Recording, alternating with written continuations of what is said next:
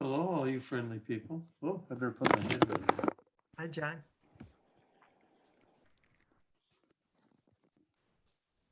Hello, Hey, John, just a heads up, we just went live. thank you.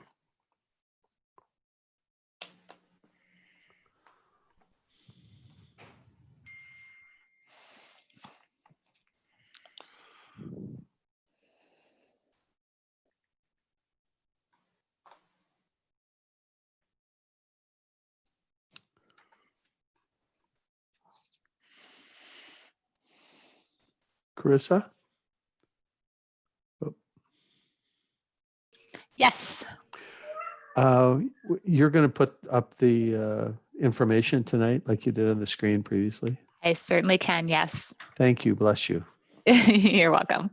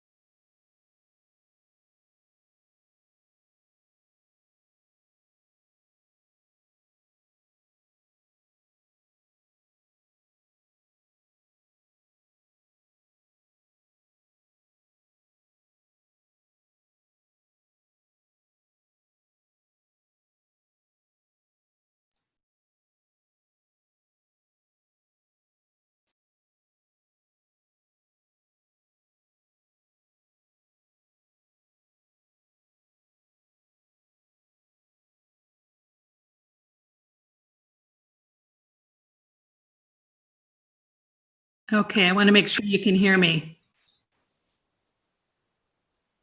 Are we good? Yes. Okay. Yes, I can hear you. How are you? I am fine. How are you? Good, good. Hanging in there. Doing the best I can. Hello. Hi. How are we? Good. Excited for graduation. Are you excited? Yes. Are you going to do the parade tomorrow? Yeah, I am gonna do it. I'm so Good. excited. Hey team, Good. just want to make sure everybody has a heads up that we're live on YouTube right now. Thank you. Kulak and Elise, congratulations on your graduation. Thank you. You will be missed. Thank you.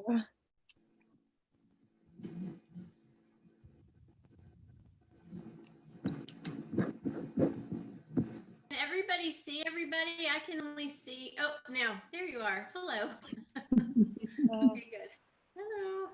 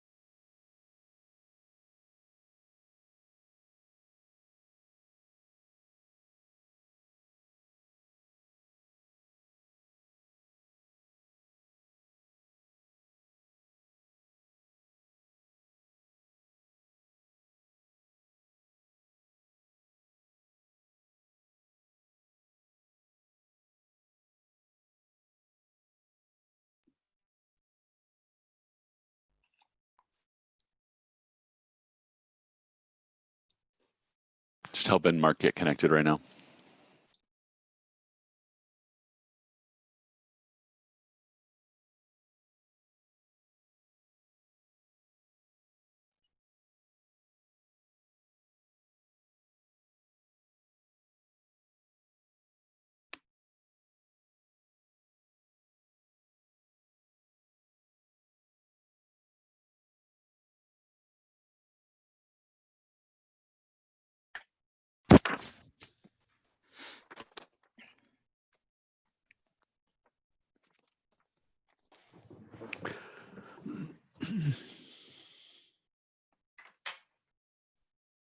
Okay. Are we ready?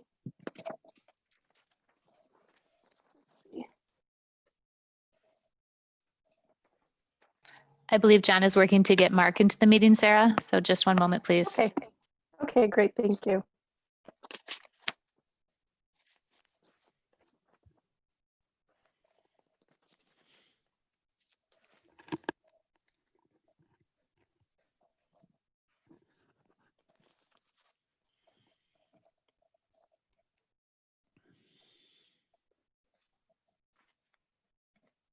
And I think we're all here.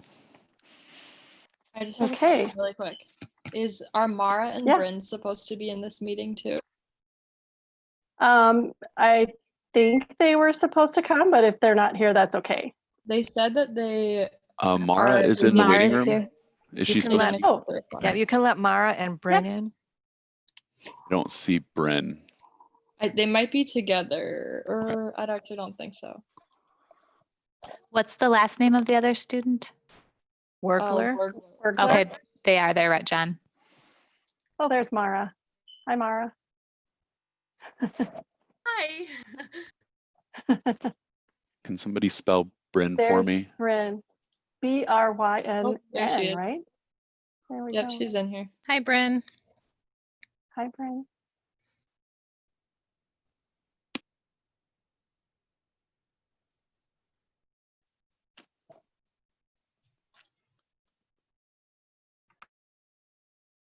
With that, believe Sarah, you're ready to get going. Okay, thanks, Carissa. I call into session this regular school board business meeting of Stillwater Area Public Schools on May 28th, 2020. Due to the current federal and state emergency guidelines, the Minnesota directive to residents to stay safe and stay at home, and limiting person-to-person contact during the coronavirus pandemic, this meeting is being conducted in accordance with Minnesota statutes 13D.021, meetings by telephone or other electronic means. The board has determined that it is not feasible for at least one board member, the superintendent, or the district legal counsel to be physically present at the regular meeting location, and that it is not feasible for the public to attend this meeting at the regular location due to the health pandemic. Persons may monitor this meeting via live stream on YouTube through a link on the district website. School board members wishing to speak have been asked to raise their hand and wait to be recognized. All votes will be conducted by roll call. Each school board member should wait until their name is called before voting and indicate by saying yes or no and clearly using a thumbs up for a yes. This meeting is being recorded. Access to the recording will be made available on the school district's website as soon as it is possible. And I would just like to say as well, before we begin, I would just like to take a moment to recognize the terrible tragedy that has taken place in our community in the death of Mr. George Floyd and the ensuing violence arising from the anger which has caused our governor today to declare a peacetime emergency and call upon the National Guard, who we hope will be successful in quickly bringing calm to this unrest. Let us take a moment to make a personal call for peace and a commitment to work harder to create a more just and fair society. Thank you. And with that, let's have a roll call, please. Thank you, Sherry. Sure. Chair Stivland, Here. Vice Chair Pearson, Here. Treasurer Riley, Here. Clerk Potachik, Here. Director Burns, Here. Director Pelletier, Here. Director Weisberg. Here. You have a quorum, Chair? Thank you very much. I need a motion to approve the agenda, please. I see Mike Potachik. I'll move Motion to approve adopt the tonight's agenda as printed. Okay, thank you. Do we have a I'll second? Okay, thank you, Director Riley. All in favor? We need a roll call vote. Sherry? Director Burns, Yes. Director Pearson, Yes. Director Pelletier, Yes. Director Potachik, Director Riley, Yes. Chair Stivland, Yes. and Director Weisberg. Yes. Okay, thank you. And the next item on the agenda is the newly returned superintendent report. And I will turn it over to Superintendent Pontrelli. Oh, you're on mute. You need to unmute yourself. Trying There to we keep go. my background noise down. Thank you. Yeah. It is with a heavy heart that our communities and the nation mourn the tragic death of George Floyd this past Monday. The injustice and violence weighs heavily on our students, our families, each other, and those around us. Our students are checking in with their friends, teachers, and families to share their feelings and ask what they can do to stop this type of behavior from happening again. If we can give help to our families or students as they discuss these challenging issues, please reach out to and connect with us. Let's take care of each other and continue to focus on the hope of a brighter future for our communities. Speaking about hope for a brighter future, I'd like to just take a moment to thank Kulik and Elise for their service on the school board this year. We're excited for you to begin the next phase of your journey and hope that you'll come back and visit and share your adventures with us. I'd also like to welcome our new student representatives that Chair Stivlin will introduce shortly. We're looking forward to having you join us. Welcome. Tomorrow, of course, is our last day of school and graduation is taking place on Saturday. I'd like to invite the community to tune in to our virtual graduation ceremony as it premieres live on YouTube and Facebook at 7 p.m. on May 30th. This is not how we hope to honor our class of 2020, yet we've worked really hard to make this a special celebration for everyone. We've been overwhelmed by the support and love our community has poured out to our graduates, from yard signs and parades to special notes and words of encouragement. I'd also like to commend all the 834 district staff for their commendable efforts in providing outstanding learning experiences through a distance learning model for our students. Your tireless work to connect with students and maintain strong relationships didn't go unnoticed this past semester. Thank you for your service to our students and our families. I'd also like to read a brief letter from our food service managers that I really think is important to share this evening. You've heard me share in our COVID updates about the amazing work our food service folks are doing to provide food for our families. And the kitchen managers wrote something. Dear Superintendent Pontrell, we're writing to tell you how incredibly proud we are of our supervisors, Kelly Lindquist and Amy Barr. In the last 8 weeks, they have created menus, coordinated logistics, creatively managed product shortages, and organized a style of service that none of us ever thought was possible or necessary. Kelly and Amy have listened to us and answered our questions. They connect with every staff member when out in our kitchens and have remained calm and compassionate while we process our own fears and emotions. They put in a lot of extra hours for our program while maintaining their own families and supporting their own children with distance learning. Most importantly, Kelly and Amy have always ensured that feeding the kids is our top priority. They give personal attention to the kitchen to make sure we have what we need to be successful. This often means running between kitchens with loads of food and tons of paper goods. They jump in and help with meal production, and they go to all of the sites, delivery sites every day. We just wanted you to know how grateful we are for the leadership during this unprecedented time, and we're so thankful to work for Stillwater Schools Nutrition Services Department. And it's signed sincerely by all of our kitchen managers. I just thought that was important for all of you to know that sometimes it's hard to articulate the exact things that our staff are doing to make things work for our families. But with somebody who's listened to Kelly and heard her about concerns about food shortages and getting fresh meals to our family, and Amy, I just wanted to read that from our kitchen manager. So thank you for recognizing her.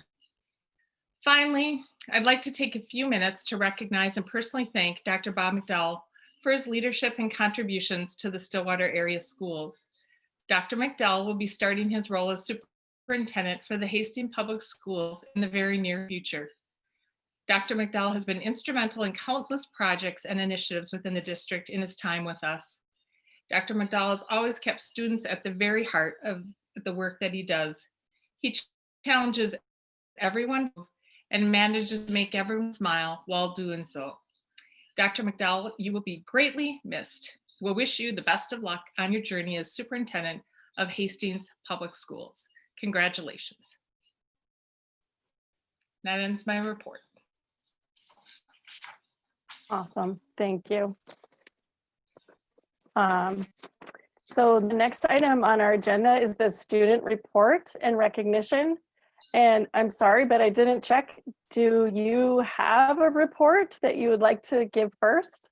Okay, Yes, I will turn it over. Is it Kulak or Elise? Who's going first? Elise's. Okay, all right, I'll turn it over to Elise. Alrighty, thank you. And I think my power and Mara and Bryn's power just went out. So I don't know if they're in the waiting room or anything, but that's why they're not in the meeting anymore. But Okay. anywho, I'll continue. Oh, there, I think they're coming back in. There we Okay. go. So hi, everybody. I can't believe that this is the last student report Kulik and I will be giving this year. It seems like it was our first meeting just so recently. The has really gone by so fast. So we want to start off with a few updates about students and the things that are affecting all of us right now. We graduate this weekend, finally. We all picked up our cap and gowns this week, and we were greeted by many of our teachers at the high school, which was really fun to see them and just talk to them after so long. And there is a graduation parade tomorrow night starting at 8:34 p.m., which will start on Stillwater Boulevard and go all the way down through Main Street of downtown Stillwater. And so seniors and their families are encouraged to decorate their cars, and the local police and fire departments are escorting the cars through the parade route, which will be really fun. And the community is invited to watch, and I'm really excited to be sticking out of the sunroof of our car waving to everyone and without a usual last event for all of Stillwater's class of 2020 together, it'll be nice to see people from their cars and celebrate 6 feet apart. And then on Saturday, the virtual graduation video presentation goes live at 7 p.m. for seniors and their families to watch together from their homes. And a bunch of seniors have sent in 6-word videos and also videos of us throwing up our caps into the air for the virtual ceremony. It's definitely not a traditional graduation, but it will be unique and fun in its own way. Thank you. Kulak, go ahead. So there's been a lot happening at the moment, as many of you are aware of. It might not be in our school district, but it is affecting many of my peers, specifically those in the Black community. With the death of George Floyd, may he rest in peace, it has become clear to me that there needs to be reform on many levels. And with everything going on, I personally don't know how I can happily celebrate my graduation at this moment. But one good thing to look forward to is that I and so many of my classmates are going to be able to vote in the coming elections. We are informed and vocal and ready for change. And then Kulik and I want to thank each and every one of you for all you've done for us. You've given us a platform to use our voices to represent our peers and fellow students at SHS. And this is truly a gift to the student body. We hope that this platform is present on the board for a long time to come because we know it benefits so many. And each of you board members have set an example of leadership in the community, and Kulik and I are so grateful that we could witness this firsthand. We have definitely become stronger leaders in our school and communities because of your leadership and how you lead this district. So thank you from the bottom of our hearts, and go Ponies. It's been a pleasure. It might be the end for Elise and I for our term as student reps. We were so happy that student voice will continue through Bryn Wurgler and Mara Doe. Elise and I have been working with them since their freshman year, and we have no doubt in our mind that they will do a great job. Awesome. Well, we're very excited. So, and once again, you guys did a fantastic job. You said everything so perfectly. I don't know if I can follow it up and do any justice, but I would like to take a moment to just say thank you, Kulak Yang and Elise Renneker, for all your hard work and dedication to our school district. You work so tirelessly in so many ways to ensure that student voices are heard and to look for opportunities for improvement in our school system. You've presented the student perspective with wisdom, grace, kindness, and respect. We wish you both the very best in your journey ahead. And wherever that takes you, we know you'll go far and achieve all that you've set out to accomplish. Thank you so much for being a part of our board this year. It's been a joy getting to know you a little bit, and congratulations on your graduation. Thank you. I think these were mailed out to you. It'll probably show up backwards, but you guys will get these in the mail. I think Sherry sent them out already. Thank you, guys. Thank you so much. Frame them. I'll hold it up there a little bit. Frame them and put them in a prominent place in your future corner office. We will. Yes. And then additionally, I would just like to take a quick moment to welcome our incoming student representatives, Mara Doe and Bryn Wurgler, if you're both still able to join us. Congratulations on your election and welcome to you both. I don't know if you have a few words you'd like to say or just want to say hi. Hi everyone. I am Bryn Wurgler. Thank you for introducing. Okay. Oh, sorry. Am I not supposed to? Oh, No, I just don't see you right now. Where's Mara? I don't know if Mara's in because our power went out. I don't know about anyone else. But, Okay. I can Uh, hear her. I can me? hear her. Go second ahead. page, Sarah. Oh, is it? Okay. All right, thanks. Go ahead, Mara. It's Bryn. It's Bryn. Oh, Bryn. Okay. Go ahead, Bryn. All right. Well, hi, everyone. I'm very excited to be working with all of you in these upcoming months. And I am also very excited to get up to speed on all of you guys' conversations and topics that you talk about throughout the board. And I will try to get updated as soon as possible on all of those. And my goal on the board is to just be able to look back on, my time within the board and say that I have made a positive difference. And I am really excited to, help the SHS students have a voice throughout the board. And I'm excited to get to know all of you and work with you. Awesome. Thank you. And Welcome. so is it welcome? Yes. Did we lose Mara then? Is that I think we might have, yeah. okay? Will Yeah. you please just send her, if I don't know if she can hear us or not, but send her our wishes for a great summer, and we look forward to meeting her and getting to know her too. For sure. And welcome. Yeah, thank you. Thank All you. right. So let's see.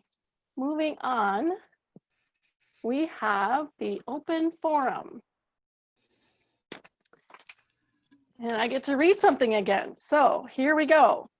School board meetings will be held electronically until further notice. If you wish to speak to the school board, you will be able to do so at the start of the school board meeting during open forum.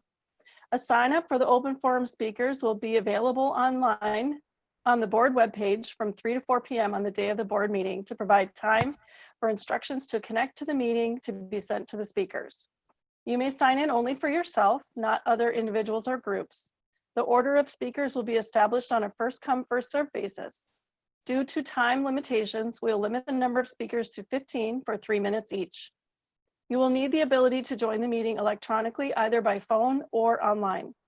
You will receive instructions for joining the meeting 30 to 60 minutes prior to the start of the meeting. Stillwater Area School District welcomes input from citizens as community involvement fosters better decision-making and improved learning experiences for all students. While comments and questions are welcome during open forum, law prohibits the board from discussing concerns about individual employees or students in a public meeting. We will stop the proceedings immediately if employee or student privacy issues are raised and direct the speaker to forward comments regarding individual employees or students to the superintendent.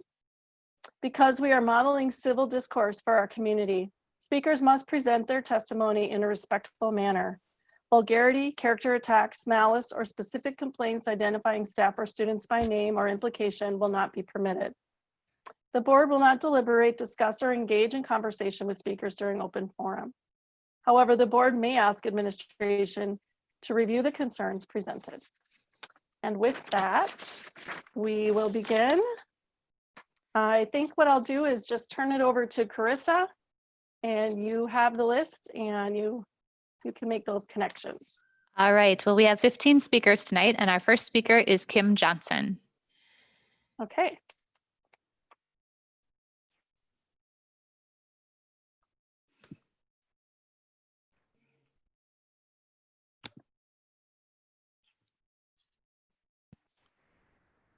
Hi there, can you hear me? Yes. Hi. Oh, there. Yes, we can. Hi, Kim. Go ahead when you're ready. Hi, well, before you start the timer, I just wanted to let you know that I tried to limit my time to 3 minutes. However, the letter I'm reading does run about 25 seconds over. So if you'd be willing to accommodate that, I would be so grateful. Good evening, members of the board, Board Chair Stiveland and Superintendent Pontrelli.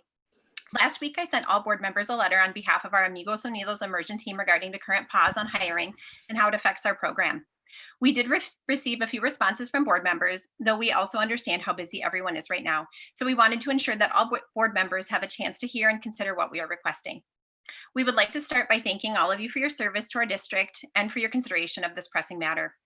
First and foremost, our program is in its infancy. We have fully implemented 3 grade levels to date and are currently in the process of planning for next year's implementation, which will serve our first cohort of students moving into 3rd grade for the 2020-2021 school year. We have taken great measures to find the best candidates for our program, whether they are classroom teachers, native Spanish-speaking paraprofessionals, or intervention staff. We are very proud of the work we've done to hire the very best for our students. It is necessary for the Amigos Unidos Spanish Immersion program that you consider the following points as you weigh the decision to allow for the immediate rehiring of our Spanish immersion paraprofessional staff for the 2020-2021 school year. It is so important for our Latinx students to see themselves represented in our staff. And while we continue to work toward diversifying our school's professional community, we cannot afford to lose the quality native Spanish-speaking staff we currently have. The amount of time it took to hire qualified Spanish-speaking paraprofessionals during non-pandemic times was tremendous. The likelihood of finding a qualified Spanish-speaking replacement for the fall during these uncertain times will be even more challenging than before. The amount that we rely upon our Spanish immersion paraprofessionals is greater than that of their English-speaking paraprofessional counterparts due to their unique ability to assist with Spanish translations for our classrooms, school, and district. Our immersion paraprofessionals are relied upon to assist with literacy interventions for our immersion students, in addition to the support they provide with language and learning generally in the classroom. The immersion paraprofessionals are native Spanish speakers and provide an indispensable service in terms of a cultural and linguistic perspective to all of the students in our classrooms.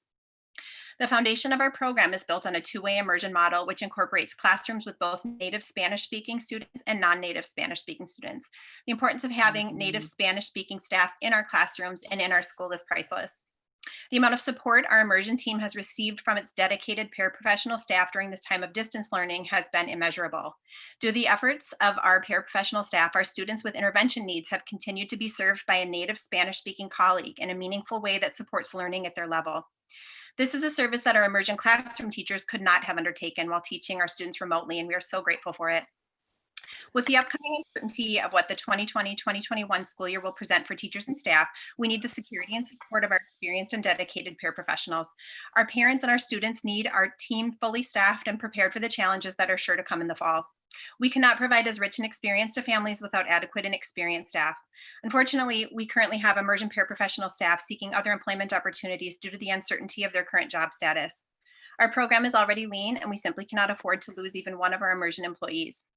We argue that our Spanish immersion paraprofessional staff should fall into the same category as the other essential paraprofessionals whose positions were not frozen on April 23rd, 2020, based on the nature of the service they provide to our students. They are an integral part of our program, and the services they provide are invaluable. We respectfully request that the board review this matter as soon as possible. Our program has a lean but efficient and vital staff, and losing any of our paraprofessional colleagues would be detrimental to the collaborative work we are doing to create bilingual, biliterate, and bicultural students in our district. On behalf of the Amigos Unidos immersion team, thank you for your consideration of this matter. Thank you. Thank you. Thank you.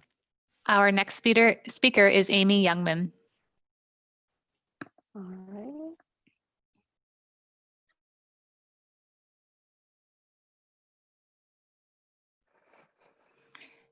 I see Amy is just joining us. We'll let her get caught up. There we And go. Amy, when you're all set, we're ready. Go ahead, Amy. Hello, I'm Amy Youngman. I'm from Woodbury, Minnesota. Good evening, Chair Stivland and school board directors. What crazy times we live in. Nearly 1,000 people in Minnesota have died in less than 12 weeks from COVID-19. Our students haven't been in a classroom in 83 days. Our children are celebrating their last days of school with drive-by parades, and our seniors' graduation ceremony is being held virtually. Districts around the state are working hard to prepare for an uncertain upcoming school year. Senior leadership in our district has already advised that without backfilling key leadership positions, we will not be ready for the fall. You were elected by the people of this community who supported your campaign promises. The highest level of power, control, and influence were gifted to you by the community. As such, we're asking for transparency. Updates for the following items are being requested. In regards to backfilling of key positions, such as that of the assistant superintendent, what are the timelines and what is the impact to district planning? Where are we on boundary change process? In January, the board decided to begin the process of boundary changes to address growth in the south of the district, shifting students to our northern schools where space exists. Those changes were to be voted on by the board this coming November for implementation in 2022 school year. The community appreciates knowing boundaries as early as possible to make informed decisions for their families. What is the board doing or considering from the community design team recommendations? A meeting was scheduled in March to discuss the community's recommendations. That meeting was canceled and has not been rescheduled more than 2 months later. Are any of those recommendations being seriously considered for inclusion on an upcoming bond request? The CDT process cost taxpayers $100,000. What is being done to work towards developing and determining what will be included in a 2021 bond levy referendum? There's a lot of planning work required of the board to formalize a referendum request, and it typically starts marketing to its community with enough lead time to engage and educate the community before citizens vote to make sure that it is as passable as possible. Without the renewal of the operating levy, the district will need to cut $12 million from its annual operating budget, the same budget that impacts students in classrooms. Sadly, directors spend more time being negative about levy renewal passing versus doing the work necessary to make sure the renewal does pass. These are just some of the items that transparency and communication is owed on. I know you're all very busy overseeing investigations, being named personally as defendants in lawsuits, using elected positions for personal financial gain, placing employees on paid leave, routinely consulting with legal counsel without the knowledge of full board or superintendent, and micromanaging district activities outside of your role of district governance. But we're asking for more. We're asking for more leadership and less dictatorship, more inclusivity of perspectives from across the district you serve, more transparency and less thinly veiled attempts to promote ongoing distrust, division within this district, more accountability for your actions, words, and votes with less gaslighting, more professionalism and more maturity, more respect for our dedicated professional staff, and more concern over the future of this district with less focus on past items. Thank you. Thank you. Our next speaker is Diane Palasic. All right. And I see Diane is just joining us now, so we'll give her a moment for her audio to connect.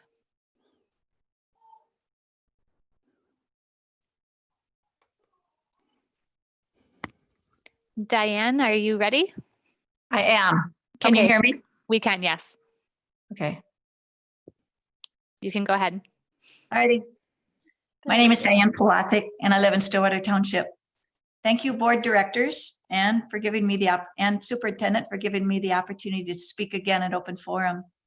But tonight I'm directing my comments mostly to our District 834 community members, parents, grandparents like me, families with children, whether in this district or another district, families and seniors with no students. I know more and more of you are watching social media as I talk to you in our community, whether it's out of concern for your kids, your grandkids, or watching where tax dollars are going. Our school board's leadership is being tested. I'm asking that you pay attention to what the school board actions are tonight, in the next 2 weeks, and the 2 weeks after that, and the month after that. The meetings are long, so go to 834inbrief.com. Can you see that? Or a shorter version, objective, nonpartisan assessment of the meeting's actions. And why am I asking you to do this? The community should watch for board action that keeps us tied to past board and administration decisions. There's a lot of new work ahead of us. If it's not an action that focuses on students now and in the future, question its purpose, question its value. This mid-pandemic health crisis, our online learning, planning for online classes, hiring new employees, including an assistant superintendent, there's plenty to do. Next, be aware of how a majority on the current board communicates on important issues. If the board wants legal counsel from our district counsel, Maggie Wallen, is it fair for 1 or 2 members to receive that counsel in private and then come to the board meeting for the first time and tell the other board members what it was? It would seem more fair to me that either all board members are present whenever district legal counsel is requested, or the legal counsel is present at board meetings when they are deemed necessary, so that all the board directors can hear and ask questions. I, as a taxpayer and a watcher, would rather pay for district counsel presence at meetings when it's deemed necessary to know that the entire board received advisement. It might have prevented a March 19th board action resulting in a lawsuit against Chair Stivland and the district. A majority of this current board have also publicly stated their desire to end Superintendent Pontrelli's contract with up to a $500,000 buyout.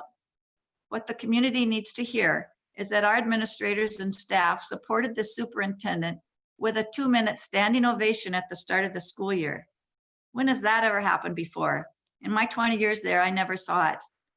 Families, students, and our local organizations in our communities have spoken out loudly for a positive, future-focused superintendent, and they are ready to take action to keep her. The same board majority placed a longtime administrator on indefinite leave after a whistleblower complaint was filed against board actions. This caused the loss of a valuable administrator team member right in the middle of a pandemic crisis and increased costs for a temporary replacement. 2 board members filed a legal complaint against a staff member. Why? The public should know why, what the complaint was, and more importantly, what the $11,000 investigation found out. And now a staff member has filed a complaint against 2 board directors. Is this what happens with a normal school board? So I'm asking all of us in this district community, keep watching and decide what is fair and what is best for our kids. Thank you. Thank you. Our next speaker is Allison Poorman.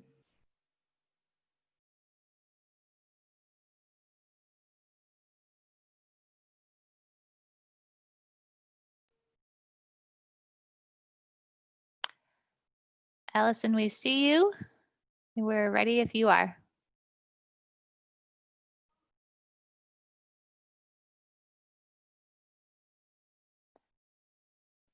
Allison, can you hear us?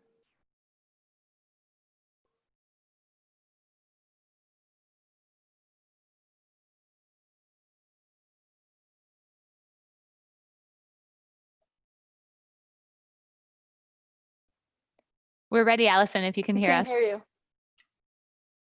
Oh, I can't hear her. Unmute. It doesn't look like they're muted. They think- might be having some issues. Let's just give her one more moment. There we If go. you.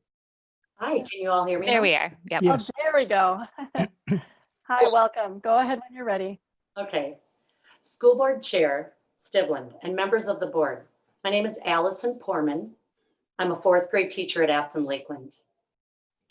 At our May 20th St. Croix Education Association Executive Board meeting, a letter of support for Superintendent Pontrelli and her leadership team was brought forth by a group of SCEA members, including several executive board members, as well as members at large. After a detailed and respectful discussion, the motion was adopted by a vote of 32-2. The letter was shared via email from President SCEA President Dr. Josiah Hill to all 550 of our members.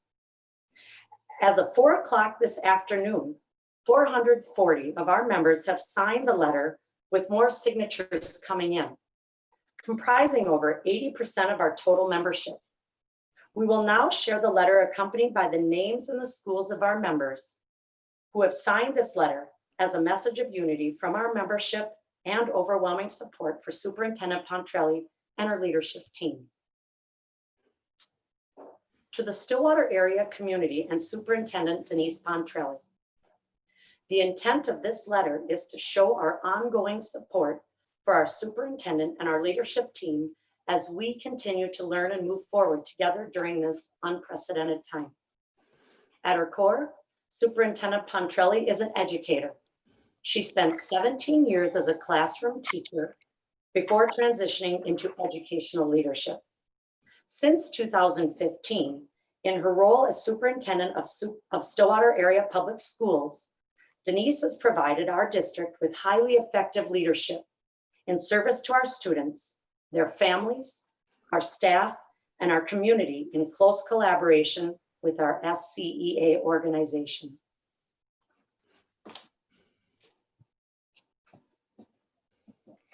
Leanne Foss, Lily Lake Elementary. Superintendent Pontrelli's commitment toward collaboration with teachers in building viable educational systems from early childhood to transition programming has led to an approach that strives to serve all of our students. This approach is evidenced by her development and implementation of multi-tiered system of supports that support academic achievement through an intensely data-driven process, social emotional learning that addresses the whole child at every level, quality steering committee that provides a collaboration structure to gain perspective from all levels of our organization, equity at the center of every decision, early childhood programming available in all buildings with strong partnerships and alignment to kindergarten programming, therefore resulting in increased enrollment. Mental health services through licensed school counselors, school social workers, and school psychologists. Middle schools that comprehensively serve both the academic and social emotional needs of these students. Reimagine Minnesota, a partnership with a superintendent cohort representing a vocal commitment to equity work both here in Stillwater and across the state. Pre-K-12 social emotional learning that implements curriculum for all students, including responsive classroom, developmental designs, and building assets and reducing risks. Collaborative professional development that provides teachers with the knowledge, skills, and systems to continually enhance student learning. Curriculum review that builds strong systemic processes to research and develop recommendations for providing Stillwater students with a world-class education. During the COVID-19 pandemic, Superintendent Pontrelli and her leadership team have been transformative in collaborating with SCEA leadership and our members in redesigning and delivering the way we educate our students and support our district's families. Despite her gift in the areas of development, adoption, and implementation, her true strength is seen in responsibly adapting programming as current conditions or the needs of our learners and their families change. Superintendent Pontrelli has the trust and respect of our SCEA leadership and its members. She walks alongside our teachers union. She partners with district leadership, staff, and our community, and continues to provide much needed stability during uncertain times. As we all are aware, there will be an upcoming bond and levy request in November 2021. We believe Denise Pontrelli is the leader needed to guide our district and community into the future. We invite you to join us in the support of Superintendent Pontrelli and her leadership team in these efforts. Sincerely, members of the St. Croix Education Association. And Sarah, I will just interrupt. I apologize. There are many speakers in the same location, so it looks like they're just kind of coming up when it's their turn. So we'll just have them introduce themselves and know that the time is starting for each one. Thank you. Okay, great. Thank you. Hi, Val Corman, teacher at Lily Lake. Megan Beadle, Stillwater Middle School. Deb Simsek, Rutherford. Carrie Bolsdorf, Lake Elmo. David Call, Stillwater Area High School. Dee White, Stillwater Middle School. Kate Henning, Stillwater Middle School. Eric Anderson, teacher on special assignment. Jason Wegworth, Stonebridge. Brent Hagan, Lake Elmo. Jason Taverna, Rutherford. Tim Hackbarth, Afton Lakeland. Dem Van Clyde, teacher on special assignment. Brad Benson, Stillwater Area High School. Kate Webster, Brookview. Kelly Taverna, Rutherford. Mary Moyna, Brookview. Brandon Auger, Lake Elmo. Andrea Visner, Stillwater Middle School. Julie Coleman, Brookview. Yoko Cheatham, Lake Elmo. Corey Christensen, Oakland Middle School. Laura Martin, Brookview. Laura Tomendal, Lily Lake. Neil Merrilee, Stillwater Middle School. Carla Benning, Stonebridge. Christy Block, Anderson and Lily Lake. Tracy Cox, Stillwater Middle School. Denise Ryan, Stillwater Area High School. Andrea Schuler, Stillwater Area High School. Sarah Neat, Stillwater Area High School. Laura Krajewski, Stillwater Area High School. Kate Packey, Rutherford. Sarah Tate, Lily Lake. Chandra Martin, Anderson. Sherry Gutzman, Brookview. Nancy Duberstein, Oakland Middle School. Megan Sinks, Oakland Middle School. Mary Jo Venny, Stonebridge. Julie Recker, Lily Lake. Anne-Marie Ryan, Stillwater Area High School. Stephanie Paraboom, Oakland Middle School. Mary Keen Horiski, Stillwater Area High School. Jennifer Barajiski, Lake Elmo. Jill Burkhoff, Stonebridge. Rachel Bursick, Oakland Middle School. Kelly Reed, Lily Lake. Kimberly Nelson, Anderson. Mary Adamley, Oakland Middle School. Deborah Holland, Anderson. Jackie Collins, Oakland Middle School.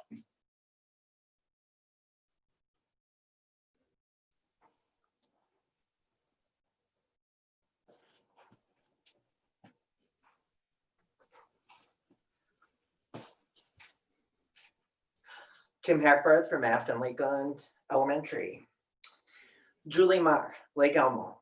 Can I just, I'm Jenny sorry, Schneider, Tim, can I just, Stonebridge. Tim, Kyle Davis. excuse me, Tim, Yes, can I just pause you for a second? sure. It just occurred to me that the last speaker and you are reading off lists of teachers' names. Yes. And it specifically says in our open forum policy that we're not allowed to indicate teacher or student names. In our policy, it says we're not allowed to do that. Well, so I don't know for a fact if you have permission to say their names or what the purpose is. We do have executive board permission to say their names. And the purpose is to give their names some space in the board meeting to show their support of this letter. But it expressly says you're not supposed to speak for other people in this particular forum opportunity, and you're not supposed to use a teacher or student's names. So I'm just raising the question whether or not that's appropriate. Well, Board Chair Stivlin, just as you've strongly stated your support for First Amendment rights, members of the St. Croix Education Organization also believe very strongly in these rights and respectfully ask that you allow us to continue with the extremely important message to the Stillwater community. Thank you. Kyle Davis, Rutherford. Carrie Pitty, Brookview. Kelly Feldkamp, Brookview. Roberta Zuhl, Lily Lake. Jill Kostanek, Anderson. Janet Perrin, Anderson. Sarah Smith, Lake Elmo. Rachel Clancher, Stonebridge. Kevin Clancher, Stillwater High. Lori Dudley, Stonebridge. Emily Heilhecker, Lake Elmo. Nancy Daigle, Lake Elmo. Jill McGrath, Rutherford. Carrie Kelly, Lily Lake. Tim Kellen, Stillwater Middle. Carrie Fagerstrom, Stonebridge. Derek Olson, Oakland Middle. Sherry Bird, ECFE and Anderson. Valerie Lambert, Rutherford. Rosa Chilitz, Stonebridge. Brenda Arnes, Oakland Middle. Amy Junko, Oakland Middle. Jessica Lindsay, Lily Lake. Elizabeth Peliquin, Stillwater High. Bobby Statsfold, Afton Lakeland. Jesse Fredrickson, Oakland Middle. Tanya Oberg, Oakland Middle. Jennifer O'Hara, ECFE. Dana Keene, Stillwater Middle. Kelly Hoskins, Lake Elmo. Tim Junko, Stillwater Middle. Julie Thole, ECFE. Angela Mitchell, Stillwater High. Brandy Johnson, Anderson. Eli Davies, Stillwater Middle. Gretchen Kaiser, Oakland Middle. Amanda Sabin, Rutherford. Charlie O'Donnell, ECFE and Brookview. Amy McCaffrey, Brookview. Ann Jordan Hanson, Afton Lakeland. Wendy Sykes, Lake Elmo. Leanne Foss, Lily Lake. Bob Manning, Stillwater High. Andrew Olson, Stillwater Middle. Mary Parsons, Oakland Middle. And Jessica Booker, Stillwater High.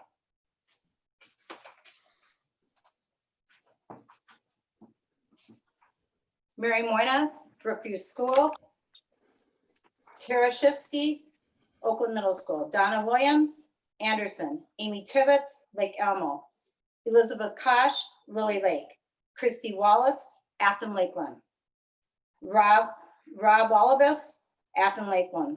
John McAllister, Stillwater High School.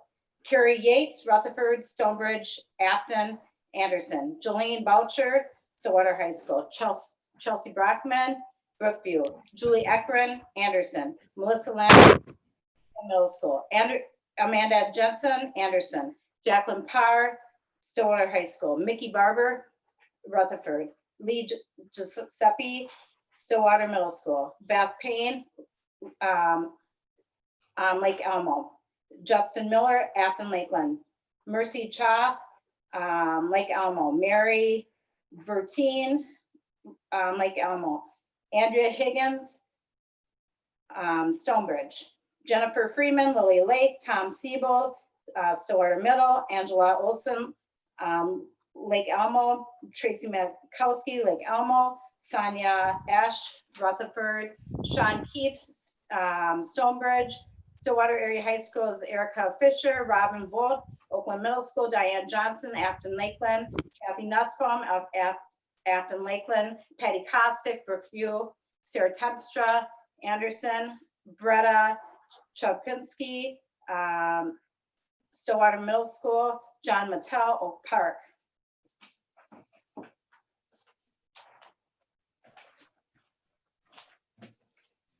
Kate Webster, Brookview. Todd Rao, Oakland Middle School. Jana Cozano, Early Childhood. Allison Shelton, Stillwater Middle School. Jessica Johnson, Anderson. Amy Hammernick, Oakland. Laura Davidson, Afton Lakeland. Melissa Minag, Oakland Middle. Lisa Potter, Lily Lake. Sue Van Tassel, Lake Elmo. Todd Kapsner, High School. Jeff Pretty, Stillwater Middle School, Oakland. Molly O'Shea, Rutherford. Monica Murphy, Rutherford. Natasha Thorger, Rutherford Anderson. Jamie Wiggins, Lake Elmo. Rachel Schmelzler, Oakland Middle. Brittany Perry, Brookview. Craig Seth, Stonebridge. Kate Spilseth, Lake Elmo. Chris Warner, Lily Lake. Nancy Anderson, Lily Lake. Ben Dolan, Lily Lake. Claire Turo, Stillwater Area High School. Claire Ackerson, Lake Elmo. Susan Richter, Anderson. Cheryl Fiedler, Brookview. Jennifer Nelson, Lake Elmo. Michael Albers, Oak Park. Karen Easy, High School. Brady Hannigan, High School. Kim Fisher, Lake Elmo. Jamie Simpson, Lake Elmo. Megan Widner, Brookview. Dan Ralston, High School. Chris Haugen, Stonebridge. Robin Hassani, Anderson. Kevin Burgess, Lake Elmo. Kirsten Burgess, Oakland. Andrew Hauken, High School. John Heinzman, High School. Lake Elmo, Mary Newman. Tanya Potter, Lily Lake, Brookview. Ashley Gunn, Early Childhood. Chelsea Dodds, High School. Lisa Peterson, Stillwater Middle. Jamie Stack, Rutherford. Kyle Snyder, Lily Lake. Jen Prestegard, High School. Kathy Meyer, High School. Emily Schaefer, Early Childhood. Jessica Spearstead, Early Childhood. Melanie McPherson, Afton Lakeland. Claire Frederickson, Oakland. Lisa Bonas, Afton. Sheila Holden, Rutherford. Jody Kinney, Early Childhood.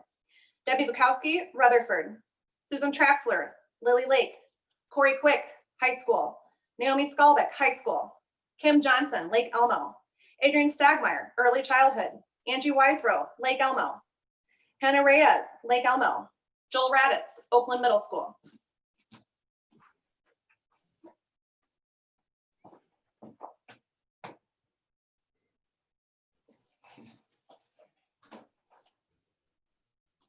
Hi, I'm Brent Hagan. I'm a fifth grade teacher at Lake Elmo. Barbara Bohr, Afton Lakeland. Ann Gross, ECSE. Amy Hauer, Lily Lake. Katie Henry, Lake Elmo. Ben Hawley, Lake Elmo. Rich Kostanek, Afton Lakeland. Timothy Roser, High School. Gina Runk, Oak Park. Amy Randrup, High School. Matt Foss, Stillwater Middle. Margaret Kirkwald, Lake Elmo. Mike DeRook, Afton Lakeland. Sue Gilsdorf, Stillwater Middle. Christina Sickman, Oakland Middle. Heather Harris, Brookview. Rochelle Zabadal, Afton Lakeland, Brookview. Lacey Oster, Rutherford. Sheila Eli, Oakland Middle. Jen Walls, Stillwater Middle. Colette Jackson, ECSE. Doug Long, High School. Jerome Scheidler, Anderson. Rebecca Arco, Rutherford. Lauren Stevermer, Lake Elmo. Jennifer Hensel, Rutherford, Anderson. Ryan Bartoszewski, High School. Catherine Mary, Stillwater Middle. Catherine E. Papke, Rutherford. Katie Johnson, Lake Elmo. Christina Weiss, High School. Stacy Maddox, Rutherford. Steve Bliven, Brookview. Susie Moyegas, Rutherford. Jessica Stevenson, Rutherford. Allison Perman, Afton Lakeland. Jenny Lee, Rutherford. Laura Fischetto, Stonebridge. Lisa Donovan, High School. Nicholas Springer, High School. Angie Ryan, High School. Amy Sky, Rutherford. Douglas Petty, High School. Becky Hopper, High School. Jesse Davis, High School. Jessica Imholte, ECFC, Rutherford. Kirsten Carter, High School. Matt Hemingway, High School. Danielle Hanson, Brookview. Zach Sawyer, High School. Lisa Boland Blake, Lake Elmo.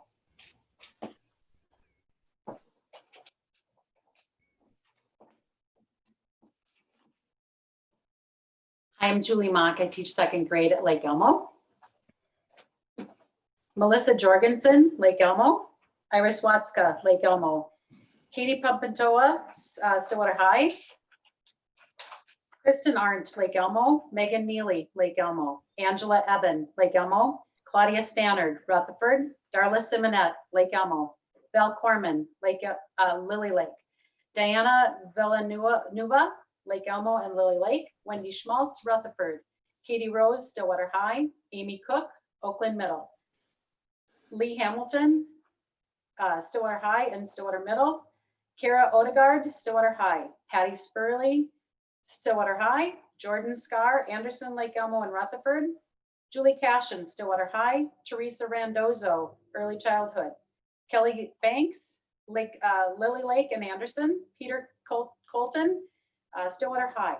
Bryce Ellefson, Stillwater High. Amy Hoffman, Stillwater High. Lisa Milanovich, Brookview. Joe Vomestic, Stillwater High. Jen Kern, Stillwater High in Transitions. Nicole Malone, Stillwater Middle. Colleen Feldman, Stillwater High. Kristen Ford, Lake Elmo. Robin Splitstozer, Lake Elmo. Sandy Weber, Early Childhood. Vicki Anderson, Afton Lakeland. Deborah Gray, Stillwater High.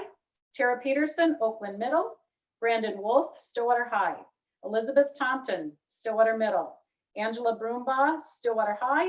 Mary Lynn Regis, Early Childhood in Stonebridge. Lindsay Matthews, Afton Lakeland. Kim Schneider, Afton Lakeland. Kaylee Urban, Brookview. Joe Doherty, Stillwater High. Lynn Swanson, Stillwater High. Danielle Johnson, Rutherford. Bailey Sherrick, Rutherford. Rebecca Gauker, Stillwater High. Helen Brennan, Stillwater High. Paula Harrison, Stillwater High. Ellie Berg, Stillwater High.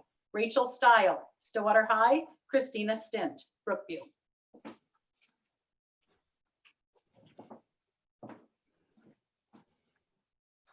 Hi, I'm Tracy Mankowski and I teach at Lake Elmo. Scott Sirik, Stillwater Middle. Shannon Foster, Stonebridge. Gina Flynn, Afton Lakeland. Mickey Martin, Lake Elmo. Jenny Atkinson, Lake Elmo. Jennifer Waddell, Stillwater High School. Leanne Eisenberg, Oakland Middle. Carrie Phillips, Lake Elmo. Erin Danielson, Stonebridge. Michelle Pentland, Lily Lake. Katie Barr, Stillwater High School. Laura Hammond, the high school. Rick Hansen, Stillwater Middle. Pam Tepley, Lake Elmo. Kathy Ritzer, Anderson. Amy Nolan, Lily Lake. Debbie Rindo, Brookview. Beth Tolis, Lily Lake. Allison Hinderly, Lily Lake. Patrick Nolan, Oakland Middle. Christina King, Stillwater High School. Stephanie Benson, Stillwater Middle. Katie Coulter, Brookview. Sonia Rose, Brookview. Allie Mendenhall, Lily Lake. Emily Dabrowski, Oakland Middle. Tate Schoberline, Oak Park. Mike Foreman, Stillwater High School.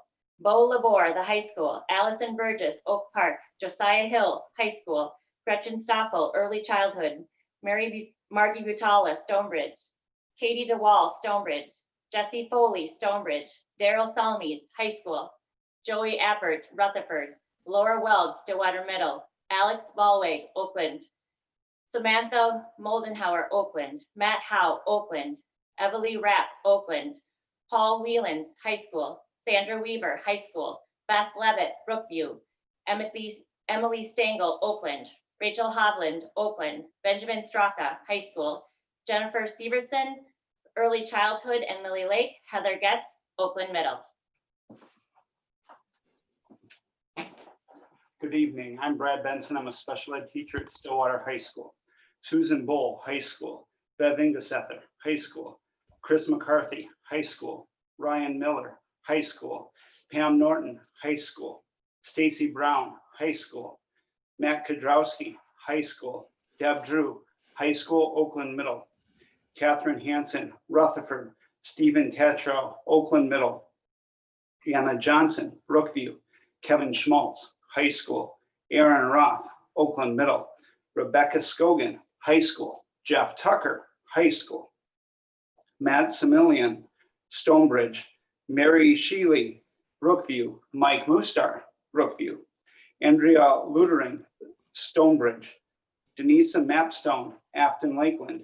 Molly Helsroth, Brookview. Aaron Nickleby, Stillwater Area High School. Rich Keller, High School. Julie Coe, Oakland Middle School. Lloyd Worm, Lily Lake. Fran Portal, Lily Lake. Molly Kane, Rutherford. Afton Michaels, Lily Lake. Caitlin Larson, Stillwater Area High School. Matt Hardtongue, Oakland Middle School. Mary Simlin, Lake Elmo. Christine Smithberg, Stillwater Area High School. Don Kirkpatrick, Oakland Middle School. Dana Gray, Afton Lakeland. John Warnett, Stillwater Middle. Nicole Toronto, Stonebridge. Liz Nelson, Stillwater Area High School. Nicole Peck, Stonebridge. Megan Kippenberg, Brookview. Wynn Davis, Afton, Stonebridge, Lake Elmo. Neil Steffel, Stillwater Middle. Dennis Lindsay, Stillwater Area High School. Zach Singleton, Stonebridge. Kristen Larson, Stonebridge. Jessica Crisp, Lily Lake. Kristen Campbell, Afton Lakeland. Hannah Sell, Stonebridge. Kent Musser, Stillwater Area High School. Glenn Becker, Stillwater Area High School.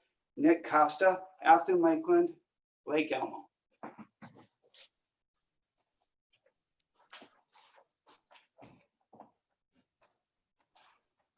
Good evening, Brandon Oje, Lake Elmo Elementary School. Brigida Nielsen, Afton Lakeland and Stonebridge. Joe Flock, Lily Lake. Sarah Howe, Stonebridge. Jennifer Manning, Stillwater Middle. Stacy Bartlett, Stillwater Area High School. Chris Yauch, Stillwater Area High School.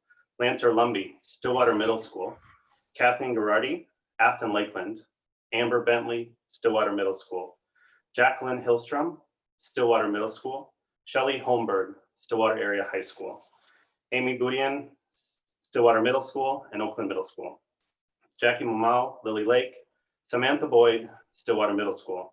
Alicia Wallers, Stillwater Middle School. Jarl Wilson, Lily Lake. Tracy Valbuena, Stillwater Area High School. Emily May, Stillwater Middle School. Justin Willman, Stillwater Middle. Dan Dittner, Stonebridge. Holly Yellick, Rutherford. Angela Wendelbo, Stillwater Area High School. Sabrina Sutliff Gross, Lake Elmo. Lori Ober, Lake Elmo. Lisa St. Ors, Stillwater Middle School. Roberta Hazelroth, Brookview. Pete Fuelstead, Stillwater Middle School. Stephanie Nord, Stillwater Area High School. Levi Sampson, Stillwater Middle School. Becky Hines, Rutherford. Yvonne Danielson, Lily Lake. Sarah Biermeyer, Stillwater Area High School. Alex Friend, Stillwater Middle School. Megan Prom, Stillwater Middle School. Mitchell Weege, Stillwater Area High School. Steve Bannock, Stillwater Area High School. Katie Selb, Stonebridge. Kristen Lohr, Afton Lakeland. Amanda Bannock, Stillwater Area High School.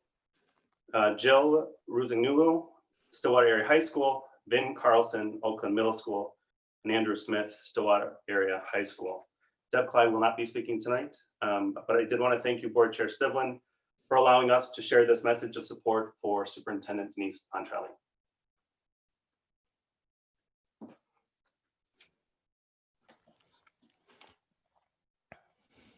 With that, Sarah, I believe those are all of our speakers this evening. Okay. Thank you.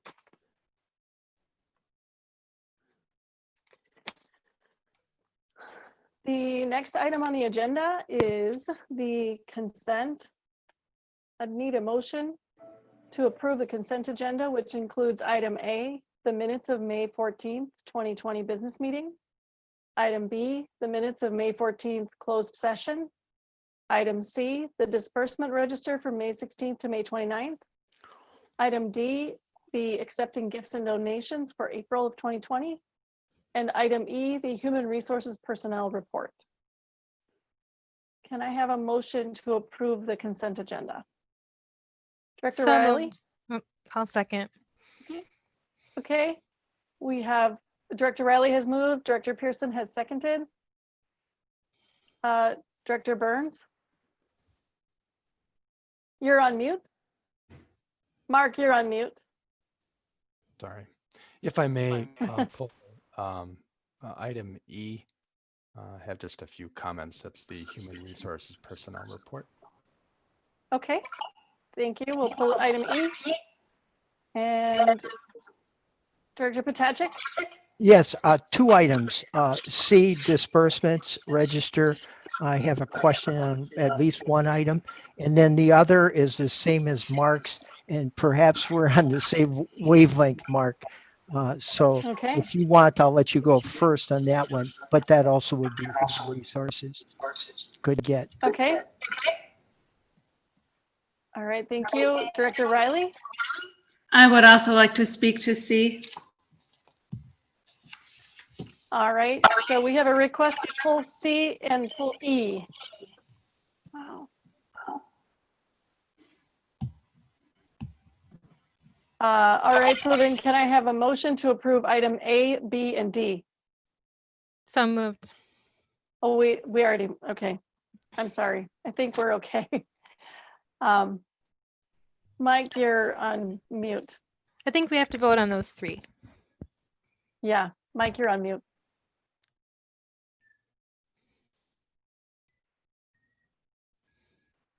So I think Shelley moved, but I think she could be a second then to the original motion. Okay. So A, B, and D. Yeah, I'm sorry. I'm just getting a really weird sound delay. Sounds like a so- fish tank. Yeah, it's really weird. I don't know if you can hear me okay. All right, so we need a motion to move. We have, Director Pearson has moved that we approve A, B, and D. And I'll second that. Okay, Director Burns is seconding that. All in favor, we need a vote. Director Burns, Yes. Director Pearson, Yes. Director Pelletier, Yes. Director Potacek, Yes. Director Riley, Yes. Chair Stivlin, Yes. Director Weisberg. Yes. Okay, you have a unanimous vote. Okay, thank you. All right, let's start with item C.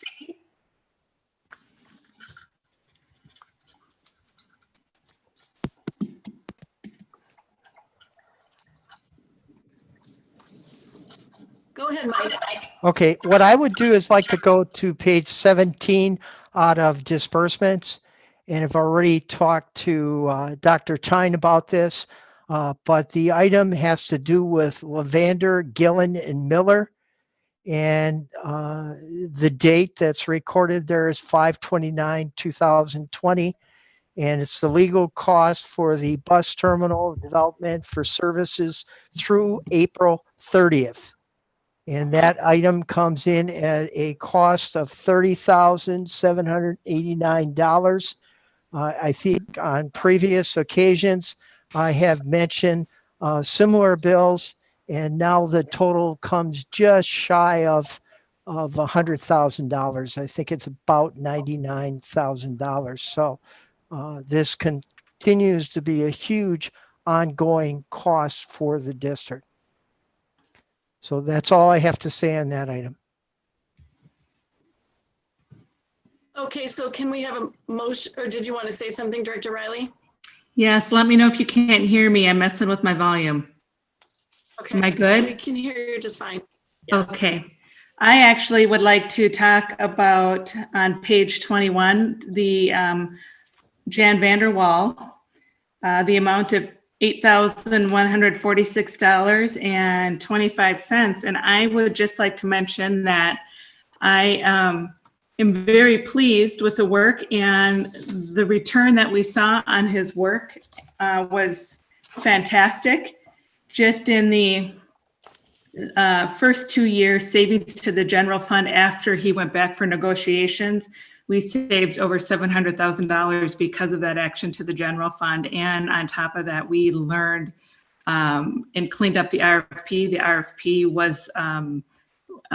was almost underwritten, And so there were a lot of adjustments so people were wondering why it was different after the final, and that is why. But I just want to say he did a fantastic job, and good job to the board. And that was money well spent. So thank you. That's it. Thank you. Great, thank So I you. move that we pass item C, which is disbursements, unless somebody else has something under disbursements. All right, so we have a motion to approve item C. Do we have a second? I'll second. Okay, Director Pearson is a second. Sherry, we need another roll call, please. Okay, Director Burns, Yes. Director Pearson, Yes. Director Pelletier, Yes. Director Potacek, Yes. Director Riley, Yes. Chair Stibland, Yes. and Director Weisberg. Yes. You have unanimous vote. Thank you very much. All right, moving on to item E. I believe that one was pulled by Director Burns. We'll let you start, and then anyone else can chime in. We'll go from there. Thank you. And I suspect that Director Potacek has the same purpose for pulling the Human Resources Personnel Report. We see on here that we have several resignations and retirements, but there are a few retirements that stand out that I'd like to point out. Deborah Mike, who's a paraprofessional at Lily Lake Elementary School for 23 years. Sally Steneman, who's a speech pathologist at the ECFC, retiring after 21 years. And finally, Kathleen Tangy, district accountant, who is retiring after 42 years. We appreciate the service.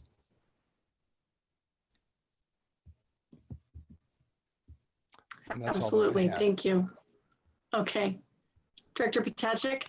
And I echo Mark. I'm glad you did the same thing, because one of the things that's unfortunate is every spring we usually have a get together that honors retirees. And as you know, we've had some prior to this due to COVID-19 that recognition ceremony was canceled. So I'm glad you caught this, and those people and plenty others deserve recognition, which they didn't get publicly. So basically I say amen.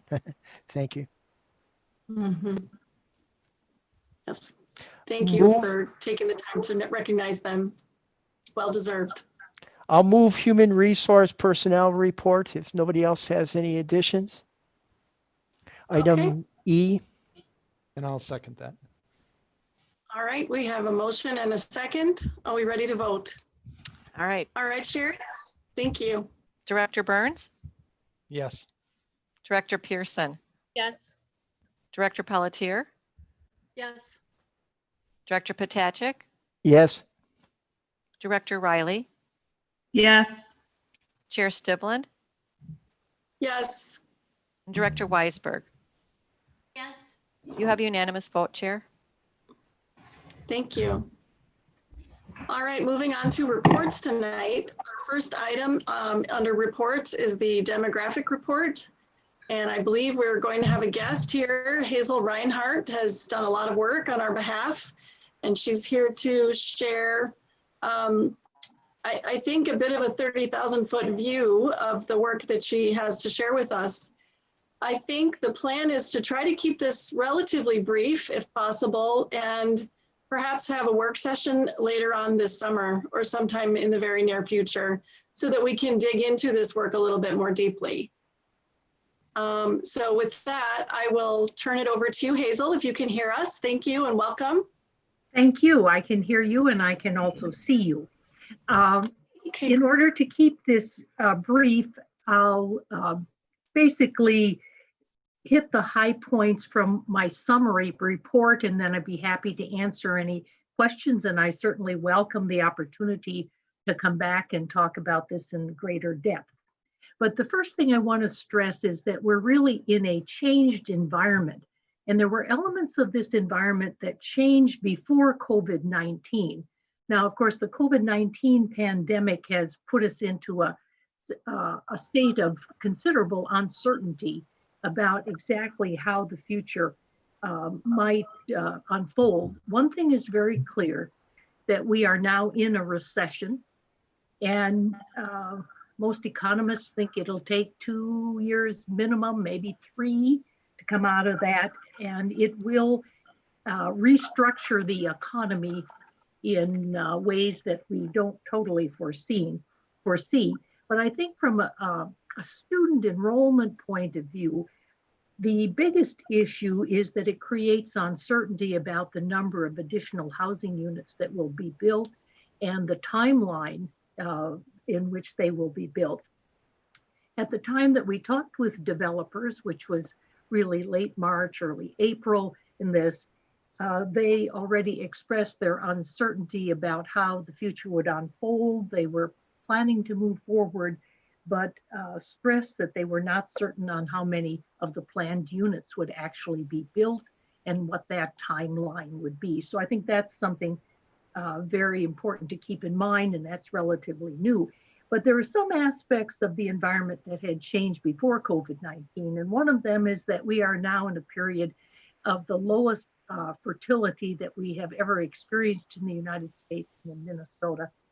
And this preceded the COVID-19, and now the US Census Bureau has announced that the 2019 births in the US were down lower than they were in 2018.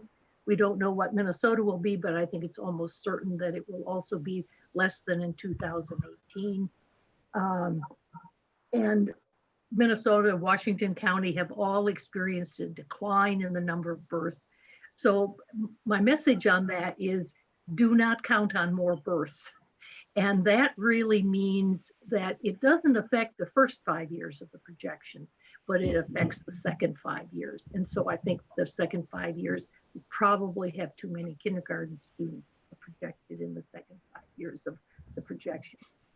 The other thing that's happened is that we're simply not moving as much as we once did. In the United States, we were averaging about 20% of the population moved every year. Last year, we were down to 9%.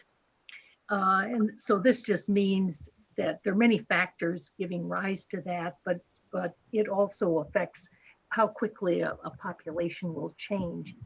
Aging, we're all getting tired of that subject, but we're getting older, which means that a higher percentage of households will not have children. It contributes to lower mobility and probably a different demand for services. And then finally, Minnesota is back to the pattern of exporting more people than it imports. And we had, after Minnesota was initially settled, we went into a pattern of net out-migration statewide and continued through most of the 20th century. Starting about 1987, we started to have an uptick. More people were moving in than moving out. That came to an end now in the 2000s. So again, another factor slowing growth in the state. So just a changed environment that you know, when we look back on our experience, these were not part of our experience. So it's important to think about that it's different now. If we think about the district in the past 10 years, to me, one of the most significant things is that if I add up all of the enrolled district residents, the number of school-age children in the district declined in the past 10 years. Not a large number, but nonetheless declined. So that while the population may have grown, the school-age population did not.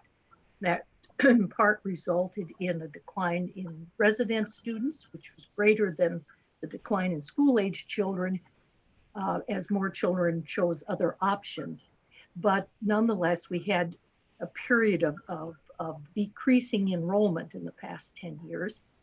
The other thing that catches my eye is that the Stillwater Public Schools have a very low percentage of non-resident students, 3.94%, let's say, which is really very low. Like many other districts in the metro area, you have more students in the 12th grade and hence presumably graduating in the spring than the size of your incoming fall kindergarten class. And that has depressed enrollment for you and is projected to continue to be a factor for the next 10 years. So that's one of those things that we don't see, but it just keeps downward pressure on enrollment. Now, one of the more interesting things is that in the past decade, you had net in-migration every year, your school enrollment, even in that period of time of the closing of 4 elementary schools. So there's been that growth, but it is insufficient to overcome that differential in cohort size of the number of people graduating versus the number of people entering kindergarten. From the housing data, and I think this is instructive here, that if we look at the projected single-family detached units, and 85% of your students live in those units, type of units, it has the highest yield per unit of school-age children. That's my experience everywhere where I've done this kind of work. But the projections for the next 3 years were for 582 units, which is only 67% of the number of units you had in the past 3 years, which was 872. So again, an indication this is not, dealing with COVID-19 or anything. So expect slower growth. And then the other thing, which is, I'd say a little bit of a surprise, is that your newly built single-family detached units have an exceptionally low yield per student, 0.25. Now, in the last year or so, we've observed a decline in the yield in new units in a number of other districts, but none this low. So one of the things we looked at is this internally consistent with other things? And it is. And we see that in the Lake Elmo attendance area, where there were 496 new units in the past 3 years, the K-5 yield was only 0.15 from those new units. So for whatever the reason, when you get new units, which usually yield a higher number of students per unit, that's not happening in your case. So as we look to the future and 10 years, and I've said now, I think there's a certain wisdom in thinking about the first 5 years where all the children have been born who will enter kindergarten, and then the last 5 years where the projections play a larger role. Enrollment is projected to increase. Now notice the projections show enrollment increasing even though we've come off a period of which it has been declining. However, with this increase, we continue to see natural decrease, and it's a big factor, but we project net in-migration, and I make the comment here that maybe the assumptions have been too high. And so I show in 4 cohort projections, but ranging from 8,881 students to 9,153 in 10 years, compared with 8,380 as of the fall of 2019.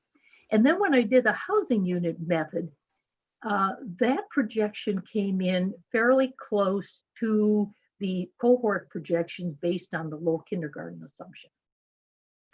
And then when I analyze these assumptions, I say, I think that the most realistic assumptions are the low kindergarten assumption and the high migration assumption. And the reason for that is that the low kindergarten assumption, the ratio I used for the pool is higher than all the years except one since 2015-16. So I think it's a strong ratio.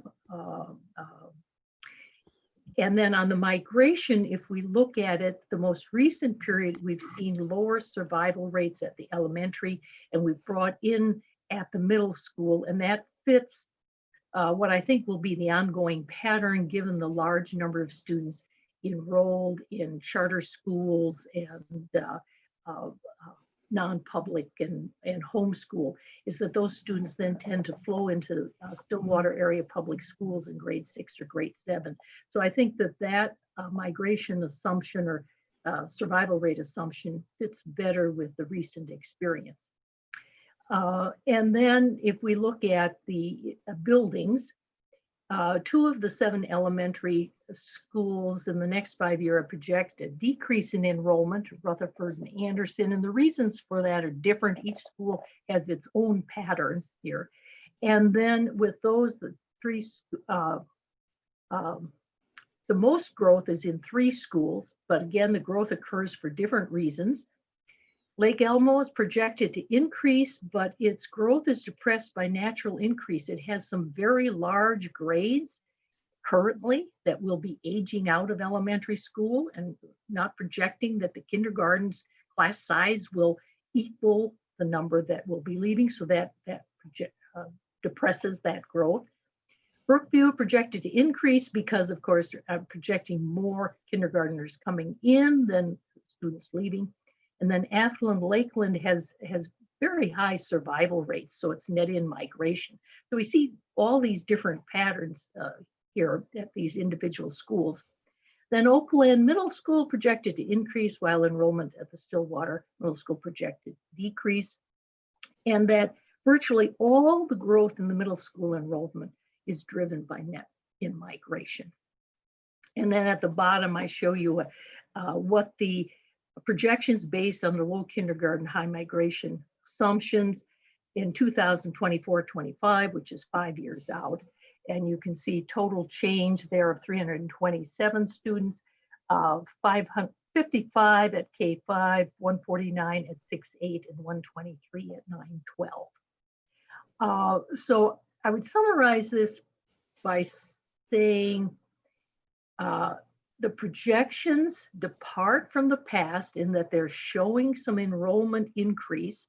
I think what we know today, I would say that maybe we need to be even cautious about that we might see enrollment being flat or even declining because of the economic situation we're in, and if development really slows down, residential development, we could see the enrollment being flat or seeing a small decline. What happens in the second 5 years of the projection, I think it's good reason to think that what I've projected in kindergarten may be a little too high, given what we anticipate now for births going forth 2020 and like. So as it stands, I would say we're thinking there's going to be some growth, but that could be erased by current conditions and changes. So, I'd be happy to answer any questions you might have. This is it's a very detailed study. There's a lot of data that are not only interesting, but worth pondering, but we don't have time to do it tonight or in this kind of environment. So I'd be happy to answer any questions. Thank you so much. Sorry, am I really loud? Again, I have a delay. I have a question that I just kind of want to start off. I had a hard time understanding what the difference is between when you talk about a natural decrease or a natural increase versus net migration. Can you just kind of clarify what the difference is? Yes. And this is a term coming out of population studies. A natural increase, if we were thinking about the general population, a natural increase would mean that we have more births than we have deaths. Okay, which is the case in the United States and in Minnesota. It is not the case, for example, in Russia, where there are more deaths than there are births every year. In the school enrollment environment, natural increase decrease is the difference between incoming kindergarten students who are like births to the system, versus grade 12, which we presume will all be graduates, which are like deaths to the system. Because once you've graduated from high school, you can't be in the K-12 system again. So it's the difference between those two numbers. So if the number of students leaving, graduating, is greater than the number of students coming in the fall as kindergarten students, I call that natural decrease. Because we're always having more students leave than we're bringing in. Now, net migration is calculated by, it disregards the 12th graders and the kindergarten students, but it looks at the number of students who, let's say, were in kindergarten in the fall of 2019, because mortality is extremely low among children, we would expect the same number to be in grade 1 in the fall of 2020. So if that number is greater than there were in kindergarten, we say there was net in-migration. If it was less, we say there was net out-migration. And we do that for every grade. Now, we cannot distinguish in the way this is calculated between actual movement across the school district's boundaries versus choice, opting to go to a charter school, a private school, or to open enroll out, or to open enroll in, because we're looking here at the total enrollment, not simply resident enrollment. So what that net migration means is that if we look at the numbers on page 4 in that table, we had X number of students every year that was greater than what we anticipated from the cohorts that would have aged into the next grade. Okay. So like one thing I've noticed just in the little bit that I've looked at this, and I'm obviously not an expert, but it seems like we have always had a smaller kindergarten class than we do the 12th grade class, because we have a lot of elementary level alternatives as in parochial and private and charter schools that a lot of families choose.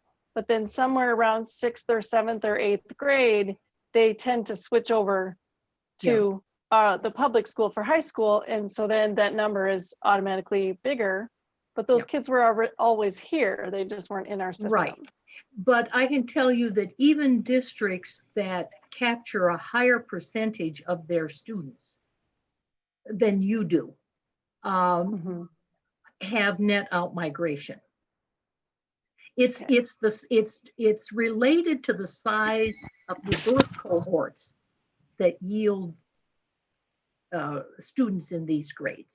Now, the point you make, it exacerbates your number a little bit. It makes it larger than it would maybe but typically be. You can still tell what the trend is over time, probably. Yes, you can still tell the trend over time. Okay. And Thank you. in the next 10 years, we still see this out. After that, we may get to a more of an equilibrium again. At the height, during the baby boom, and some of you may be boomers, I don't know, that was a period of natural increase, that the kindergarten class was ever larger than the graduating classes. So, but you're quite correct to point out that the number is a little larger because you get the inflow at the middle school because students come back to you. Okay, great. Anybody else have questions? I think I saw Director Pelletier. Go ahead. Hi, Hazel. Thank you for the report.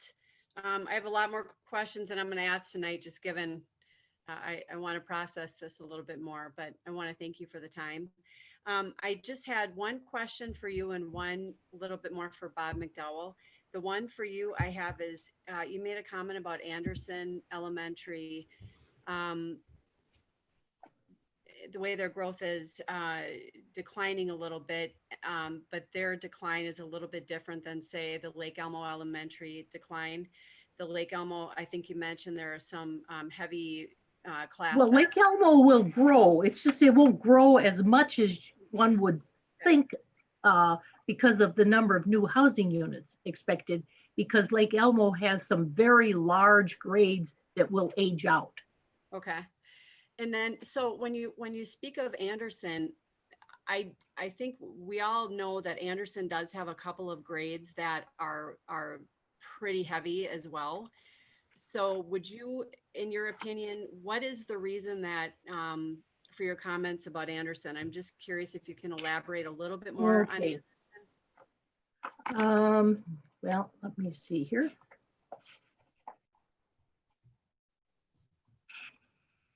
I will.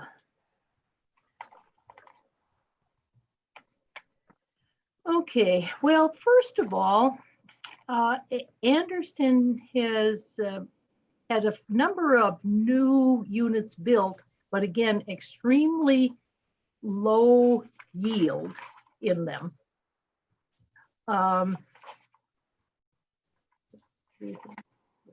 Here. Okay, to look at this district-wide.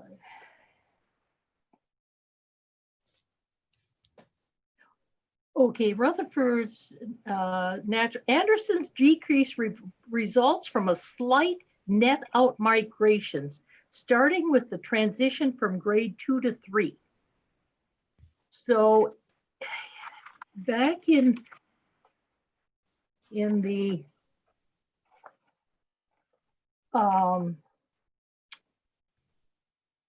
appendix, if you look at the survival rates for Anderson after the transition from kindergarten to first and from first to second, they tend to be negative. And that has an effect when you don't get as many kindergarten students in. So it's a combination of the number of kindergarten students being projected in to enter versus those lower survival rates. They're not significantly low, but they're just a little bit lower. And I'm showing a decline. See, the decline in Anderson in 5 years is 15 students. I mean, it's not a large number of students. Gotcha. Thank you so much. Thank you for that. My other question, if Bob is still there, I can't tell when people go off. There he is. Hi, Bob. I guess I wanted to ask you if you could speak a little bit to Hazel's study, and it seems to me on face value that it really is in line with what staff has been kind of suggesting for years. And could you maybe speak to that a little bit? Do you feel that this is similar to what your work has been over the recent years? And, you know, if not, are there any major differences in what you see here compared to previous? Well, first, I'm not at all qualified to go head to head with Hazel in demographic projections.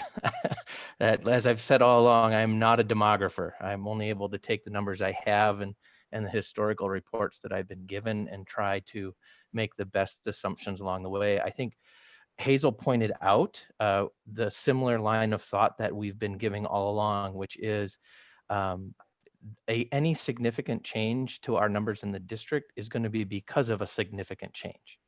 The trending continues to maintain in such a way that's dependent upon, as Hazel pointed out, the number of units, particularly the number of single family detached units in any one of our segments. So that's similar.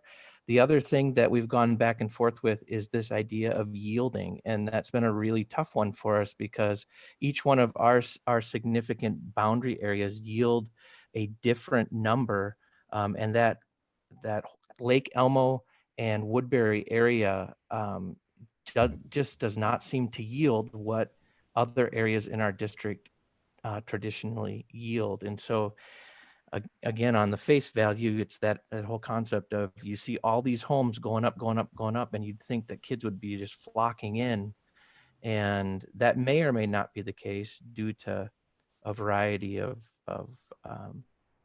circumstances.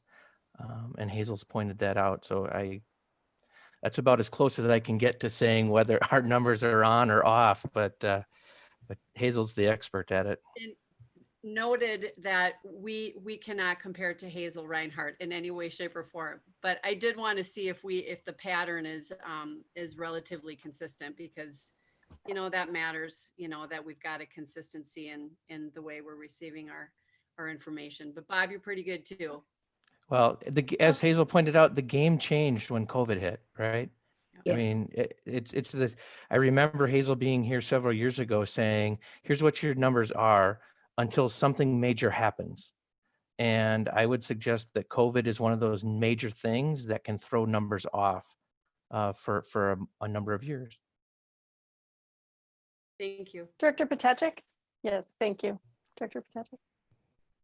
Oh, you're on mute. Mike, we can't hear you. Hazel, thank you for being here. Two questions that I have, and they're kind of related to what Bob said and what you said. And again, they both have to do with yield. If you know something about the geography, and I know a little, not great, but particularly if you go by Lake Elmo Airport, there's a lot of brand new houses in there. Now, I would suspect their yield is probably greater than the new housing developments that are on Radio Drive, which I think are more housing units for older aged people. I think a lot of them are still individual, but they're separated. Again, maybe that's a question you don't want to comment on now, but maybe next time when we have a work session or something. Right. Well, I can get it more granulated. What we do here, and why I'm confident about this, is that we are taking the tax data and we're looking at the units and we're overlaying your enrollment. So when we see these yields, we have great confidence that that is what the yield is at the moment. And when we think about yield, we need to think about it in terms of if a unit comes online, this is the immediate impact. Now, a new unit, if you're familiar with these concepts in technology and computing language of the tail of something, the new units have a long tail. And that's because they may have children who are preschool, which we don't capture by this, so that they could continue to yield students over a longer period of time, and the yield would go up. But your immediate yield is extraordinarily low. I mean, and that suggests to me that you're getting more people who don't have school-age children at the time they move into that unit. Now, either that's because they're of an age that they have passed out of that life stage, or they're not yet in it. Because we don't have the information on the age of the people buying those units. And there's no way we can acquire that, really. Although I think it's important to remember, generally speaking, Stillwater is not a young district. It has, I don't mean to imply it has a lot of older people, but it has a lot of middle-aged, late middle-aged people, 55, 60 years of age, who have aged out of the life stage of having K-12 kids. Thank you. Let's go to Mark Burns. Thank you. And thank you, Hazel, for the report you put together. Clearly, some of the data is it's a call to action for us as it pertains, looking forward a few years. We can see what is likely going to happen, particularly at Oakland Middle School. and its relationship to Stillwater Middle School, we have to be looking at how we set up the attendance of those schools. But a question that I have, Hazel, is am I correct when you said that you believe potentially the best model would be the low K high migration model? The best assumptions. It's the same model, but the best assumptions. Yes. Okay. Do you then have, so I was looking through, there is a attendance area projection table that we have that use the high K high migration assumption. Is there somewhere in the report that we would have the attendance area projections for the low K high migration? No, I did not do that because at the kindergarten level for 5 years, the difference between the high and the low is very small. The other thing about the housing unit method, which I mentioned here, it is notorious for over projecting because it's very static. It cannot pick up any of the signals of different sizes in grades as they leave the system, age out. It cannot anticipate what you have in births. It's static in that sense. So it kind of is what it is. You know, I think in the case of for example, any of these projections where the numbers are very similar. It was on page 35, for example, Afton Lakeland, that the difference is 37 students. The nature of the housing unit method, that could be no difference. You see what I'm saying? That it's the housing unit method is it's crude compared to the cohort survival, which is more finely tuned. What the cohort survival, its weakness is it can't project very well if you have, for example, 500 new units a year coming into an attendance area, then it's going to underproject. But the housing unit method is most likely is overprojected some of these attendance areas. And then of course, remember that not everyone in the attendance area attends the school there. That adds to the complexity of that.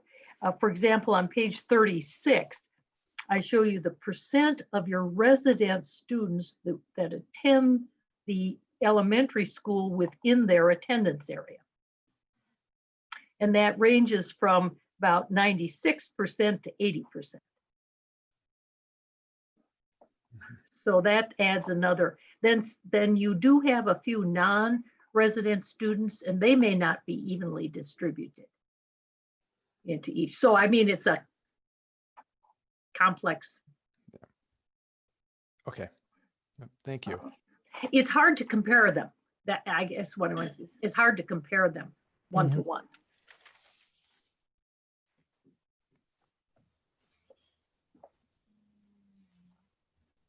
Go ahead. Okay, thank you.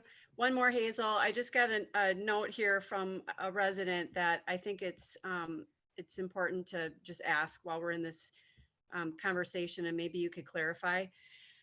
Could you speak to the economy right now and in general, if we're in a situation where the economy is struggling as it's a concern, what kind of impact does that have on public education versus private education, you know, i.e.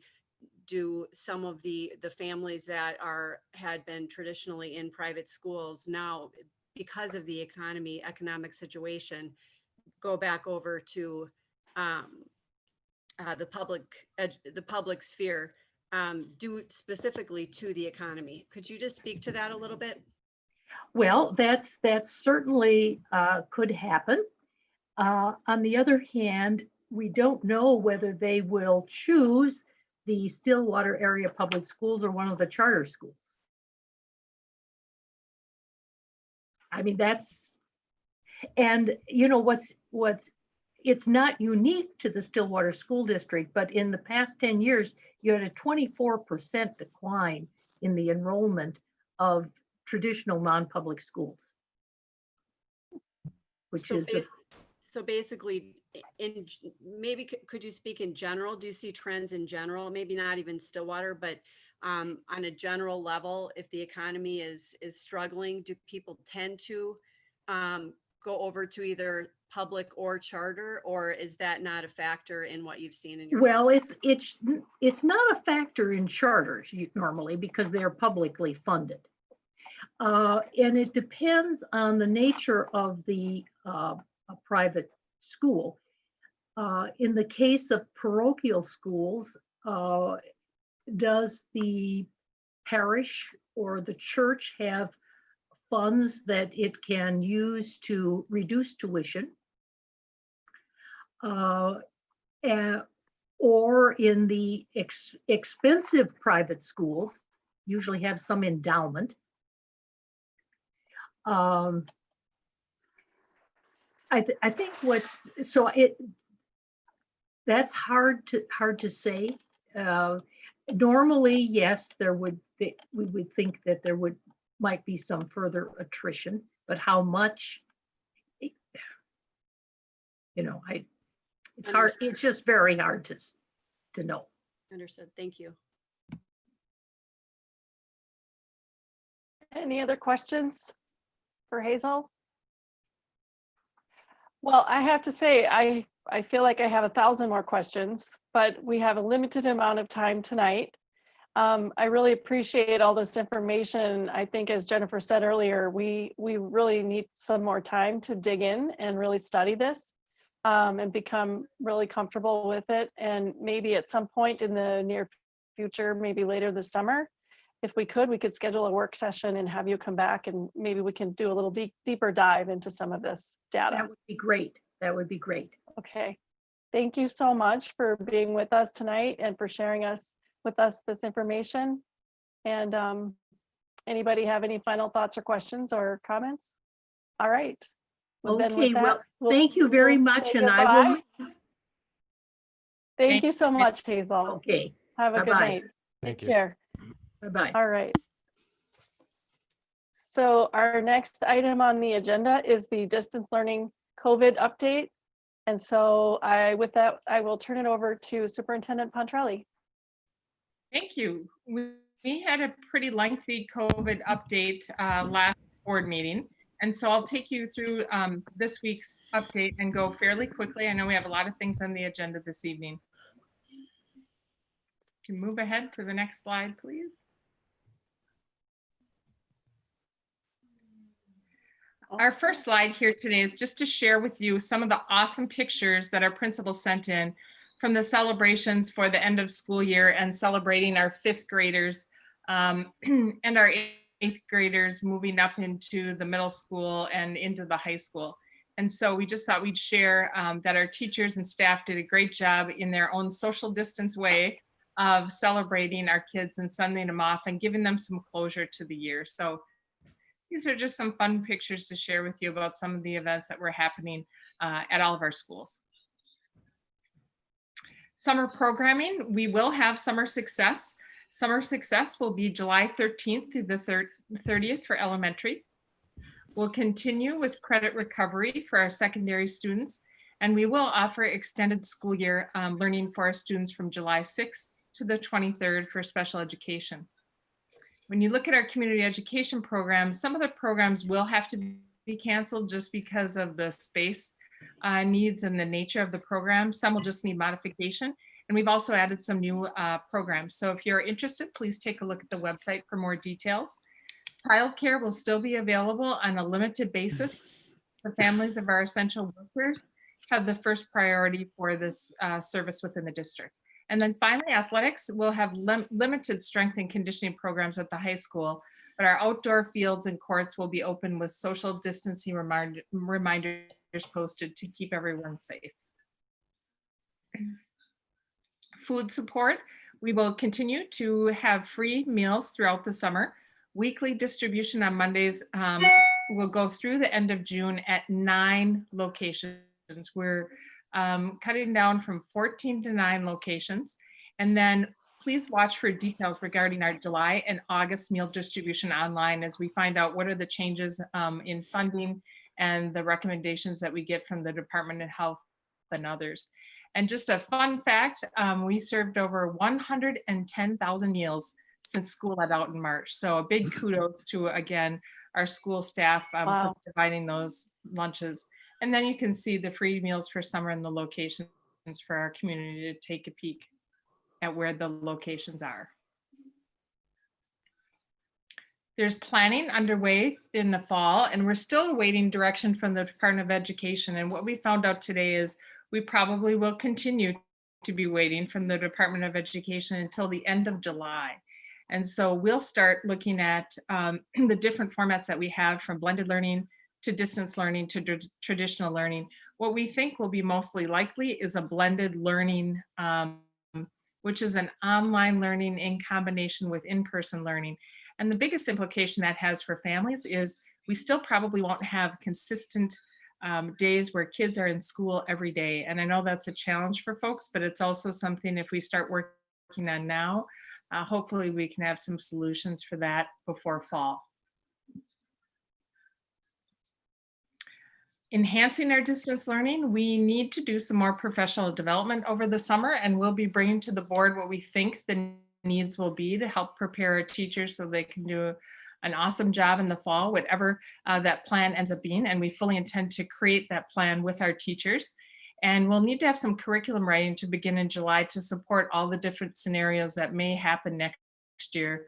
One of the things that we know is even if we are in person, if within any building or class we have a flare-up of COVID-19, we're going to need to quickly shut down that classroom, or hopefully not full school, and still be able to educate our students. And so we need to do some work with our staff to figure out what that plan would look like. Distance learning feedback. More than 70% of our guardians and respondents rated experience with distance learning is very positive or mostly positive. And I'll let Carissa jump in here also because she looked at the survey in detail. But I will finish the second bullet is that 80% of our secondary students gave it a positive rating. Carissa, do you want to comment at all on this slide since you looked at the survey information? Yeah, I'll just jump in and say the survey is still open. So these are kind of the preliminary results of what we have so far. We're going to invite families who haven't taken the survey to do so through Monday. And then Monday is when we'll actually close and give you some final results.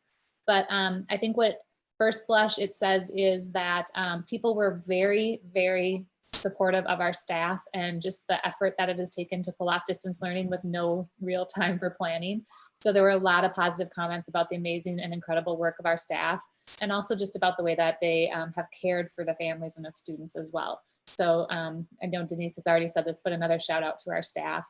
There are also, no surprise, were a lot of concerns because it has been very stressful on families. So there were a lot of comments about the stress that it's caused for families.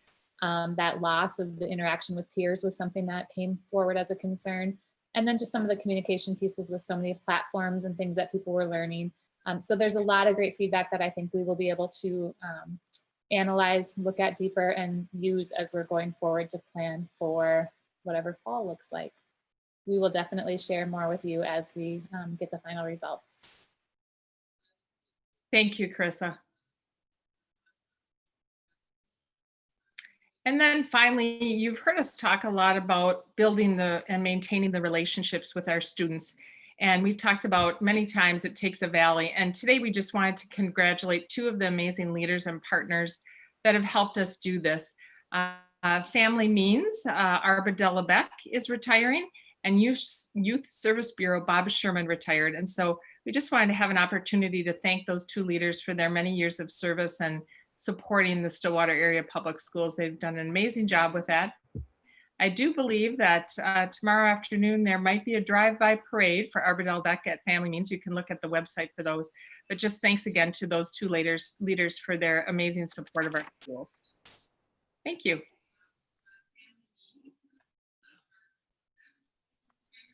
Awesome. Thank you very much. That was great. A lot of good information. All right, moving on. Our next item is the 2021 preliminary budget. Good evening. And it looks like John Tyne is ready to go. I hope so. I've got great news for you. We're right. going to have a lot of numbers for you to look at. So I know you haven't had a chance to look at many numbers tonight, so that'll be a little change for you, right? Tongue in cheek. Carissa is going to help me a little bit. She's going to pop up some information, and we're going to talk about the funds other than the general fund tonight. The general fund, as I pointed out last time, really makes up about 83% of 83 cents of every dollar that's spent in the district. Is Carissa there at all? Hello, Carissa? She was going to. I'm here. Bear with me. I'm just trying to scroll Oh, okay. place in this very large board packet, but I think It's I have on it here. page 89. It's a lot of pages. Thank There you. we go. Isn't she great? Thank you very much.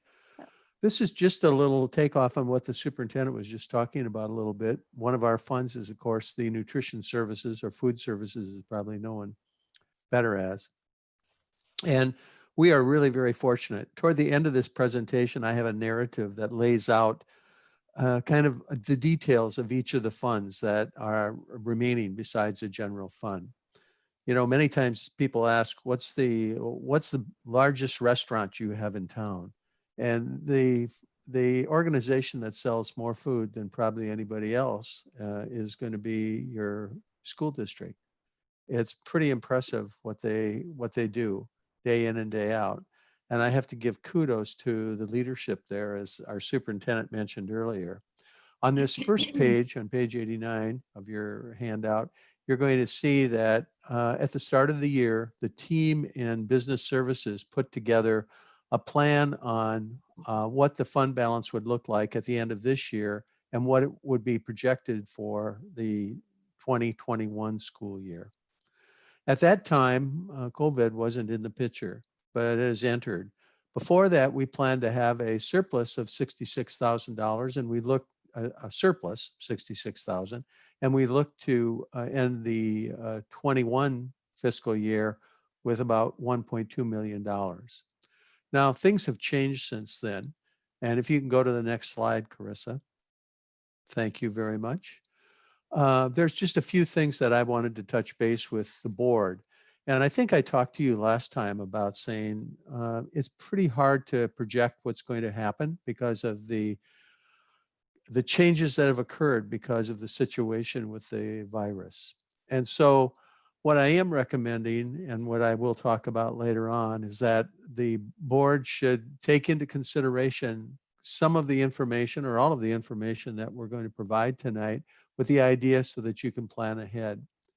Now, in the remaining part of the year, since for this fiscal year, we look that we're going to probably have to spend additional funding for some subs, staffing, and benefits. And one of the reasons for that is because some of our staff are on contracts that don't run a full year, they run a school year. We're going to be offering food to our community during the summer months, in fact, through June. And the number of sites that we're going to be offering at is going to drop, I think, from a dozen down to 9. I think that's the right number. But there's going to be some indirect costs because of COVID. We're going to put off some purchases of equipment. If you happen to take a look at the food supply, right now, the cost of food is inched up a little bit, but I think it'll equal out over the year. But next year, we think it's going to show a significant increase. We're estimating that there could be some budget adjustments of up to $227,000. And there could be some unforeseen budget adjustments, which we like to set aside a little surplus of about $90,000. That leaves us with a projected fund balance of about $850,000. 5% of that fund balance would be about $225,000. So this fund is really in pretty good shape. We're very, very lucky to have the leadership we do there. When I take a look at the second year, 2021, just before you go on, there's going to be some benefits and staffing. We don't know exactly what it's going to be. We've set aside some things. We don't know if we're going to have to make some reductions, if we're going to have more kids eating than before. We think that there could be a surge, a reoccurrence of the COVID-19, and there could be some indirect costs to that. And our food supply, we look for that to increase. We think that food costs are going to increase, and you've noticed that, I think, in the grocery store, and I don't think that's going to change a little bit, especially with what's happening in the meat packing plants. We look for estimated adjustments of about 215,000 with a set aside of about 90. And we look for the fund balance to be about $925,000, which would be in pretty good shape. Now, we don't exactly know where that's all going to happen, but if you go to the next slide, Clarissa, slide up, please, one. Thank you. There are some things that enter into it. One of the things is the participation in sales. We don't know what's exactly going to happen with participation. Many times when there's a change in the economy, our participation increases because there are additional students that qualify for some sort of support. We also have sub workers that could change. There could be some part-time salaries, technology, credit card fees. All of the things that are listed have plus or minuses attached to them. Commodities is one of the big things that are out there, and we think there could be some savings there, and that the federal government and the state government might be working to help provide some additional sort of commodities for our food program. And then, of course, there's always the unknown and the surprises that we aren't aware of or don't really know what they're going to be. So food service or the nutrition program, we're very fortunate. It's got great leadership. And if you take a look back in the notes, which we'll go to at the end, I think we're in fairly good shape. Even though this is a fee-based program, it does have more federal support than many of our other programs do. Let's take a look at the next one, and that's our community service fund. And community service is really our outreach to our community. Community service is what is the keystone that helps bring people into our district who've probably they're without kids in school. They haven't been in school since probably they graduated from high school. So this is a chance for them to come back into the school and take classes and be involved in community service or community education programs. Even before the COVID, the virus, we projected about $175,000 reduction. And we still look to have about $1.1 million in a fund balance for the 2021 school year.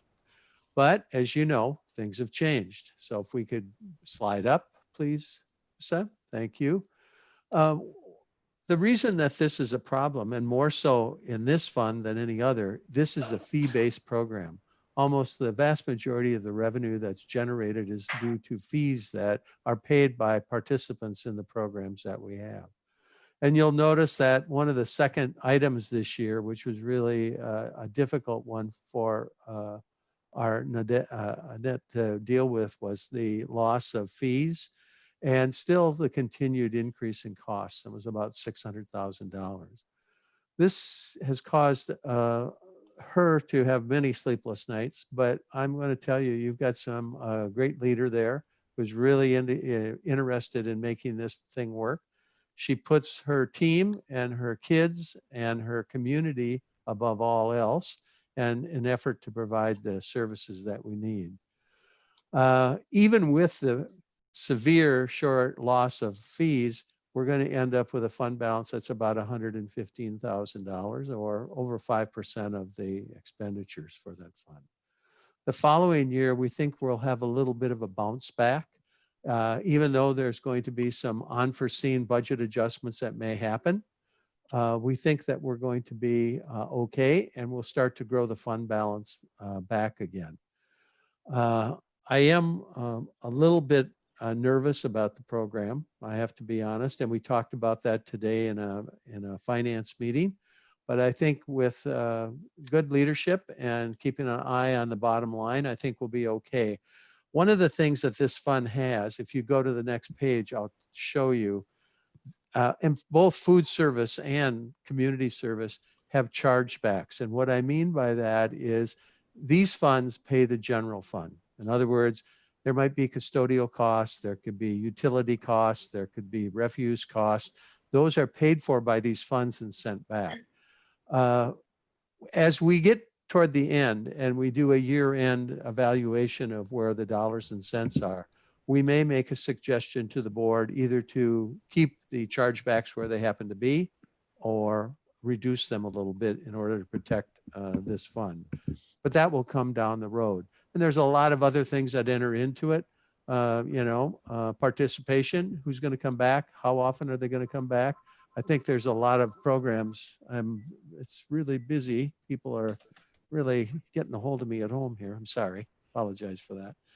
Unforeseen community services, and then the surprises at the end. I think the community service fund is going to be okay, but I do recommend that we keep a close eye on that. Okay. Could I ask a question before Surely. you go on about this? Early on when COVID hit, we had talked about maybe needing to set aside some money from the general fund to help address staffing. Right. I thought in this area, is that true? Can we use general fund money if we need to? Well, the nice thing about general fund money that you have, you can use it for anything that you want. Really, there might be some restrictions on it because part of the general fund, it's unrestricted general fund. Let me clear that up. So we could do that, but I don't think there's going to be a need to do it. I think what we would do is take a look at the chargebacks. That would probably put you in a good enough shape so that you wouldn't need to do that. Okay, because I I would think not- that was, I'm sorry, go ahead.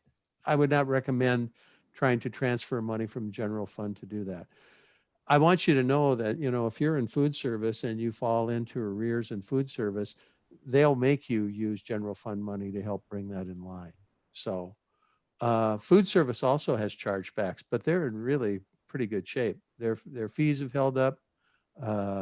Participation is held up. They had a little far larger fund balance, and they do get some additional support from the feds and local dollars. So that's pretty good. And food service, they're really entrepreneurial because they're going out picking up other customers outside of the school district. We provide food service for Mahtomedi. We provide food service for 916. We provide food service for some of the non-public and charter schools also. So those are a way for the district to help fund the programs that we have for our kids here. And it all benefits the community. Any other questions on that? If not, I want to get to the end too, and I will ask and try to answer any question you have. Chris, if you could go to the next one.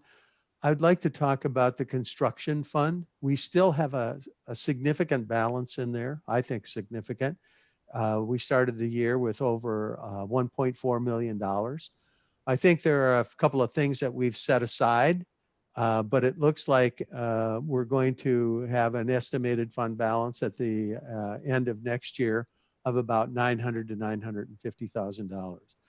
Those are monies that have been set aside for construction projects and that would be pre-approved by the board and be brought before you. And so there's money available in that fund. The income from that really basically comes from interest.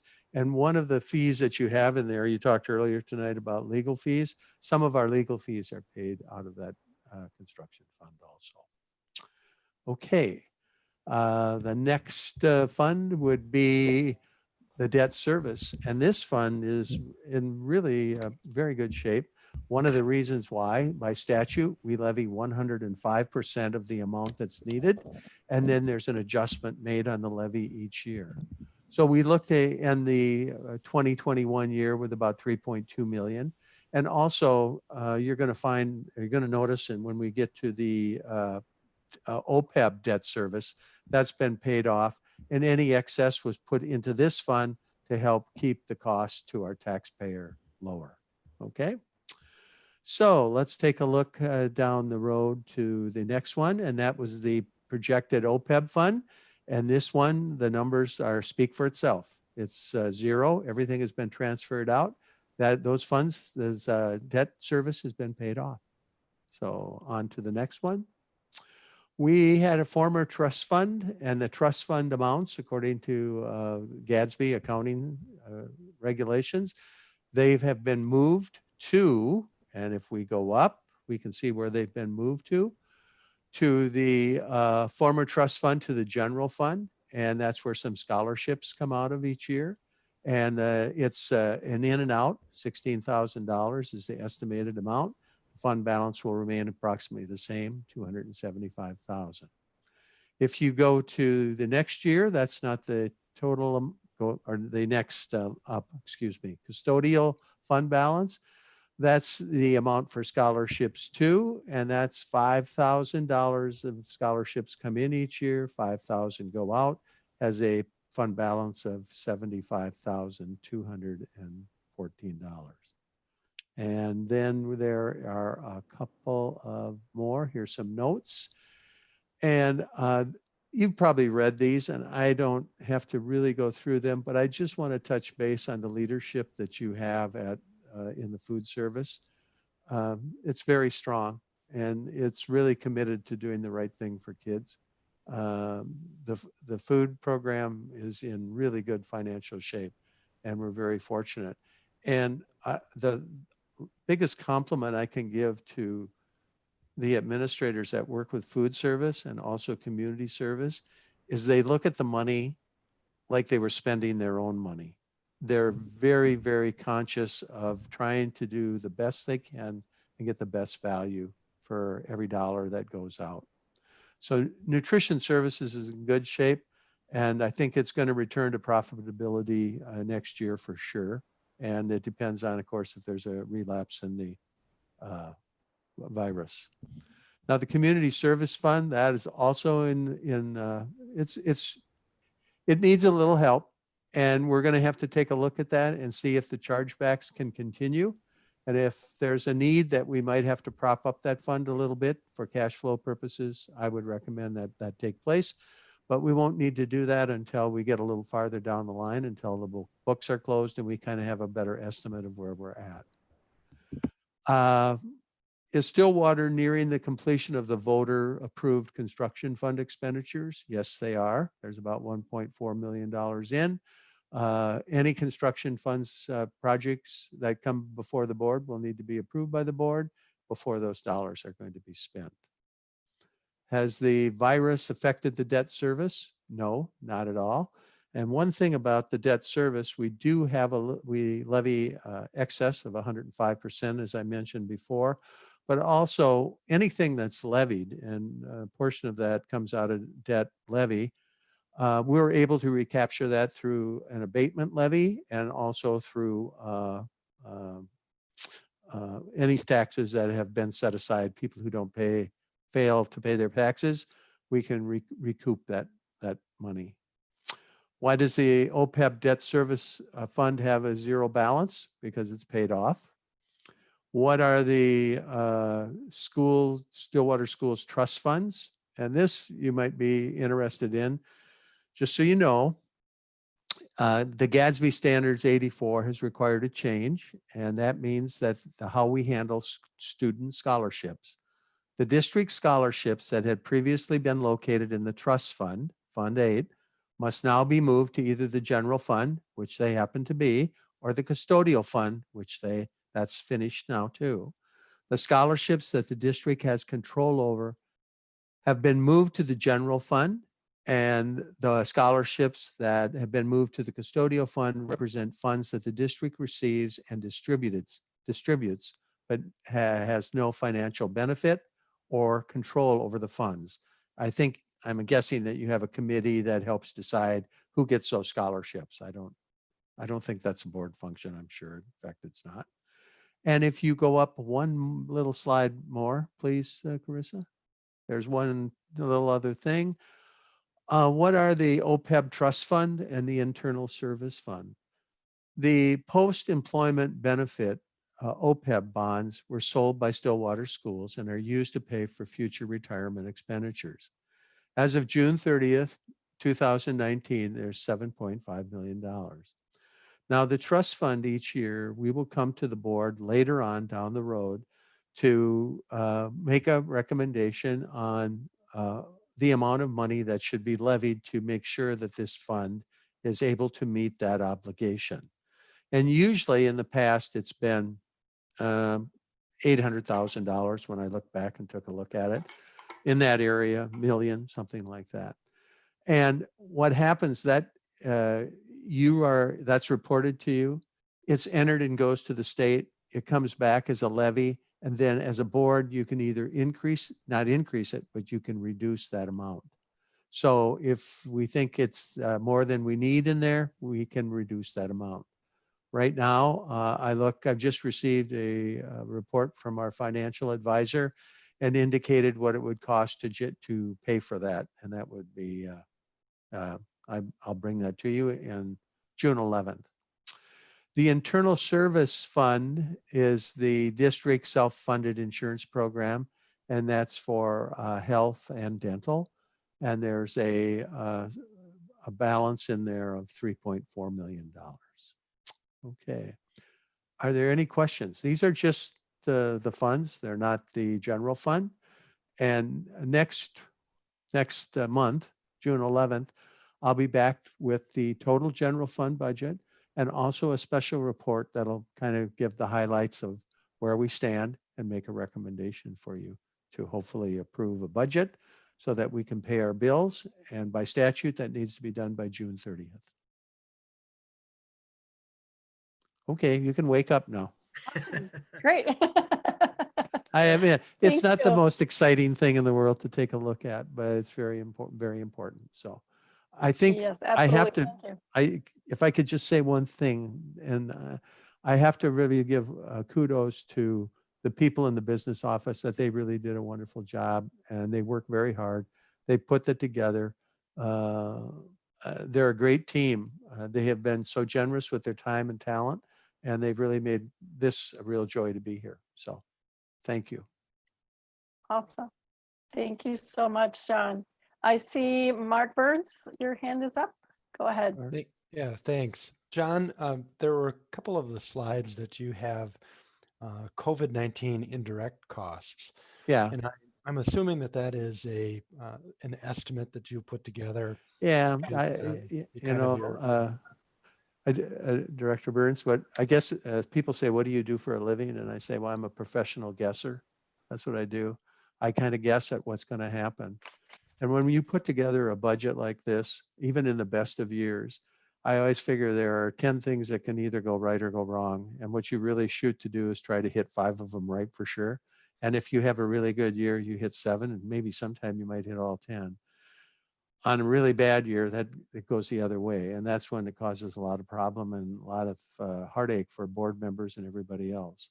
So what we're trying to do is just put a guess on. The thing that I don't want to have you faced with come when August 1st rolls around is to say, oh my God, who thought that this was ever going to happen? That there was going to be a second wave of the virus, that we're going to have to spend more money than we thought. So it's really a guess.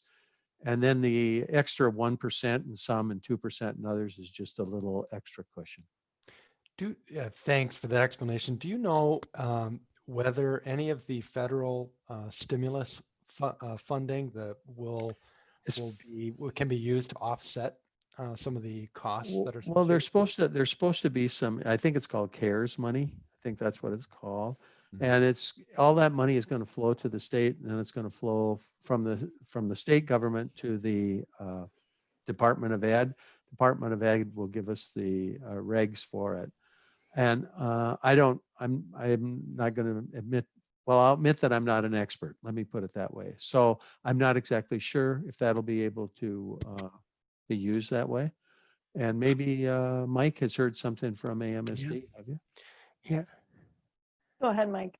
Yeah, what I'd share with you, John, and some of these are still coming. Like, for example, AMSD held a meeting last Friday. And one of the people they brought in that you know very, very well is Tom Melcher. Yeah. When in doubt, go to Tom Melcher, and everybody does. My God, is he still alive? I can't believe it. How old is that man? Hey, there's some others they raise that same questions, but they'll go unmentioned. But regardless, I did call Scott Kroonquist today and talk to him because they're videotape, they're editing a little bit. Mm-hmm. But when they're finished, I will let the other members of the legislative committee, particularly Shelley and Mark and yourself, Great. and it touches exactly on the topic, Mark, that you just asked, what may or may not be picked up by the feds or by the state. There seems to be several bills, and I'll mention those a little bit during the legislative report, but I'm saying that's one source. Yeah. And what I will do, and I've already done that for my two legislative colleagues and also for Denise, although Denise already gets many of these things, is Scott sent out a mailing today, and I'll forward that to you, John. Oh, please do. Yeah, some of the things pending. And then also something else, any board member may want to consider this, is that C is holding some session wrap-up Zoom meetings. And one of those is going to be Monday, June 1st, 2 o'clock, June 2nd, 12 o'clock, June 4th, 10 a.m. So they're all separate. You could choose one, none, or all three of the above. But I'm saying any board member, I can just send this to you if you're interested. And all you got to do is Zoom just like you're doing now. And you can sit in for a part. You can sit in for all of it. Tina, you may want to mention something on that as well. Looks like. Well, Go ahead. if I just wanted to go off on what you're saying about C, but not only board members, we also welcome any administration that would like to attend that meeting as well. That's why I was pointing to John on my screen. Yeah. Right back at you. Yeah, but there are a couple bills that are pending, one that's going to the governor. One of the things I'll mention here too, real briefly, and I'm sneaking in my legislative report, is that it does look, nothing official yet, but it remains likely that governor will call a special session for June 12th. Good. And one of the reasons, or earlier, is that his current peacetime emergency order expires and law requires him to call the legislature into session if he wishes to renew it. But I'm saying some of these things might also end up on the agenda. Yeah. Because the meetings I've listened to, whether it was the governor or the commissioner, these are common questions, is nuts and bolts. What are you going to pick up? And what cost are you? And some of those are nutrition that you covered very well. But there are some other ones because they're big unknowns. And the state is going to get a substantial amount of money from the federal government. So these would be the kind of areas. Let's get our share. That's for sure. One of the things about this, as a district, I really believe you're in better shape than the vast majority of districts that are out there doing this. And that's because I think you were proactive last year and made some adjustments, really made a difference.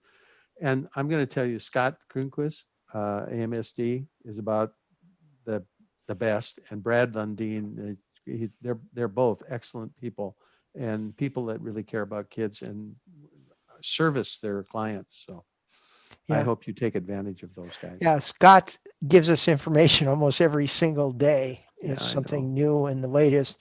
And Brad and Deb at C are just as well. So thank you. You have any other questions or at all? I'll be back to Anybody you if else? not. Oh, I'm sorry. If you Should think go of on. anything after tonight, Oh, if you sure. think of anything after tonight, you can sure reach out to John, I would guess, through Yes. email. Absolutely. But yeah, this has been really great, good information, and we Good. will ponder it, and a Thank vote you. will be coming up on the budget at our next meeting, correct? Absolutely. June 11th. I'm looking Okay. forward to it. So June thank 11th. you. Thanks, John. Good board. Okay, great. Thank you very much. All right, so moving on. The next item on our agenda is the Read Well by Third Grade plan, and it looks like we have Karen Lutterell visiting. Hi, Karen. Hello. Can you hear us okay? I can. All right, go ahead. Well, thank you for having me this evening. Good evening to all of you. I'm here tonight to share a brief overview of the Read Well by Third Grade plan that is required by Minnesota Statute 120B.12. Chris, I'll go ahead and advance. This overview will be very similar to the one that I presented last spring and is intended to be a 10,000-foot view of the literacy plan that was submitted to you last week for review. And my intent is to keep this annual presentation brief, as I know you have a very full schedule tonight.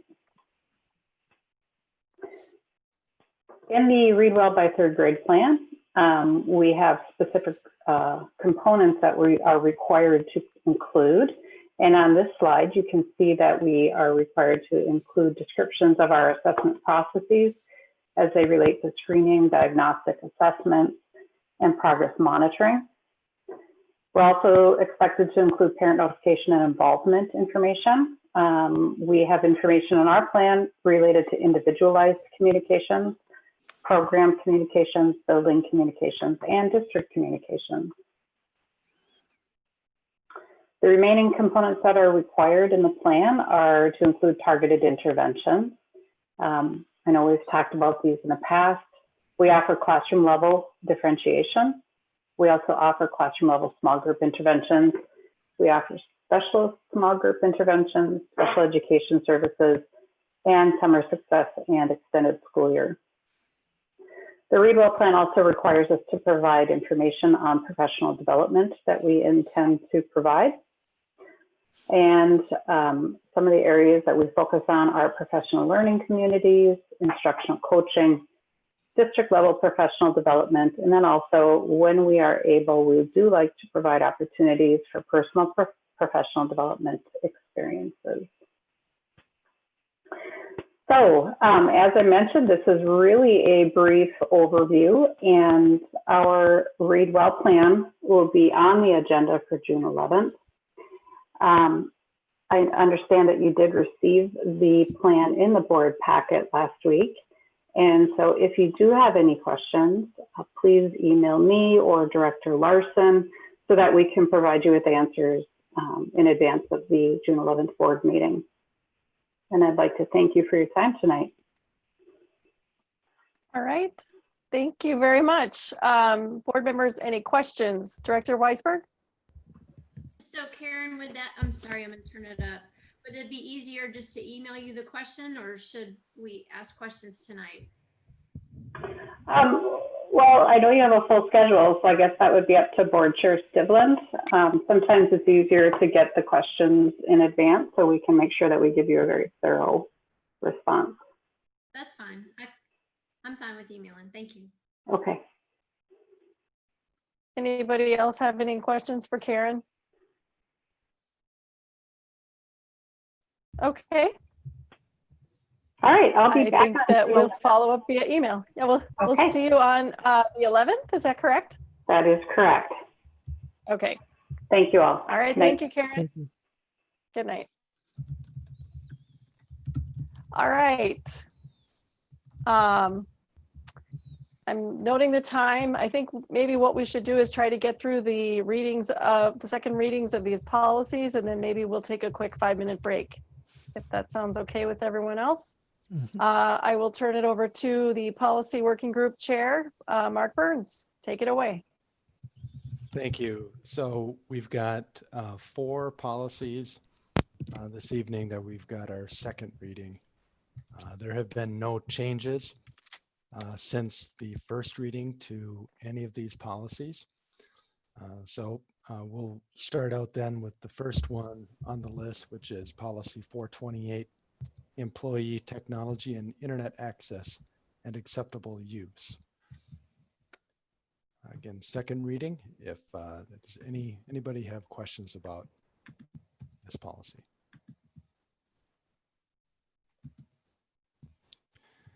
If not, then we would move on to the next one on the list, which is policy 524.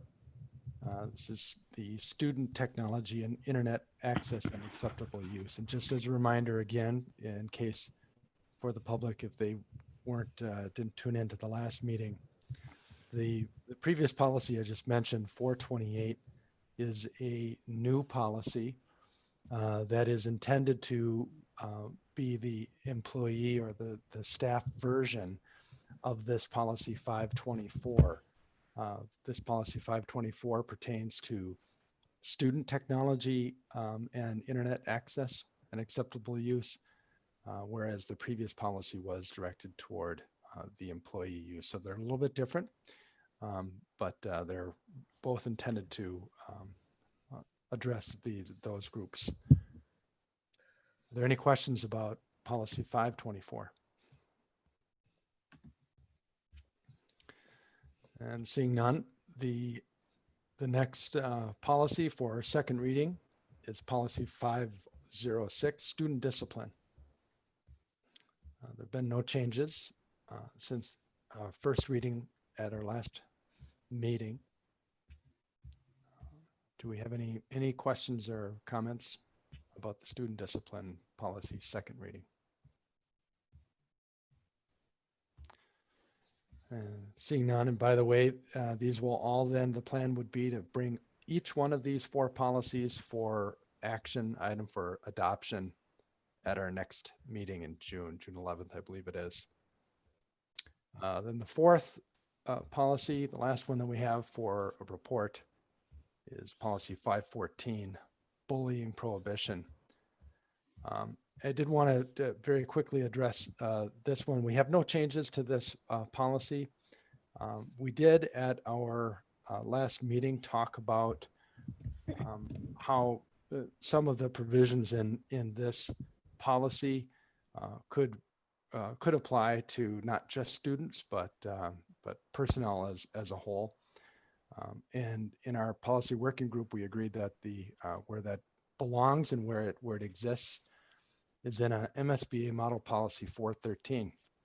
And that is kind of on our list of to-do items, and it is our plan to be bringing that policy for a first read sometime in the near future, hopefully here this summer.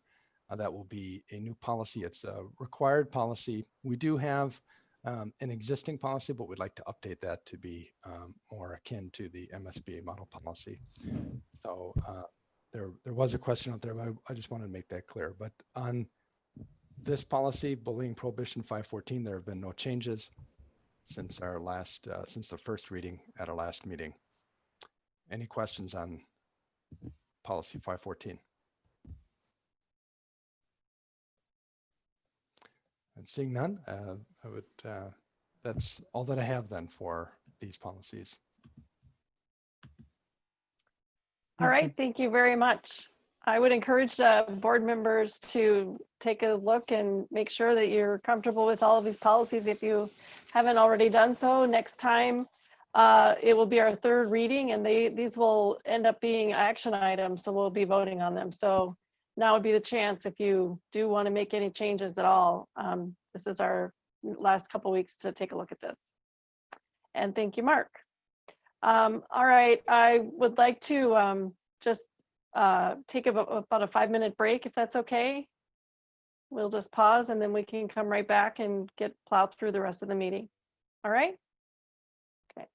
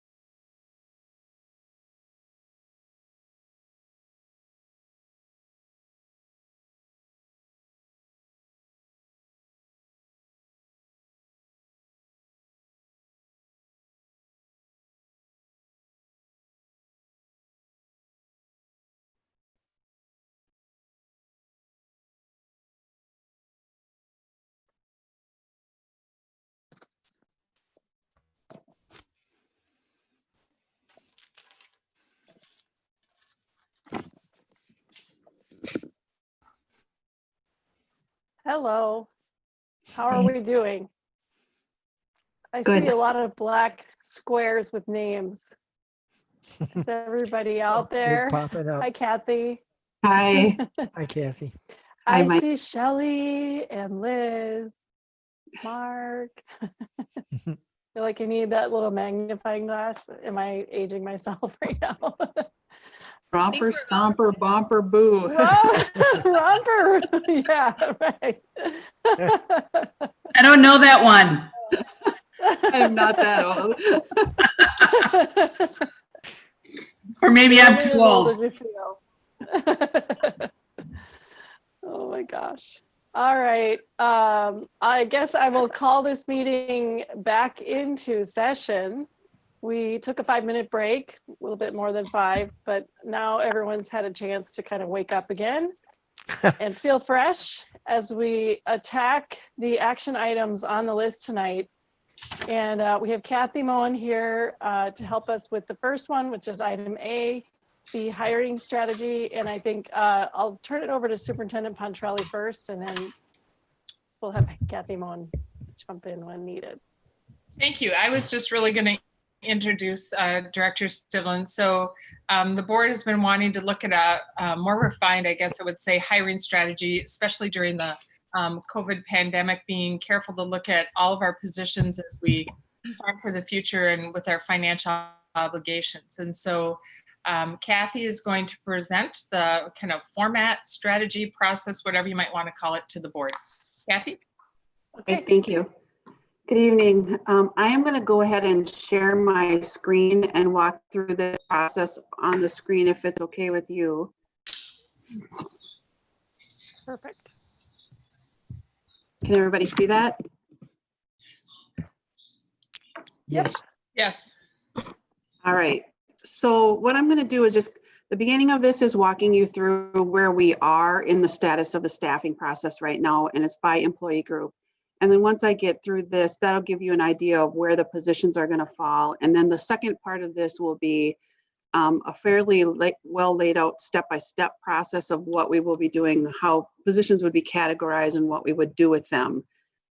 So if you look at this first part of the document, the current status of the staffing process, with our teacher positions, we have completed our spring posting process. Both of the rounds are complete. We have posted internally and externally, and the board's approved for us to continue to hire those teacher positions. So we don't have any teacher positions that are being held or pending right now. Our list of open positions, I believe, is probably down to about 10 or so jobs that are left to fill and will be set for teachers for next year, barring any further resignations or retirements or anything. Our paraprofessional group, we did our first round of paraprofessional postings. The only part of that process that was completed, however, was the hiring of the special ed for the round 1. So spring posting, remember, is an internal posting round. It's 2 rounds of internal postings. We did round 1, we only filled the special ed positions. So we still have the round 1 positions that were non-special ed to complete, and we still have the full round 2 to do of all of the para positions.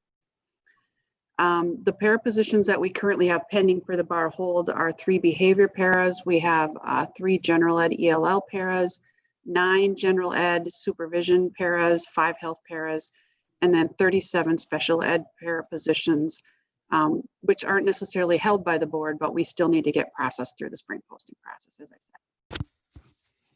With custodians, we have 3 positions that were previously posted but hadn't been filled that have been part of the hold.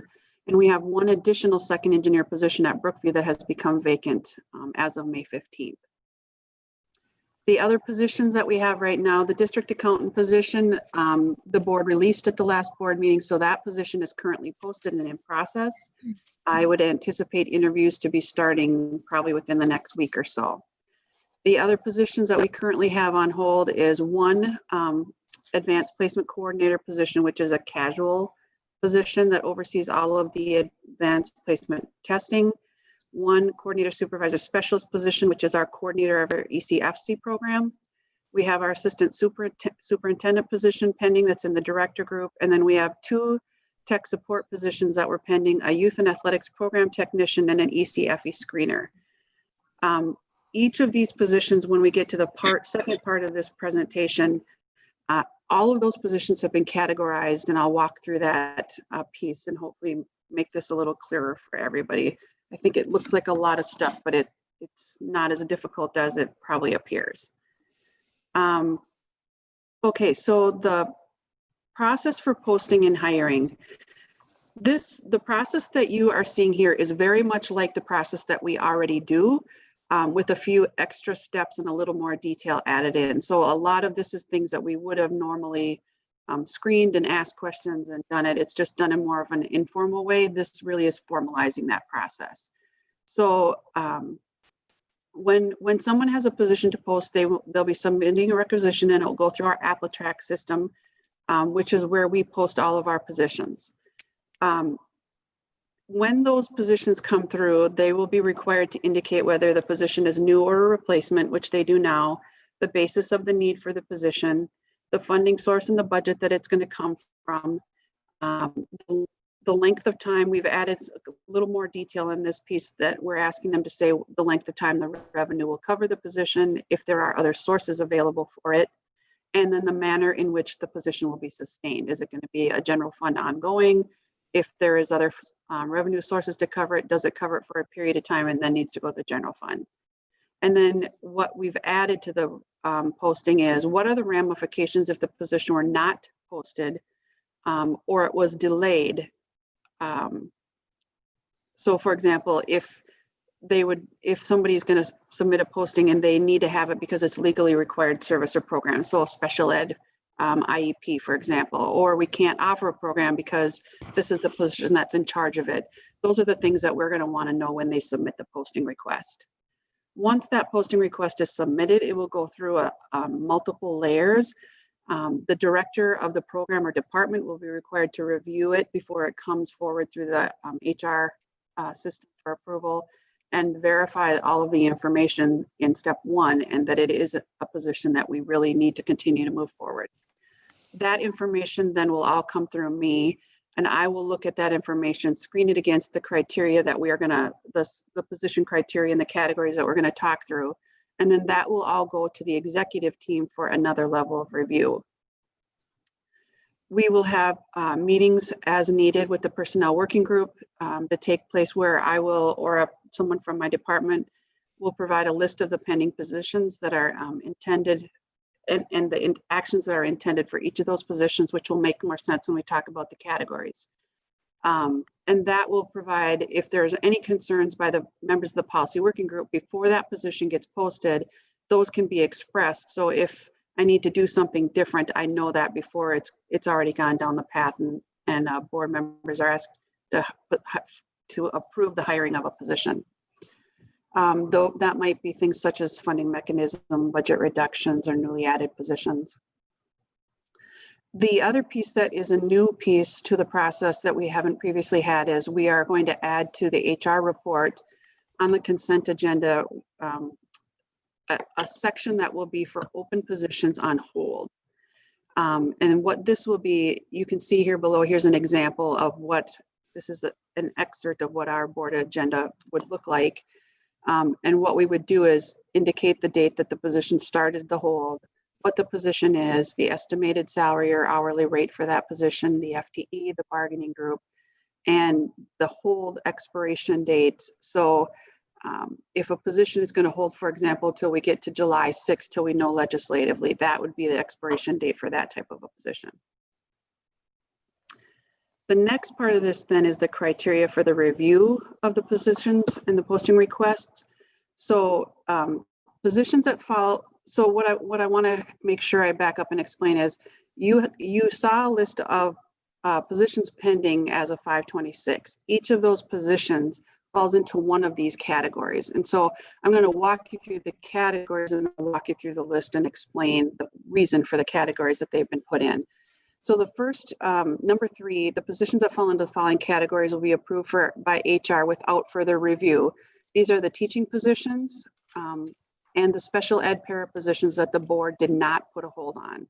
Those are really the only positions that will just go through without going to the Personnel Committee. The following positions will be considered eligible for approval by HR and reviewed by the Personnel Working Group before we post. So this includes positions that are posted internally only. For example, paraprofessional spring postings and the internal posting of custodians. When we do our spring posting processes, we are shuffling employees that already work here and have rights positions within the positions within the district. So it's not adding staff or increasing staff. It would just be shifting positions around. Once that process is done, then those positions would be recategorized into one of the other position classifications that we're going to go through. In B is positions that are required to offer required and/or district programs, examples of which are ELL paras. Community ed positions required to staff the essential employee child care program and district summer child care. So these are positions that I would be coming to the Personnel Working Group saying, these are positions I am planning to post. What concerns would you have if I move forward? It also is our community ed staff that provide instruction for summer community ed. These are programs that generate revenue to cover the salaries, and they don't run if there is not sufficient enrollment to do that. This category also includes positions that are part of a restructure resulting in a reduction in positions and/or costs, which I'm going to talk through one of those.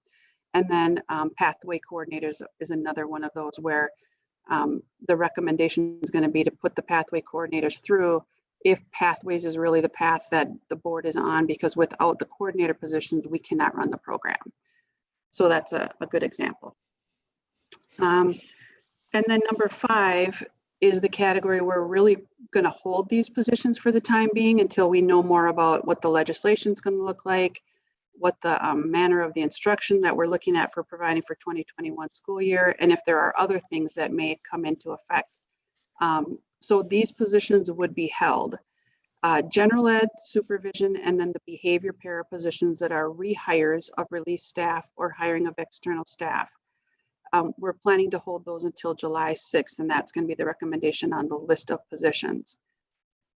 Part of the reason for that is because if we do find that we're in a blended learning model, for example, or we're still in distance learning, we do not want to have hired external staff to come in to do supervision of our lunchrooms and our playgrounds and our hallways and have staff that we don't need and now either have to pay because there's a mandate by the governor, or we now have to lay off staff because we have more than we need. Health paraprofessionals who were employed during the 1920 school year may be rehired.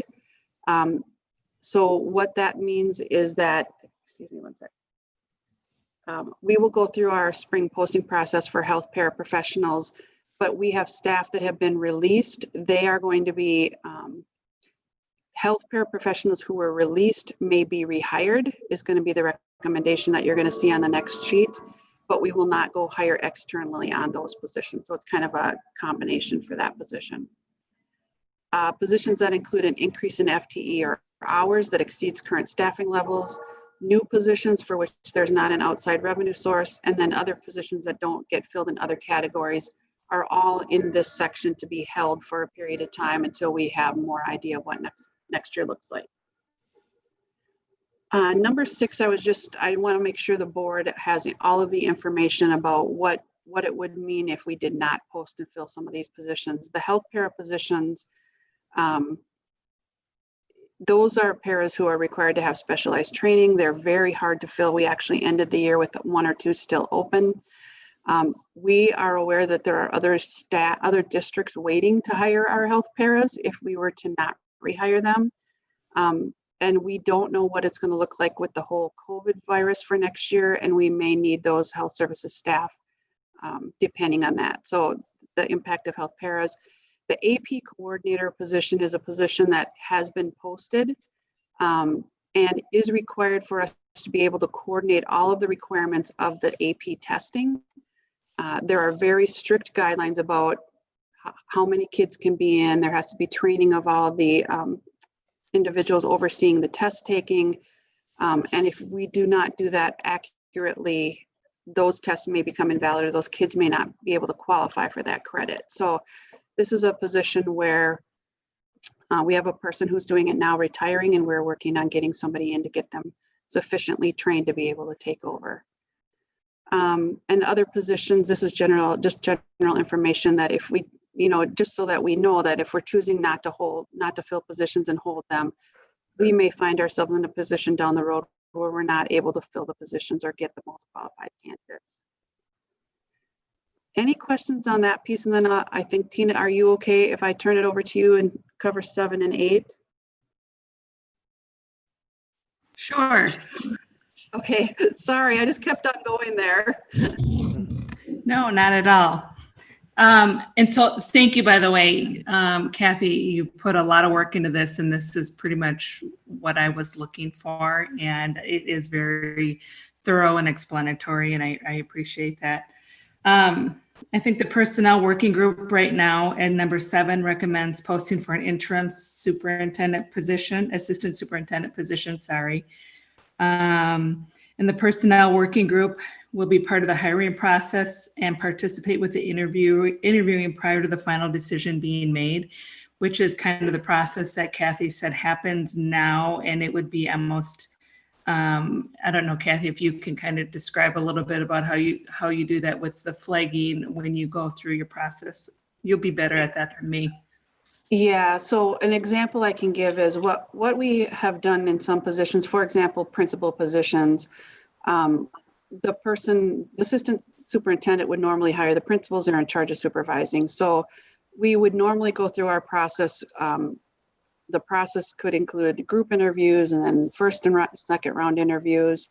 And then we get to when we're down to the last 1 or 2 candidates that we're looking at. And those, even though the superintendent may or may not have been in that full process, the superintendent has met with the principal candidates that are the finalists before a final decision is made, just more of a get to know, make sure that there are no red flags or concerns on their part before in this example, the assistant superintendent would offer a position. So it gives you an opportunity, if you want to be in the process, to not have to sit through all of the main process, but still have an opportunity to meet candidates before their name is brought to the board for approval. Right. Yeah. And I can see this, working, obviously superintendent position is different. As you had said, it's a bit of a different process, but with that and the assistant superintendent having the possibility of, moving into that position eventually or filling in for a superintendent. And then even the board secretary would make sense for the personnel working group to be part of that as well. So I could see that. My grandson keeps calling, hang on. And then 8, the personnel working group has reviewed these strategies and recommends this plan for board approval. Since the board last met, Kathy did wonderful work putting this document together in collaboration with the personnel working group. And this newly refined process is very similar to the process currently in use, moving forward as we head into uncertain funding scenarios and using Hazel Reinhardt's term in as an unfolding recession. It's important that we have a working partnership between the board and administration in regard to staffing. I would like to make a motion to approve the proposed position posting process. Do you want to do the position listing separate, Tina, or do you want me to do that piece before? Maybe it should be separate, because then that's the other action to follow. Okay. Right, moving them through? Or no? Do you want to treat them as 2 separate actions? I would think so. I could go either way, but that's what I would assume. Okay. So then we have a motion to approve the hiring process as has been presented. Do we have a second? Director Potacek is a second. Do board members, do you have questions, comments, any clarification needed before we vote? Go ahead, Director Pelletier. You're on mute. You're on mute, sorry.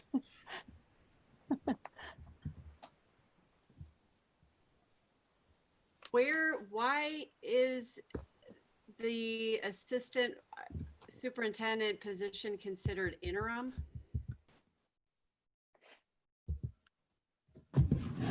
Do you want to take that, Director Riley, or I think, go ahead. Go ahead, you can. I can chime in after if there's more.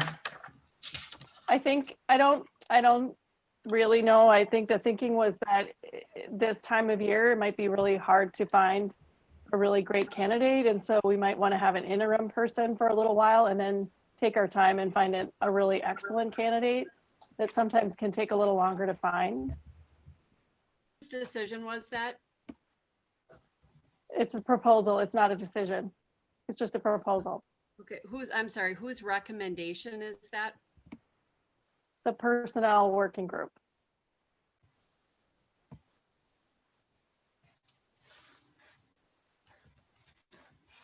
If we get something posted Director? right away, then the chances are better to keep things moving through. Yeah. Director Pearson? Thank you. Kathy, can you just explain like the custodians that are on hold? So when I look at the website, we have postings for custodians that have been since like last June. Is that the same position or are those different positions you haven't been able to fill? They are the same positions that have not been filled yet. Okay.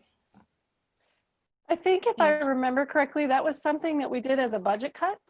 We, as part of the budget cuts, the 2 million that we did last year, I think we said that we were gonna not fill custodian positions that became open over natural reasons. I think these Um, are because that was open though, right? These are open. Yeah. These are positions that have opened up that have not been filled yet, just because of candidate pools or people resigning. Okay. So like this one from June, last June, has that been, it's gone unfilled, or do we have other people to fill that if we can't find somebody? I'm sorry, Shelley, I don't know which specific positions they are. I would have a hard time believing these are ones from last June. I should not have said yes to that question. I can find out more specifics for you, but they're not, these are positions from people who are not part of budget cuts that we didn't fill. They're ones that we did not fill because we just haven't filled them yet. They're replacements. Yes. And you're talking about. Okay, thank you. In some cases, we've had custodians that we've filled positions. The person starts and 2 weeks later they resign and we're trying to fill the position again. So the turnover in some of these positions has been high for us. So they've been very hard to fill. Thank you. Okay. Director Potacek? Yeah, question, Kathy, particularly, and I'll direct it to you and maybe others. First of all, Jen, thanks for the catch on interim. I didn't catch that. Kathy, are there certain types of individuals who will go for an interim position, say assistant superintendent, as compared to if you're generally in the market? And what I'm thinking of in particular, interims may be more than likely retirees who will come back in for a certain block of time. But in terms of finding youthful new talent, I think it's less likely. You've obviously had a lot more experience in that hiring world than I have. You care to comment on that? I would say that's probably an accurate comment, Mike. It's probably going to be somebody that is has already left the field, or generally your people that are going to come in are not going to resign a position to take an interim position. It's a pretty big risk. Some people might be willing to do that in hopes that they are the person that is hired when the position becomes a permanent or long-term.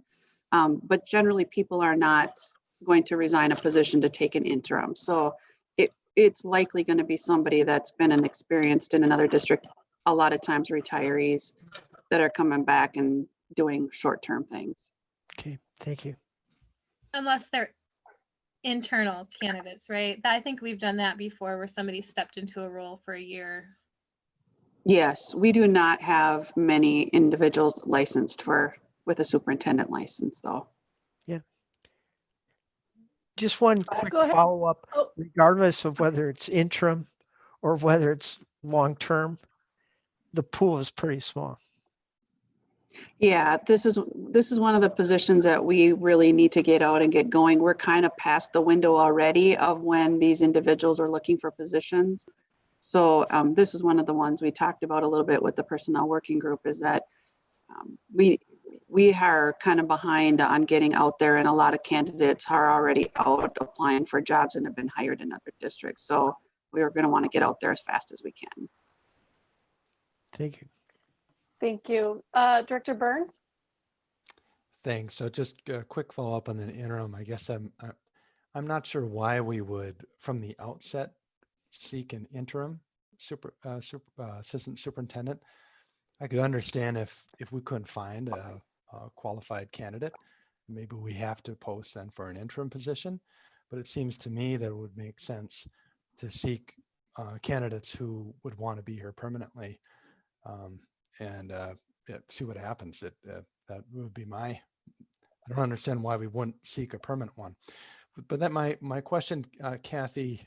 I've got a few questions, but I'll take my turn. But here's my first question: is that it seems like a lot of, or basically all of this proposal relates to the positions that we kind of currently have available that we would think we'd want to fill for the 2020-21 school year.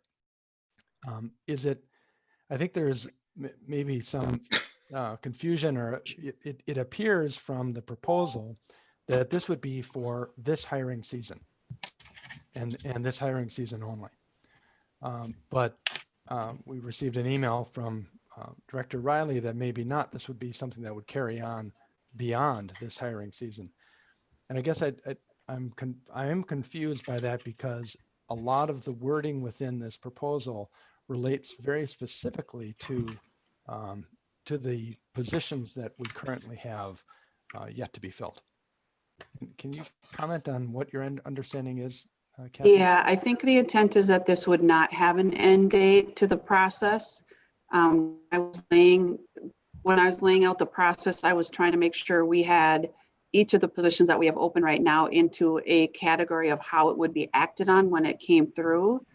But the reason that I kind of laid out the categories in the way that I did is so that as new positions come open, that would be part of what I would look at doing, is get the criteria from the hiring supervisor and then put them in a category so that when there's a meeting with the personnel committee, I can say, I put this position in this category and here's the basis for that decision.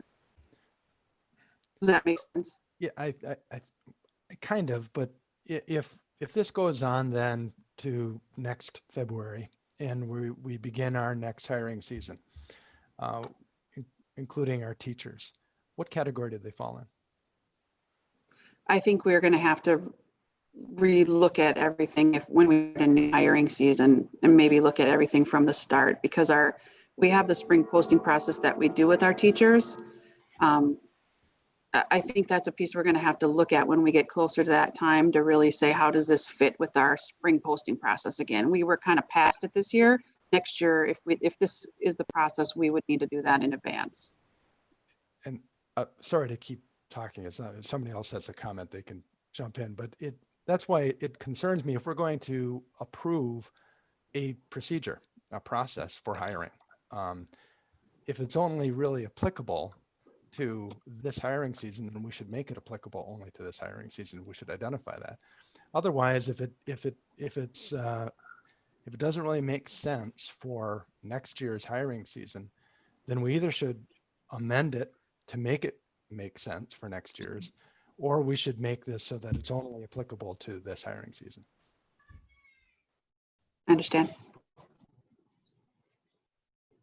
Go ahead, Director Pearson. Thank you, which I appreciate that comment, Director Burns. I think, so I don't know if we just decide a date to revisit, because we could be in the same situation, hopefully not, in the next hiring season, right? That things are up in the air, we don't really know what's happening. So I don't know if we want to, I don't know how we would handle that, if we just want to do it for this hiring season and then revisit, or what we'd want to do. Director Riley, did you have something or did you want me to go? I did. The process basically boils down to number 2 on the recommended process. I mean, there's a lot in this form. There's cover sheet in there, but the process is not necessarily specific. The other things are just generalized in categories and they're examples. And so I think I would disagree with you, Director Burns, that it is only specific to this. The cover sheet to the beginning of it has specifics, but not the recommended process. Well, sorry, I need to push back because that, I mean, if the process is 1 and 2, then that needs to be separated because we have 1, 2, 3, 4, 5, 6, 7, and 8, and that's what we're approving. And we have number 3 is criteria review for approval of posting requests. I assume that, I mean, that the way that's worded means that any posting requests will be considered as follows. I disagree if what we're trying to approve is something permanent, then whatever it is that we approve should be applicable permanently. Because we are approving this entirety, pages 1 through 4, I guess, all the way up to number 8. And that does not, to me, I don't read it as being applicable for future hiring seasons. I think it'd be confusing. Well, honestly, I don't know why it would change that much because I think the teaching position process goes the way it goes every year and we're not suggesting any change to that. And the special ed paras, we've already said, those are required by law and there's a process for hiring those as well. Those 2 categories we've basically have been given a green light. Those are the ones that go forward. So I don't understand why that would change for next year. The other thing is I think that by leaving it open-ended, we're just basically saying, you know, this is the plan that we're going to follow until further notice. If the time comes where we want to change this, then we bring it forward again and we say, all right, now we need to make some adjustments. We're going to follow a different plan. We bring that to the board and we adjust that, you know, but I don't think it's going to be, I think this will apply for a while. At least that's just what I think. But Director Potashik, you had your hand up a while ago. Did you still have something? Yeah, but let me give it to Jen and then I'll come back because I can wait. Okay, go ahead, Jen. Okay, thanks. To Mark's and Sarah, your discussion with regards to this is a permanent policy change. To what extent if that's the case, to what extent have you consulted with the principals and the teachers union to get their feedback on this plan?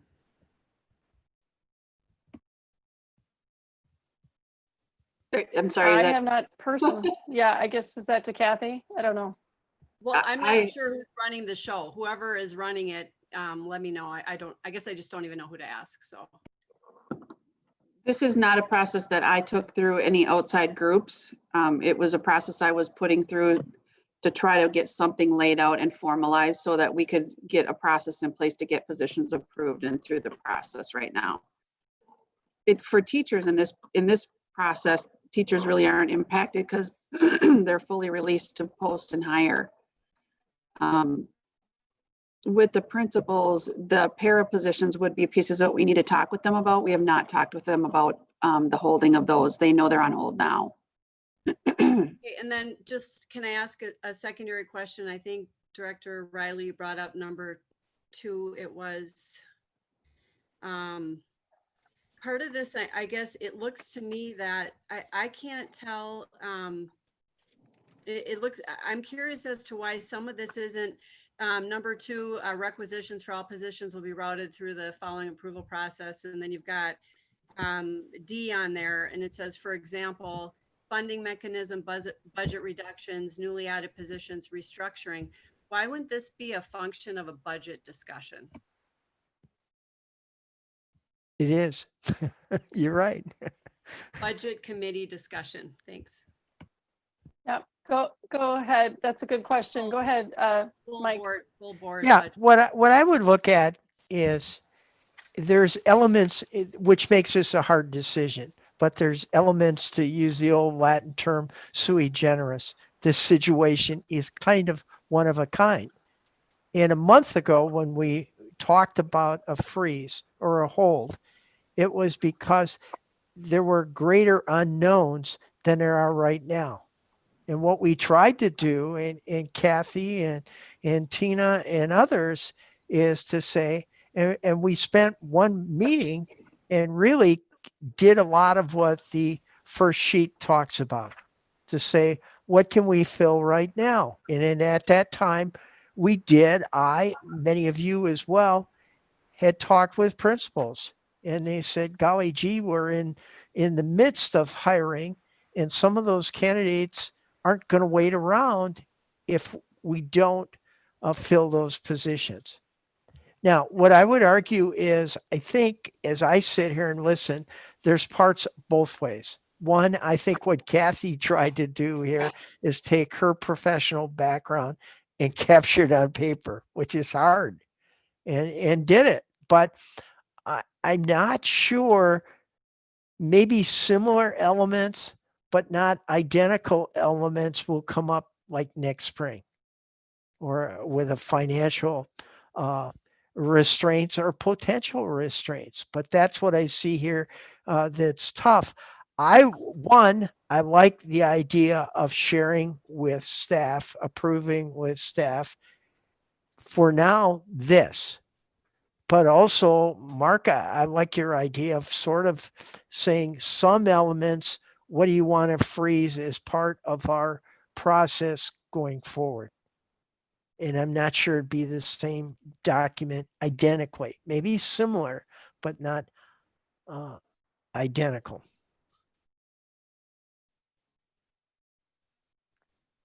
Go ahead, Director Riley. So this group doesn't have, the personnel working group doesn't have any authority on any decision making. The personnel working group only can make recommendations. And that is why this would come through. And if there were any questions on anything, it would be a discussion at the board table. But as in anything, the group does, as we handle things now, if there's a personnel issue, if there's a grievance, if there's anything, we work with administration to work through, to get to a place where we're all kind of in agreement, and then bring our recommendation to the board, which would be pretty similar. I would think that in most situations, administration would be proactive and try to work through situations before it would get to that point, and there would be an agreement of let's give this recommendation to the board, and then we make the decision at the table. So there really isn't anything that happens without board approval. It's all done at the board table.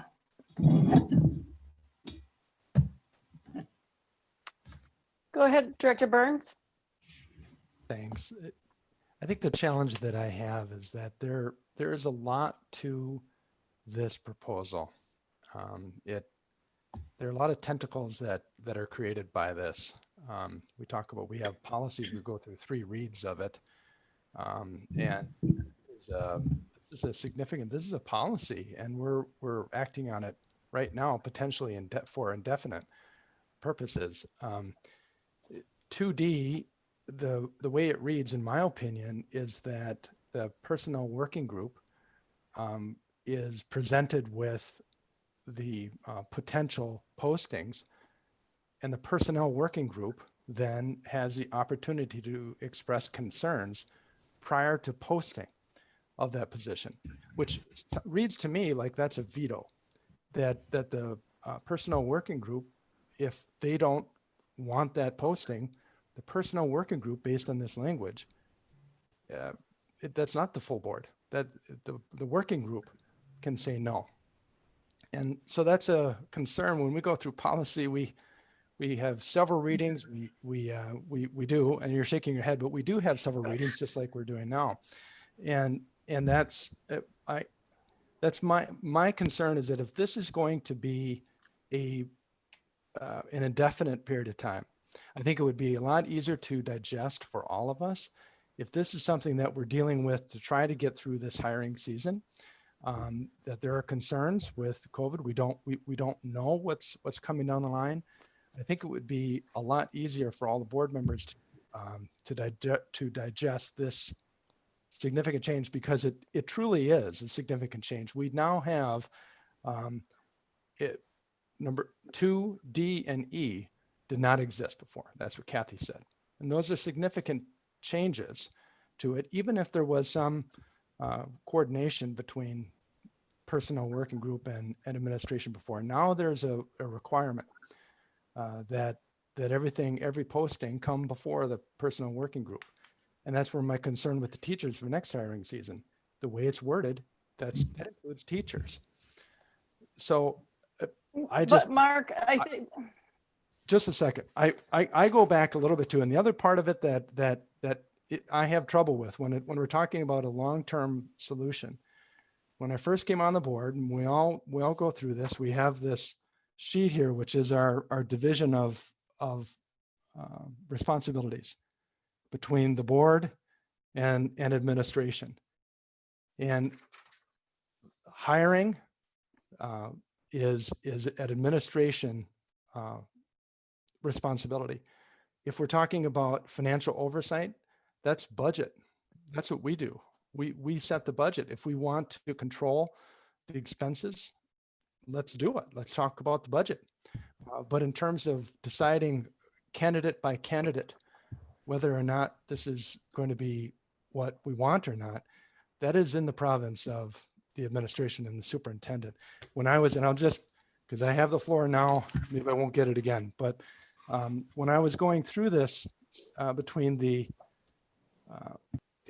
roles, I happened to come across the actual MSBA Model Policy 209 that I actually didn't realize that our policy 209 is taken from this model policy, but we only have, we have just a few of the provisions that are actually in the MSBA model policy. And I want to just read you a few of the provisions that are actually Mark, how does that relate to this decision? I'm sorry, it's 9:30. Very much so. Okay. And because please get to your point. I'm working on it here, because okay. what is critical here is that we have now, what we're being asked to approve is board involvement in hiring decisions. So this is policy 209, which says the board is responsible for hiring decisions. That's why we have an HR report that we approve every single meeting. Board Chair Stivlin, I do have the floor. The 209 says, in performing the proper duties of a school board member, I will remember my responsibility is to set policy, not to implement policy. I will recognize that my responsibility, exercised through the actions of the school board as a whole, is to see that the schools are properly run, not to run them myself. And finally, that as a board member, I will work through the superintendent, not over or around the superintendent. Hiring of looking at candidate by candidate is the province of the superintendent. If we want to have financial oversight, let's talk about budget. That's what we do. I don't even know where to begin, Mark. There's so many misunderstandings in that statement. Any contract that we enter into in this district is a legal contract with financial and legal ramifications. Hiring an employee is a contract. We are responsible for making those decisions. As a board, we are responsible. So it is not the purview. The administration, of course, is responsible for making recommendations for positions that should be filled and who should fill them. But it's ultimately our decision. We approve them. Every meeting, we have an HR report. We're approving who is retiring, who is resigning, who is being hired, who is being, all the positions get approved by the board. So it is our responsibility. And as much as it fits with the impact that those decisions have on the budget, it's also our responsibility. And you know, the whole point of this was to try to have a system in place where we can have a little bit more communication so that as we go forward through this very uncertain financial time, we have a mechanism in place for communicating so that we don't get ahead of ourselves and get into a situation where we have responsibilities that we can't pay for. Director Pelletier. Well, I guess I wanted to make sure Director Burns was finished. I'll wait until. The only thing I'm going to say is that there is a job that the superintendent has. And this may be the discussion here, but there are some provisions in this proposal that strike me that we're getting into the nitty gritty of hiring. I agree, Board Chair Stivlin, that it is our responsibility ultimately to approve contracts, but we delegate the authority to the superintendent to do the job of the CEO of the district, which is to, and even the superintendent then delegates the authority to hire, to review candidates. Our job is to set the budget so that the administration operates within that budget. And so long as they are operating within that budget, then we can approve the contracts. I guess the biggest point I want to make tonight is if this is for this hiring season, it's a lot easier for me to digest and think, you know, maybe we can figure out a way to accommodate this because of the extreme situation that we're in. But I don't think that this should be something that goes on. Director Pearson? Well, actually, I was, after Mark, I yielded to Mark for a minute. I guess Go ahead. A big concern I have, in addition to what Director Burns stated and I stated, was when you put this kind of control in a committee, we've had, and I'm sure Director Potashik would maybe remember, I know it was really important to you back during BOLD when I remember seeing your statements about committees having a little bit too much power, doing things in small groups and this and that. And I remember it was a concern of yours. And frankly, I took that to heart. And I look at this personnel committee and, you know, I asked to join. I understand the function of a committee. The personnel committee has been, there's a reason why it's not posted if it's dealing with privacy issues and whatnot, grievances and that kind of thing, and that's appropriate. But when you have a board member asking to join when you're taking on a new function such as this, and you get abruptly shut down by the chair of the personnel committee, that raises some major red flags to me as a board member, and that needs to be noted. That's frankly a little scary. Certainly not collaborative, and certainly not. We did not have time. I'm sorry, Jennifer. Not a team setting. We did not have time. I'm talking. Yes, but I'm talking. Thank you. I still have the floor, Director Stivlin. And secondly, I'd like to know, when it was stated at the beginning, something about we've always had the personnel and whatnot has always hired the assistant superintendent. Is that Denise or maybe Mike or Kathy? Can you speak to that? To what extent historically has the personnel committee been involved in hiring an assistant superintendent? In the past, since I've been here, they have not. I don't know if Kathy can speak to before 2015. No, the personnel committee would be new to the process. Director Potashik? Yeah, I think what my experience would be with that, and Kathy, you can verify this as well. There was a time where the personnel committee and the negotiating committee were one. But I don't, I think most commonly, and I can only think of about 3 superintendents that I go back, and one was, they organized even the positions, brought it to the board for approval, but the positions they wanted. Like, for example, I think that previously we had one for elementary and one for secondary in that role. They typically were not labeled assistant superintendents. They did And that, one and of the functions yeah, of the assistant. and Mike, thank you. That was my follow-up to that. Do you recall, so you don't recall the personnel committee making the decision on assistant, like calling it the assistant superintendent or interim superintendent? Was that a function of the specific small group committee? Well, I think what's different is, except for most recent, like say the last 3 or 4 years, the committees were separated. I can remember a time when the negotiations and the personnel committee were one. But that changed. Thanks, and Mike. Separated it, so I'm not sure we're comparing apples and oranges. Yeah, I just have concerns over the fact that this is, I can't tell if this is some way to make it permanent. And I do have severe policy concerns about this. I feel like it should be more of a budgetary conversation. I understand the intent if it's temporary in nature, which is what I thought it was, but I don't see any changes in this discussion to that nature. And Shelley, I don't know if you're on the personnel, your hand was raised. I don't know. Go ahead, Director Pearson. Thank you. Just a couple clarifications and then a comment.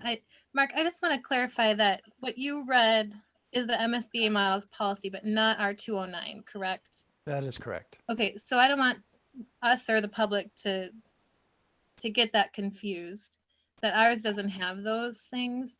And then also, if you look at Minnesota Statute 123B.09, Boards of Independent School Districts, the care management and control of independent districts is vested in the board of directors, to be known as the school board. So I think ultimately we are responsible for what happens in the district. And I think because of the nature of what's happening right now, I don't think it's totally out of line for us to say, you know what, we need to really be careful and rein in what we can and try to make sure that we're setting ourselves up the best we can. That being said, I wouldn't be opposed to making it a 1 year with a revisit next year. I just don't know what situation we'll be in next year, and we may be in a place that we have to continue being really careful. We just don't know. Thank you, Shelley. I appreciate that. I would agree with that. Superintendent Pontrelli. Yeah, I'd like to just make a comment to the conversation about it being a budget decision and talking about what you might want to do with the budget. You know, the actual implementation of what positions looks like within the district falls under my management and the area of expertise. And I guess one of the questions I have, get a little bit concerned when I hear board members talk about getting in the weeds, is who is the expert in the group? And that really is my job, to figure out how to meet the board's goals within the current budget and figure out the staffing for that.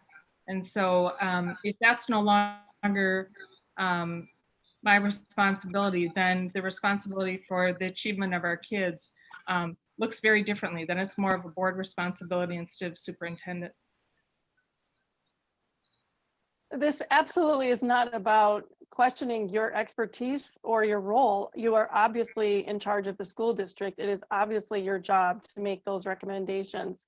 This is about building a way for us to communicate just a little bit more than maybe what we have in the past, and slow down the process just a little bit for certain types of positions, so that we can make sure that we aren't getting ahead of ourselves in a situation that is very, uncertain. Which I think it really is about trying to build a way to talk about these positions. These custodian positions, for a long time, we've had these open positions for a while.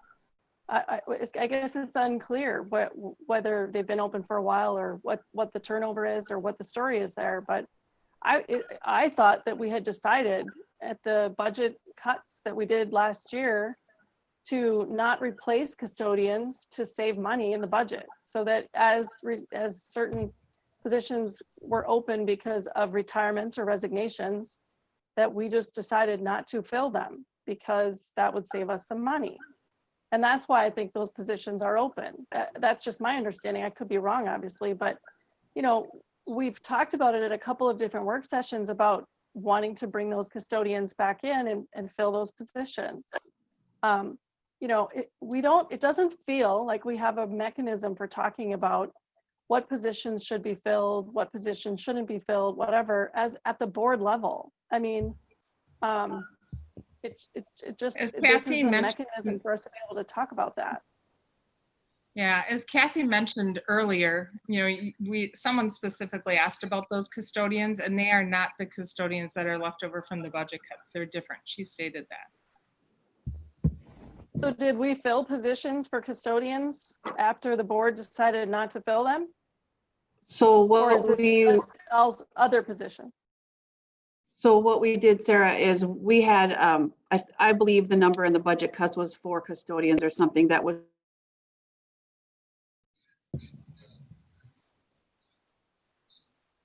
Oh, I think we lost Kathy. Okay. Well, go ahead, Mike. Hopefully we'll get Kathy back in a second. Strategy wise, to give everybody a chance to reflect a little bit on this issue. Could we move A for now after G? Item A to after G. That gives us at least 30, 40 minutes to think about it. There are lots of items here that I think are going to go rather quickly. And my point is, in the interest of time, but also reflection, because maybe a half an hour from now, we'll say, okay, what really matters? What do we really have to get done tonight? And what can we postpone or table or whatever? And it maybe we'll reach the exact same place, but just a suggestion that, and I'm proposing that, is we consider moving A to after G. Do we need to make a motion to do that? I'm not Or sure. you just suggest, I don't know. Director Weisberg? Yeah, I appreciate that, Mike. Shelley, would you want to make a motion to just saying that this is for the next year and visit it in the next year? Would that make it easier for people to wrap their brain around what we're trying to do? I think what's getting lost in the discussion is the whole freeze was so that we could try to do what we could maintain instead of having to hire people. And then if everybody remembers how painful it was to cut budgets last year, we don't want to be in that position again. We don't want to hire people that we can't afford to continue to pay. And that's what this whole thing was trying to avoid. So if anybody wants to make a motion that it's for this year and then we can revisit it at that point, would that help? Director Riley, thank you for that, Liz. I agree. I agree with all of that, Liz, and that is what's getting lost in all of this with a few of the comments and going off track a little bit. My concern moving forward is that, as many have stated, we have started a recession and we're entering into recession. So I am concerned not only this year, but I am concerned probably over the next 2-3 years. And initially when this was set up, it was only set up for a couple months. And I'm afraid of not having something implemented fluidly through this whole process or this whole recession that we will be in, because I really don't think it would be beneficial to go through a bunch of layoffs or have a whole bunch of people here that we are not going to be able to afford to keep. Director Pearson? Thank you. And thank you, Director Weisberg, for that suggestion. I would like to make an amendment that this posting process be for the 2020-2021 school year with an opportunity to revisit for future years next year. Second. Okay, so we have a motion and a second to amend this proposal. Did we have an initial motion made? Yes, we did. We did.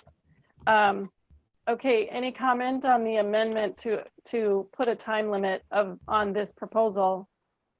And by the way, I just want to say it's not a policy, it's a procedure. And it's it's just a procedure, it's not policy. So it's just a way of doing things that, yeah, it's not policy. Any questions, comments about the amendment? Well, Director Pelletier. I have a question in that you say it's a procedure, but there are words in this that are quite strong and concerning. So I don't just see it as simple as this is a procedure to deal with, you know, the concerns about staffing. I mean, there are devils in the details all over this. So this is quite a thing that we got at the last hour yet again, after how many redos of the agenda. I mean, I think I got I don't even know, 7:30 at night last night. I have no idea, but it's not just a simple procedure. It's also some strongly worded devil in the detail verbiage in this. So, Shelley, I appreciate your overall intent in that, and making that, and I do think if there wasn't so many devils in the detail, I would have been able to support this in kind, but you know, everything down to the control of the personnel committee, which is not open, and the assistant or interim, I guess. Now we're doing an interim assistant superintendent. Scary stuff. So I guess while I support in kind your amendment, I don't support this motion at all.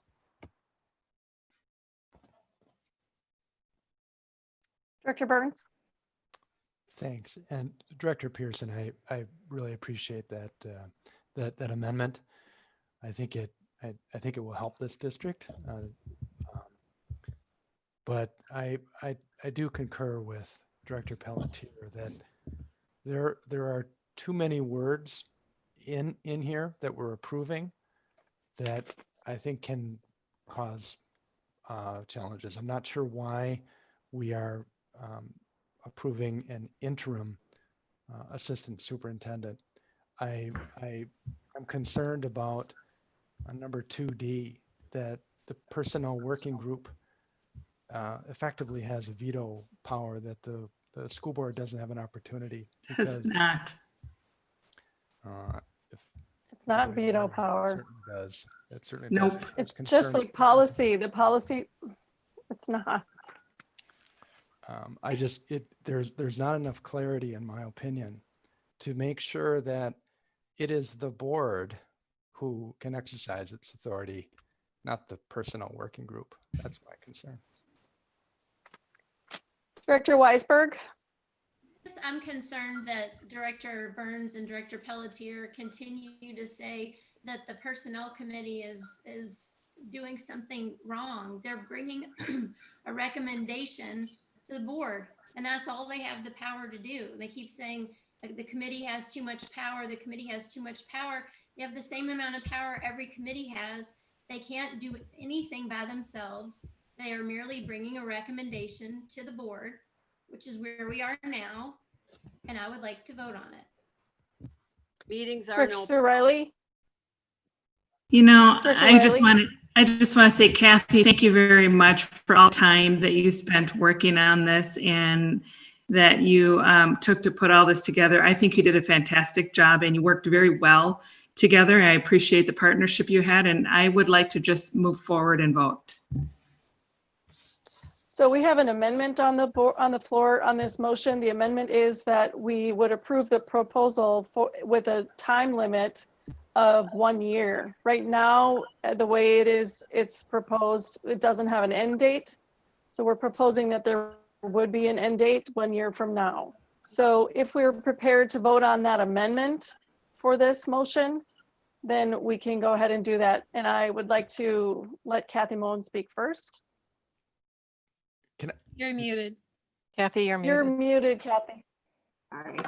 I apologize. I disappeared for a while. My phone decided to die in the middle of everything for some. Oh, no. I can't keep it charged today. I'm wondering if we could, and I don't know how it falls into your procedures with Robert's rules, but a year puts us at next May again, late. and now I'm past the hiring season. So if we could even just. My amendment was the 2020, 2021 school year staffing. I don't know if you were off then. So it's just for the staffing for next year. So I So to think, get through the school year. yeah. So I Is that what think you're the saying? whole Okay. idea is that if your time for staffing starts earlier, that this would be revisited earlier. Is Okay, that the it'd be idea? 21, 22 school year staffing then. Okay, understand. Thank Does you. that work for you, Kathy? Does that work? So it That's would be better, until, yeah. say, like June or something? Okay. And hopefully we'll see if it's working, and if it needs to be tweaked or changed or whatever, we can extend it at some point. Yeah, go ahead, From my Director Riley. perspective, that, go ahead. My Oh, go question, ahead, Kat. who, me? My question, Shelley, is is this just an expiration or is this a revisit of the policy? Or not policy, but process. My amendment was that this would be for the 2020, 2021 staffing with the opportunity to revisit next year. Okay. Okay, is that clear for everyone? Go ahead, Kathy. I apologize. Like, I just want to make sure you understand how I interpret what that means. That means that when I get to next January, not next May or June, I'm going to start staffing for next school year, 21, 22. And that is not under this procedure. Only the staffing that it takes place for this school year is under this procedure for now. Right, Okay. for now, and with the opportunity to revisit. But yes, Okay. just for staffing for the 2020, 2021 school year. Okay. Go ahead, Director Riley. And we'll revisit before we start staffing for next year, the following year, correct? Are you I think there's asking going me? to be I think there's going to be an ongoing conversation as to whether or not this is working or what we need to change. Okay. Right, so at some point, if it needs to be adapted, we can bring that forward at that time, sometime before January. Does everybody get that? Okay. Understood. Can we vote on the amendment? Can we vote on the amendment right now? That we would put a time limit on this proposal that would be for hiring decisions made for the 2021 school year.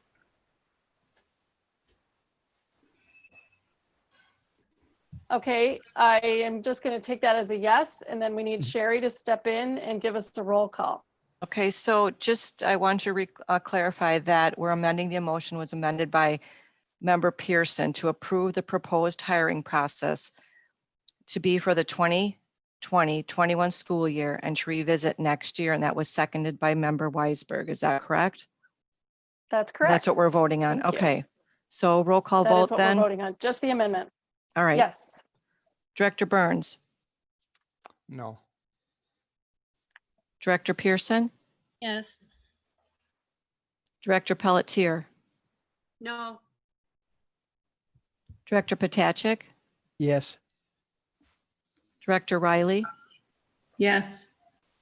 Chair Stibland, Yes. Director Weisberg. Yes. You have a 5-2 vote. Motion carries. Okay, thank you. Thank you. Okay, so we have an amended motion that this will have a time frame attached to it. Now we have to get back to the main motion, and I would just like to point out that it's nearly 10 o'clock. So let's try to keep our comments, if we can, to a brief follow-up, and then let's vote on this. Shelley? Thank you. I just want to clarify the question about the policy or personnel working group making decisions. I agree. This was a concern I brought up and asked questions about, because it is not our job to make decisions. It is our job to bring recommendations. And I think that's why some clarifications were made in the writing, that we would just say, this seems to fit with what we have been wanting. But at the same time, because of E, everything will be listed on the personnel report. And I think at any time the board could decide to revisit all of the positions that are on hold. So any positions on hold will still be on there. And I think the board could pull it, any board member could pull it and say, I want to make a motion that we release this position for posting, so that it's not on us to make any decisions because that's not our job. Our job is to bring recommendations, and that is what I will adhere to, and I think the rest of the team will adhere to as well. Yes, thank you, Shelley. That was, you said that perfectly. I agree. That was a concern I had too. What we felt we needed was a mechanism for bringing some of these conversations to the board so that all board members would be able to know what's going on, what positions are open, what positions need to be filled, and be able to participate in that decision-making process. That's why we suggested putting this on the HR report so we'd all see it and we'd be able to keep track of it. My question I had was under section 4B, well, it says actually all of section 4, the following positions will be considered eligible for approval. I want to say I agree with you, Mark, in the sense that this is a little bit confusing because we're making sort of a grand statement of a process, but we're also talking about specifics of jobs that are open right now. And so I can see where your point is that, you know, by including pieces of specific jobs open right now and a process that's an ongoing process, it is a little bit confusing or maybe clunky, but I think it's good to think of these jobs that are listed in here as examples of how the process will work, which is exactly how Kathy presented it tonight when she did her reading. My question is for 4, are we considering all of those positions in A and B as having gone through sort of like the review, and are we making the recommendation at this time that those would be posted now? Or are we? That's the second part. If I understand correctly, that's the next part. So that's not included in this motion. We're going to make that motion after we're finished here. Okay. Okay, thank you. That's helpful. All right, anybody have any more questions? Go ahead, Kathy. I was just trying to use examples so you'd be able to tie the list to the procedures that were written. I personally found that to be incredibly helpful. So, but I can see how it might have been confusing. Call the question. Any other comments or questions? Are we ready to vote?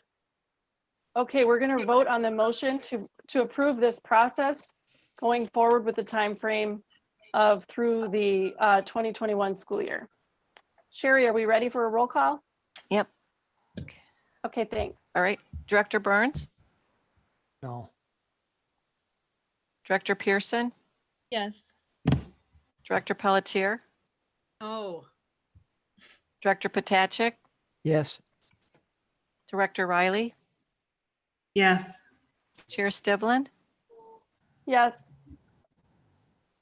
and Director Weisberg. Yes. You have a 5-2 vote. Motion carries. Okay, thank you. So at this time, we need a motion for the positions that are listed in category 4. These are the open positions that we need to give direction as a board as to whether or not they should be posted. I think the ones that have been recommended are the ELL paraprofessionals. It's this category 4 on page 3, section A is talking about finishing up the internal postings, and then B is talking about the additional postings, the ELL paraprofessionals, the community ed positions, just those 5 categories there, the pathways coordinator. Can I clarify, Sarah? Yeah, please do. So one thing I need to do before you make a decision on this chart that you're looking at, if I'm looking at the document that says positions pending posting as of 5/26/20, that's what's at the top of it. One thing I need to make sure you guys get corrected on your copy is, as I was preparing for this just before the board meeting, what I realized is when we combined some things, when we were working on this, the numbering got off. So when you look at the spreadsheet that you have that says positions approved to post per prior board approval on May 14th, and the special ed paras are listed there, you'll see the line that says these positions are defined in item 4A2, 4A II of the proposed hiring process. Do you see where I am? Yep. Each of those categories, the number is off by 1. So your first one should be 3A double I, because we eliminated a number in the procedure, but those didn't get changed. So every single one of the categories is off by 1 number. So I want to make sure, number one, you guys get that changed so you know what you're approving. Then when you look at when you look at the procedures, each of these categories, what I was asking for approval on is, these are the way I have categorized the positions based on the procedures that you just approved. So I would be taking the action on this document the way it's laid out.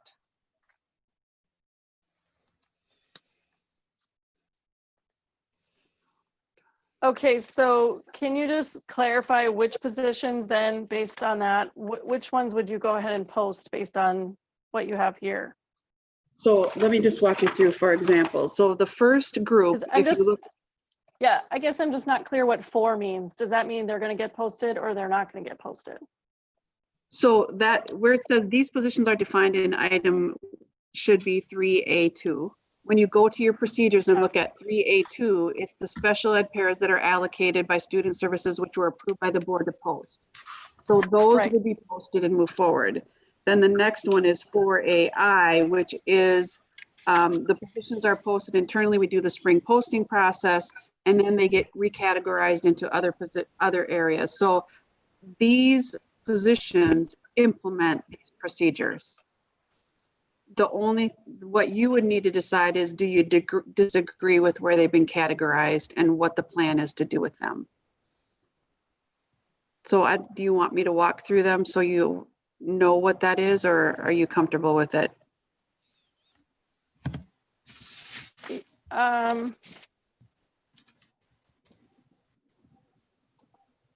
Yes. Yes, I think you better walk us through that. Okay. So I'll just tell you what's going to happen with each of these categories. So on the first section where you see the list of the special ed para positions, those are under your defined process. Hang on, let me get my favorites here. That's under 3A double I, which is where I was saying, if you go to the procedures, you'll see 3A double I is the special ed paras that the boards approve. So all of these we would post and go through our process to hire. On the next section, you'll see the positions that are defined in 4AI, which is the spring posting process for all of the other positions, but then then they go into the other categories once we've done that spring posting. Remember, that's just reshuffling them within the building, not hiring any outside. The next ones are the positions defined in 4B, which is positions that are required in order to offer required or district programs. So this would mean that you're approving us to go forward with the ELL paras, the assistant superintendent, which you've now on your proposal is actually an interim, the pathways coordinators, and the coordinator of ECFC. So if there's any concerns about those, and then you'll see in that chart that I put the basis for the reasoning. Not in, I'm coming to community ed staff though. Okay. Then the next one is the ELL, the general ed EL and the ELL paras. That's the 4BI. So when you go to the procedures 4BI, that's one of the positions that's required to run a program. So the ELL paras we would move forward and hire. The 4B double I is the childcare assistants, which is your individuals that are going to run your childcare program this summer, and the essential employee childcare that we would move forward and get those posted and filled. Annette can't run the program without those staff. The next ones are the 4B3, which is your course instructors for community ed. So those are the ones where the people register for courses. If we don't have people registered or revenue to support it, the course doesn't run. So we would move forward with posting those. Then the next one is your 4B4, which is the category where we have positions that are part of restructuring resulting in a reduction of positions. This is your ECFC screener, which we've had on hold. But in working with Annette, what her intent is to do is to increase the early childhood position to a 48 instead of 42 week, but then completely eliminate the early childhood receptionist. So there's actually a savings of 25,000 for that one. So we would post Awesome. the screener and eliminate the other one. You'll see that we've got the 12 general ed supervision. Those are under the category that would stay on hold, and we would not fill till we know what the educational structure for next year is or the legislative action. Then you've got 5B, which is all of the health paras. And what the plan with the health paras would be is to go through the spring posting process, shuffle any employees that want to move within those, and then rehire the staff that were employed during the 1920 school year so that we don't lose the staff that we had, just not go hire additional staff from the outside until we know more. Then we have two Okay. more. Do you need me to stop? No, keep No, go going. ahead. Okay. Yeah, you're good. Then the last one, we had two categories. We had a youth and athletics program technician that was pending, and Annette has decided not to fill that position. So it is just going to come off the pending list and it will not be filled. And then we have the 3 custodian positions where I'm going to work with John and Laura to find out exactly what do we need to do as far as the custodians, which ones we need. So I just have them in a pending category right now. Okay, awesome. Director Potacek? Okay. Kathy, where are the paras for Spanish immersion? That is one thing I had to note because I heard the speaker from Open Forum this evening. I actually had a conversation last night with Chris Hefferly of the Para Union. She's their Para Union leadership, keeping her in the loop of what we're doing with all the postings. And she asked me about the Spanish immersion. So I did some research last night and found out that the Spanish immersion para is actually incorrectly listed under the general ed. There's a 5.9 position at Lake Elmo that should be under a Spanish immersion. So I would recommend treating that one like we are going to treat the health paras and rehire any staff that we had, but not go externally. Okay, so would that be part of this motion as well if this becomes? Yeah, I would like it if you could add that, move that position, the Spanish immersion position, to the same category of 5B. And there's only one position? Yeah. All right, awesome. Director Pearson? Thank you. So thank you, Kathy. To clarify then, if what we're looking at continuing to hold starts on 190, the bottom of 199 in our packet. Do you even have the packet numbers in front of you? I can get it up. No, I don't. I'm Or you sorry. can find it. So it's the one that starts with positions to continue to hold until July 6th. Right. Bottom of the page. So it's that continuing down, except that we would rehire whoever's been in the position previously. Is that correct?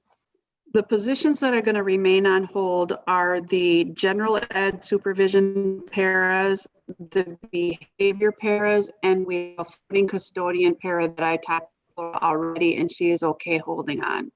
So you would have one of those general ed we're going to move out because it's Spanish immersion. So it'll be 11, 12 positions that are on hold then. Okay, thank you. Mm-hmm. Okay. Director Riley, and then we'll go with Jen. Go ahead. I guess I would like to make a motion to approve the pending positions as presented. A second. Okay, so we have a motion and a second. Go ahead, Jennifer. Thank you. Can you, Kathy, I think this is a question for you. Are we still having a discussion about hiring an interim assistant superintendent as part of this discussion? That's what Well, we you're gonna want. Go ahead, Kathy. I apologize. I need to wait my turn. I'm sorry. No, it was my fault. No, you're fine. you're going to want to do two things. You're going to want to amend this because you've already taken action to have it posted as an interim, and this was listing posting for the assistant superintendent. And if you want to change the immersion para, you'll need to amend it so that it changes the immersion para to a 5B category. Okay, let's go with Superintendent Pontrelli. I'd just like to make a pitch to have it not be an interim for the fact that we wouldn't have a Mr. Bob McDowell here if I had posted that as an interim several years ago. I really think to get the highest quality candidates, we need to go for the best. And the way you're going to get that is if you post it as an assistant superintendent, not interim. So my only question about that, if I could just follow up, is we've been told a number of times that it's already too late. So the thinking is that if it's too late, maybe we get somebody for a short time until we can get someone, you know, if it takes too long to get a really good person, that would give us time to get that person. As Kathy said earlier, we are later in the process than we'd like to be, but I don't want to rule that out. I think we take that as it comes. And if we don't have people who, you know, apply for that, or we don't think we have the quality we want, then we could repost it as an interim. Okay, so you're saying we would have flexibility to leave it kind of open-ended. If we post it as an assistant superintendent and the candidates that come forward don't meet the standard of what you think that might be needed, then it can be reposted as an interim for short term. Okay, that's helpful. Thank you. Appreciate that. Mike. Yeah, Kathy, I'd like to make this second a proposed amendment, and it would be taking care of the Spanish immersion as you described it. So with the wording there. So you would want to recategorize the general ed position for Spanish immersion to a category 5B. Is that your recommendation, Kathy? Yeah, it is. Okay. I agree with them on as the need. Had I known that that was really the Spanish immersion, I would have put that there in the first place. So I absolutely agree. Okay. Jerry, did you get that? Okay. Okay, so we have a motion on the floor that's been seconded to approve the plan as presented. Now we have an amendment to that motion that we are making a change to what was presented to make it more accurate. So Mike has made the motion to amend. Shelley Pearson has seconded the amendment, the motion to amend. Director Weisberg. I'm sorry, I didn't hear Shelley second. I was just seconding it. Sorry. Oh, you were seconding. Okay. We have a motion and a second to amend. Can we just go ahead and vote on the amendment right now? Sort of a no-brainer. So can I have Kathy restate what it is to recategorize the general ed position? Kathy, can you restate what you want that motion to say? Yes. We are going to recategorize the 5.9 general ed Spanish immersion para at Lake Elmo to a category 5B.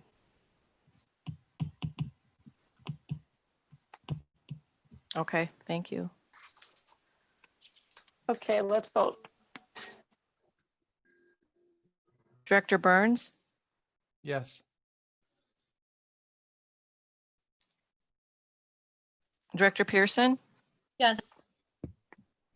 Director Pelletier, Yes. Director Potacek, Yes.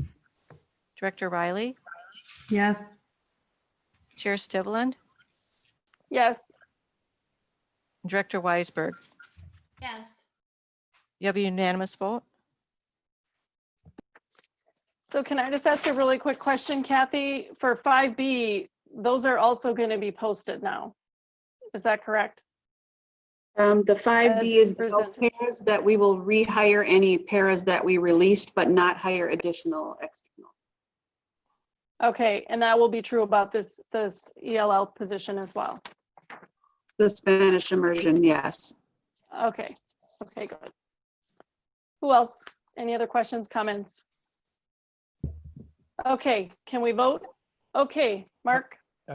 Just quickly, I want to make sure, I want to have clarity that if we vote to approve this, that the posting based on the explanation of Superintendent Pontrelli for the assistant superintendent will be just that, that it will be, we will initially post it as an assistant superintendent. And of course, come up for review depending on, you know, what our criteria are, but initially to post it as an assistant superintendent, not as an interim superintendent. I want to make that clarification. And Are we good with that? Is that the understanding? Right, that's how it reads unless we make an amendment. So Okay. And I think what's built in there, and I'm not talking about the wording of it, is that Denise and perhaps others would make the call if this wasn't of the quality that they might suggest going with interim instead. I think that's how it was. Is that Okay. correct? Is the intent? I think so, yes. That's what I understood. So we've been presented a plan for posting the positions that have been listed as Kathy categorized them. If we vote to approve this motion, then the positions that we've listed will all be posted and filled. Is that clear? Okay. Director Riley? I just guess I have a question because we just passed the last process that said interim.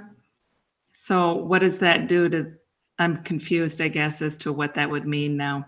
If that,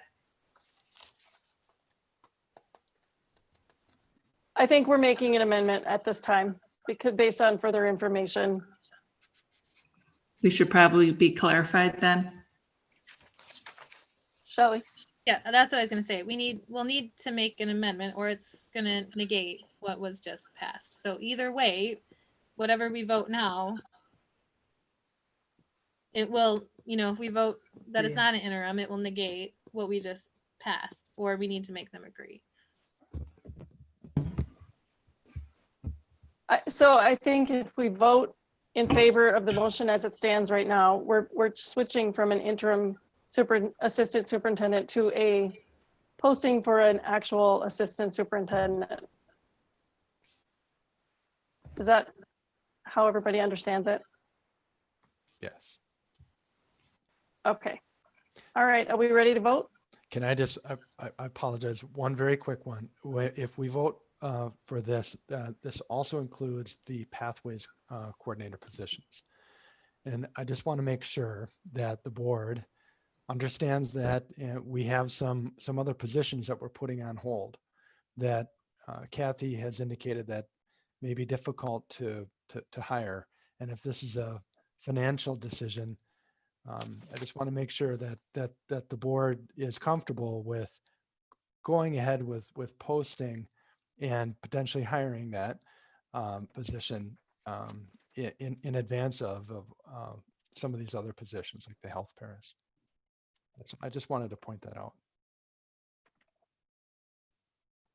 But just to be clear, we're rehiring the health paras that are currently employed. We're going to do the internal posting for them. Okay, well then, right? Will there not still be some outstanding open positions? Or maybe I didn't follow that correctly. Can you clarify that, Kathy? You're muted. You're muted. My video keeps cutting in and out, so I'm not sure that I heard the whole question mark, but to the end question that you asked, yes, there will still be some general ed para positions that we will not be filling. But not the health paras. The health paras will be posted. There will be some health paras that end up not being posted. What we're going to do is do the spring posting rounds for the health paras and rehire any paras that got released because they didn't have job rights and stop there. If there's still open positions, we would hold on filling those. Okay, thank you. Mm-hmm. Thank you. Go ahead, Mike. Yeah, I just want to advocate in support of the coordinator positions. The pathways? Yes, pathways. Thank you. And particularly because I think we identified this early and often that was a big goal of the board. I don't think anybody's come out of a position that didn't advocate for that. And my point, if these positions aren't filled at this point, I think what we saw, the budget proposals, et cetera, we're in good shape for that. I think the program would be a significant setback. Because I think those people are excited, they want to see something tangible, and I think this is a very, very important first step. All right, thank you. Director Pelletier. Kathy, can I just make a quick observation or statement? Could you please keep us informed as to, the positions, to Mark's point, it's so late, and in the event that we're missing some key positions that we should be addressing that we aren't. I guess I'm a little concerned about that. I really am asking that you just inform us, keep us abreast of that situation, because I certainly don't want to be creating, inadvertently creating a problem where we don't need to. If you could just keep us posted, I'd really appreciate that. Yes, I can do that. All right, are we ready to vote? Okay, Sherry, let's do a roll call. All right, Director Burns, Yes. Director Pearson, Yes. Director Pelletier, Yes. Director Potacek, Yes. Director Riley, Yes. Chair Stivland, Yes. Director Weisberg. Yes. You have a unanimous vote. Good. Thank you. Thank you very much. All right, moving on to the next item, B. We have the World's Best Workforce Plan. Yep. And I see Dr. Bob has joined us. All right, thank you, Carissa. Sure, I will make this as quick as I can. And the reason for that is simply that nothing's really changed since last year, and it's as late as it is. But I do want to make the board aware of where we are with the World's Best Workforce, simply because there are impacts because of COVID. You can advance, Carissa, thanks.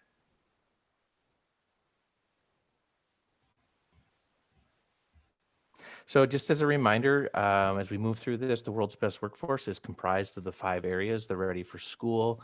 All third graders can read. Racial economic gaps are closed, and students ready for career and college, and all students graduate from high school.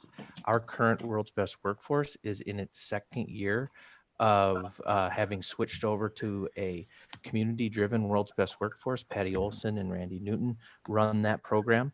It also includes parents, students, community members, and staff. The group as a whole met 4 times of the year. The subgroups then are divided up by the 5 areas, and they meet multiple times throughout the year. And then, as you're aware, in December, we give a community presentation that is kind of an autopsy report of the year previous. So I'll quickly go through each area just to give everybody an idea of where we are. Our goals last year were set to be multi-year goals. So we went away from doing a year to a year because the committee wanted to see growth over time.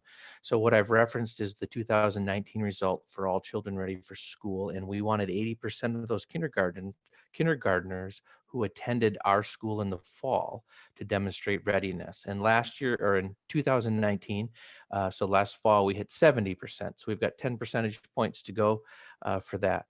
What is new and what you do want to pay attention to as a board is the group made recommendations to change their community strategies. If you remember last year when we presented this, we presented some options for strategies. And that's one area where this World's Best Workforce group really made some strides in zeroing in on what they thought was important for the community strategy to be. So for all children ready for school, they're suggesting that we provide Stillwater District Kindergarten Readiness Standard checklists that we have to the child care providers and private preschools, so that everybody in our community has those checklists, not just our programming. We move on to third graders. You'll see again, this is a multi-year goal. So by June of 2021, third graders meeting end of year proficiency would gain to 60.7. The 58.7 is from 2 years ago. And because of COVID and no MCA testing, I don't have an updated score to give you at this time. And so our goal stayed the same. The community strategy here is really trying to reach out to Rotary, faith-based organizations, our middle school, our senior centers, and getting everybody together to establish a Reading Buddies program. That's what they felt was important there. And then as we talk about the racial and economic achievement gap, we're focusing on both math and reading. And again, you'll see the 2019 results of 75% reading and 70% in math. And this is a multi-year goal. So by the end of 2021, we want to hit 72.5 in math, and we want to hit 74.5 in reading for all student groups. And that's getting groups to reach medium or high growth is what we're measuring.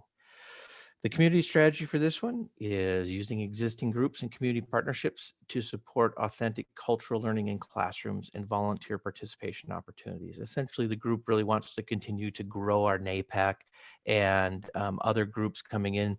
And that's one strength that we have in Stillwater here is we actually have groups coming into our buildings rather than always sending kids out somewhere else. And so it becomes more of a long-term process. And then when we talk about career and college ready, we're really focused on ACT right now. And so again, this is a multi-year goal, and our goal and our result in 2019 was 53%. And so we're 1 percentage point away from reaching that goal of having our composite score of 23 be met.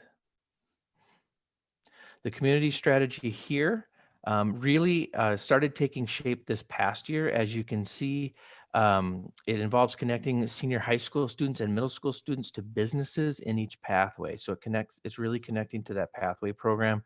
And it's what you've heard Rob Bach from the high school talk about, kind of a 3-tier system that people could enter into our system providing guest speakers. The next kind of level would be job shadowing and mentoring or some type of mini internships.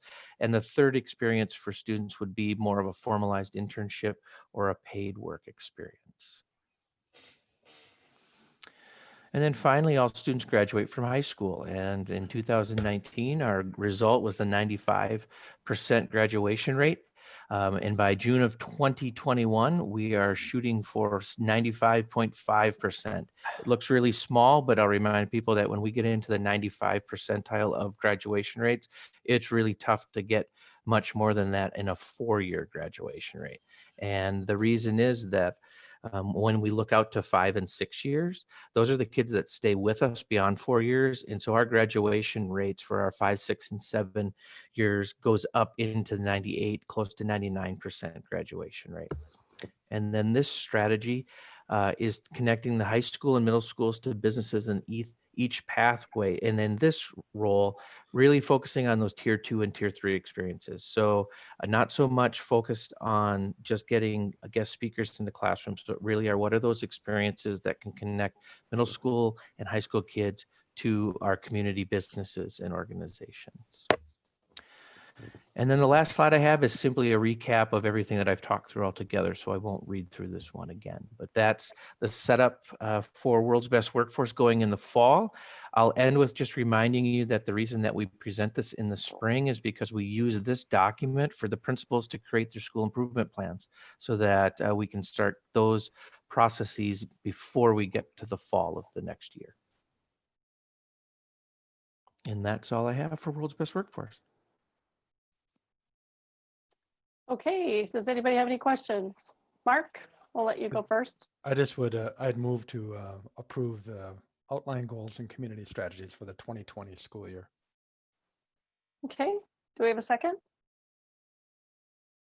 Shelley, we have Director Pearson is going to second the approval of the plan. Director Riley.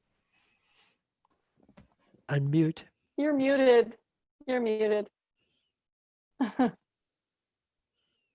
Sorry, I had a barking dog.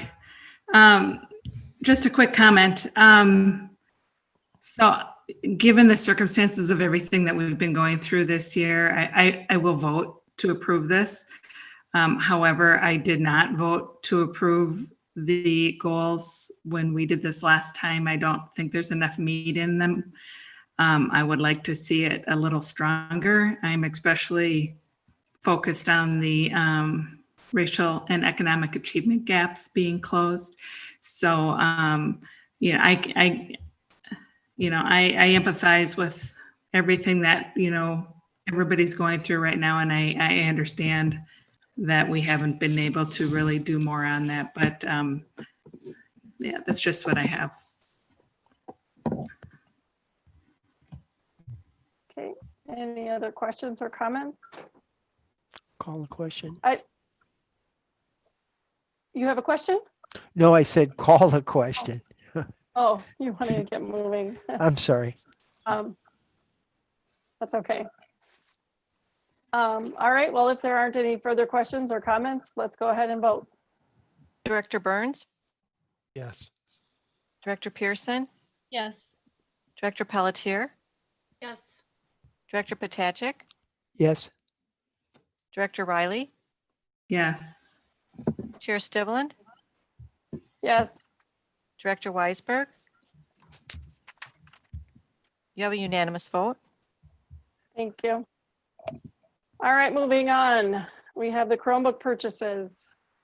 We have John Perry. How are we doing? Good. Hi, how are we doing? I just want to say I scheduled this meeting until 10. I know. Do it till 9 next time. I'll do better, Shelley. All right. So I have very little to report here. I think we went over everything last time. Yes. Just that this is for the actual approval of the 1,400 Chromebooks that will backfill the devices that are moving to obsolescence, that are also the devices that we handed out to support distance learning. So I will answer any questions, and otherwise we'll recommend that we approve the purchase order and move forward. Do we have a motion to approve the purchase order for Chromebooks? Director Potacek. Yes, I'll go with the recommendation.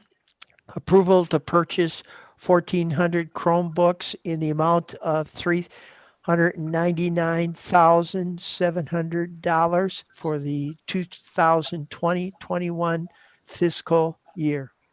I'll second. Thank you. We have a second with Director Riley. Any questions, comments, feedback? Seeing no hands going up, I will just say really quickly that I did have a conversation earlier this week with John with the concerns that I was feeling that maybe this wasn't going to be enough. I think probably for now, this is what we should do, but I think we should probably be prepared for a future plan where we may find that we need more sooner rather than later, because if we continue to do the distance learning, the devices and the quality of the devices is really critical. Yeah, I think you're right on. I think we'll probably revisit this in October once we know what the start of school looked like. Yeah. I mean, I know it's frustrating to be distance learning, but to have devices that don't really work fully and reliably it makes it a lot worse, I think, a lot harder for people. So it's more important than usual. So, all right. Well, I don't think anybody else has any questions or comments, so I guess we're ready for a vote. All right, Director Burns, Yes. Director Pearson, Yes. Director Pelletier, Yes. Director Potacek, Yes. Director Riley, Yes. Chair Stivland, Yes. Director Weisberg. You have a unanimous vote. Good.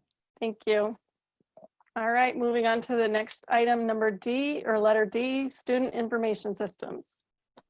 Thank you. So this is the contract proposal for moving to Power School as the student information system assessment platform and maintaining Schoology then as our learning management system for the district.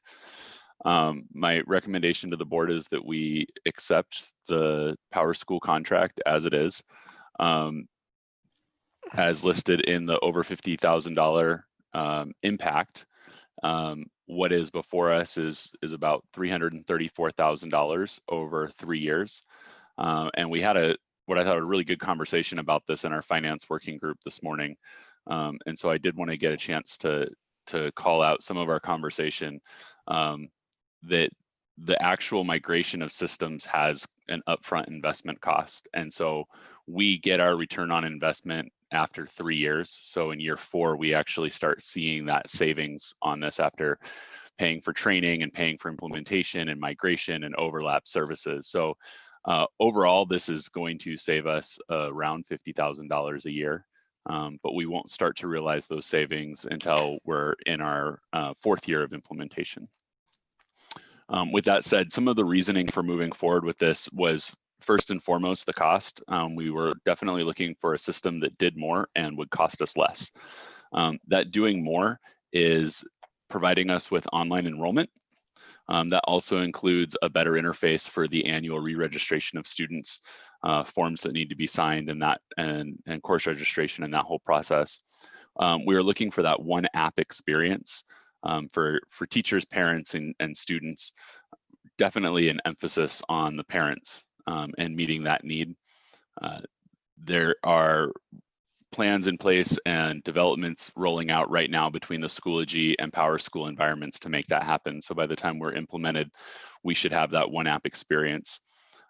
We're definitely looking for that tighter integration between Schoology and our assessment platform and our SIS. So that will resolve some of the gradebook frustrations that teachers have, and it will provide better data for the administration, community, and board in terms of being able to do assessments in the teacher's gradebook, but then be able to report on those benchmarks at a district level to align our assessments with MCA expectations or read well by 3rd grade so that we can see that reporting. And then lastly, one of the struggles for everybody in our system is really getting to that single sign-on place where you don't have to memorize so many passwords. And so one of our requirements was that the system have Google authentication capabilities, because that's what all of our staff and students use, is their Google authentication to get into everything. And so this does that. It does a lot more than that, but I think that those are some of the highlights of what people are looking for that'll kind of get all this under one roof. Sounds awesome. Director Riley? John, can you also share that we get our return on investment 4 or 5 years, but can you share how long before we'll need to replace again with everybody? Yeah, that's a great question. So I would generally say with a student information system, your minimum target needs to be planning for 7 or 8 years, just because when you change a student information system, you impact every single user in your organization, every teacher, every secretary, every principal, the district office, and that's a lot. Money aside, that is a fundamental shift in how people do their jobs. And the more you make changes at that level, the more you lose, you just kind of lose that solid structure of your organization. So both fiscally and just for the health of the organization, you don't want to make that move faster than every 7 or 8 years. We've been on Skyward's student information system now for over 20. So I think it's realistic to think that this is, a 10+ year plan, and it's just pretty hard to look in the crystal ball beyond 10 years. And so I would expect us overall to be, saving at least $500,000 over that period of time on this product. And of course, there's lots of things that go into it. All products have price creep, and there's little percentage increases every year. But all in all, we'll be saving a solid 50 grand a year moving into that year 4, and I would expect that to continue. We can use those for Great. Chromebooks. Yeah, absolutely. There we go. Thank you. Shelley? Thank you. Thank you, John. You know that as one of those parents, I'm thrilled to be able to have one less login or place I need to go for information. So I appreciate all your work on that. With that, I would like to move approval of the PowerSchool contract. Second. We have a motion and a second. Any other comments or questions? Other than to say thank you, John, because this sounds really awesome. Yes. I can't wait to see how it works. I can't wait for us to become a power school. We'll be there in a year. It's going to be a journey. Power school. Okay, are we ready to vote? All right, Sherry? Okay, Director Burns, Yes. Director Pearson, Yes. Director Pelletier, Yes. Director Potacek, Yes. Director Riley, Yes. Chair Stivland, Yes. Director Weisberg, Yes. you have a unanimous vote. Thank you. All right, next item, the Illuminate Education Contract. Take it away, John. Yeah, so hopefully this one should be pretty easy. So Illuminate is currently our assessment and reporting platform. What that means is that we track all of our MCA and standardized test scores in Illuminate. It's what does all of our longitudinal reporting. So you can see how second graders this year perform against themselves as third graders next year and fourth graders the next year, or do cohort to cohort comparison to say how does this year's second graders compare to last year's second graders. So it's a pretty powerful tool in that way. We also use it for the assessments that we create, which we call benchmark assessments, that are used to kind of see how students are progressing on their way to proficient, so that we have an idea of how they're going to perform on the MCA. We use it for tracking things such as reading. We use the fast reading test, which informs our Read Well by Third Grade initiative. And a number of other assessments that the district provides. And then in addition to all that, it does our elementary report card. So all teachers in the district put all their standards-based grading into Illuminate, and that creates the report cards that get imported into Skyward and mailed home to families.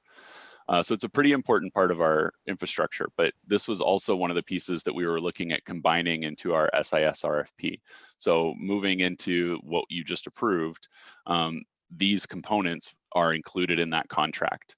And so we will still need this contract or this service for this year, so that we still have all those things. But this year we will be migrating all of those assessments and all of that data into PowerSchool. So I would ask that you approve this as is, and that we know this is the last year that we'll need it, and then we can start arranging, tying up our contract and migrating our data. Awesome. Do we have a motion to approve the plan? So moved. Director Burns, do we have a second? Director Weisberg? Any questions, comments, further information? All right, are we ready to vote? Mm-hmm. Okay, Sherry? Hey, Director Burns, Yes. Director Pearson, Yes. Director Pelletier, Yes. Director Potacek, Yes. Director Riley, Yes. Chair Stivland, Yes. Director Weisberg, Yes. you have a unanimous vote. Good. Thank you. Thank you so much. Thanks, John. All right, next item on the agenda is the Lake Elmo appraisal. I see John Tyne has joined us. Yes, I've never ahead. left you. I want you to know that. Now we can see your smiling face. Earlier this year, the school board asked the administration to solicit appraisals for the Lake Elmo bus terminal. And we received 2 quotes from CBRE and REAA.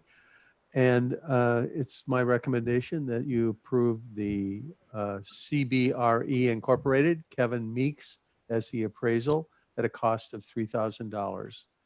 And I'd stand for any questions that you have. All right, do we have a motion? So moved.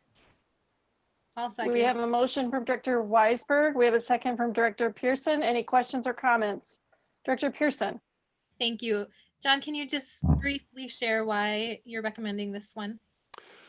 The reason that I'm recommending it's a set fee of $3,000, where the other firm asked for an amount of $2,500 plus additional costs, and the costs were pretty not extensive, but they would add up to more than $3,000. And this is a highly recommended firm too. And I think there's a support documentation in your packet too that explains the process. Thank you. Okay, Director Weisberg. I just want to clarify a couple of questions. We talked about this in the finance working group this morning. A couple of questions came up about why do we need to do this? And unfortunately, one was never done. When we purchased the property, we basically took the analysis done by the real estate broker, which is unfortunate. So I just want to be sure that everybody knows that. Thank you. Okay, thank you. Director Pelletier? Yeah, and I think it's really easy for us to continue to criticize what previous boards have done. And I think it'd be nice if we keep in mind that we too will be judged by future boards and the rented seats that we have.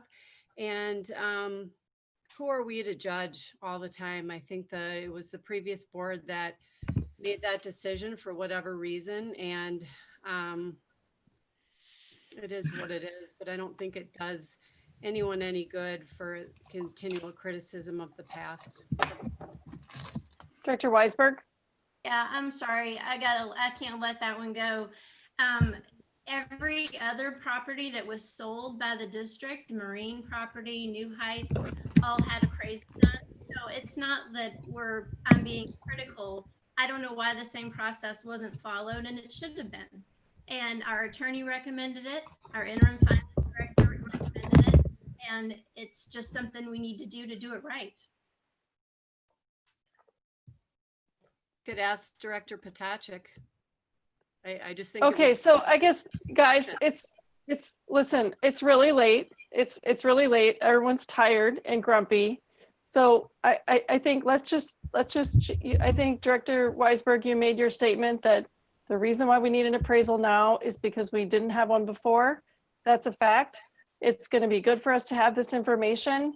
We have a motion on the table. Let's talk about the issue at hand rather than rehashing old things. Does anybody have any further information or questions or comments? Director Riley?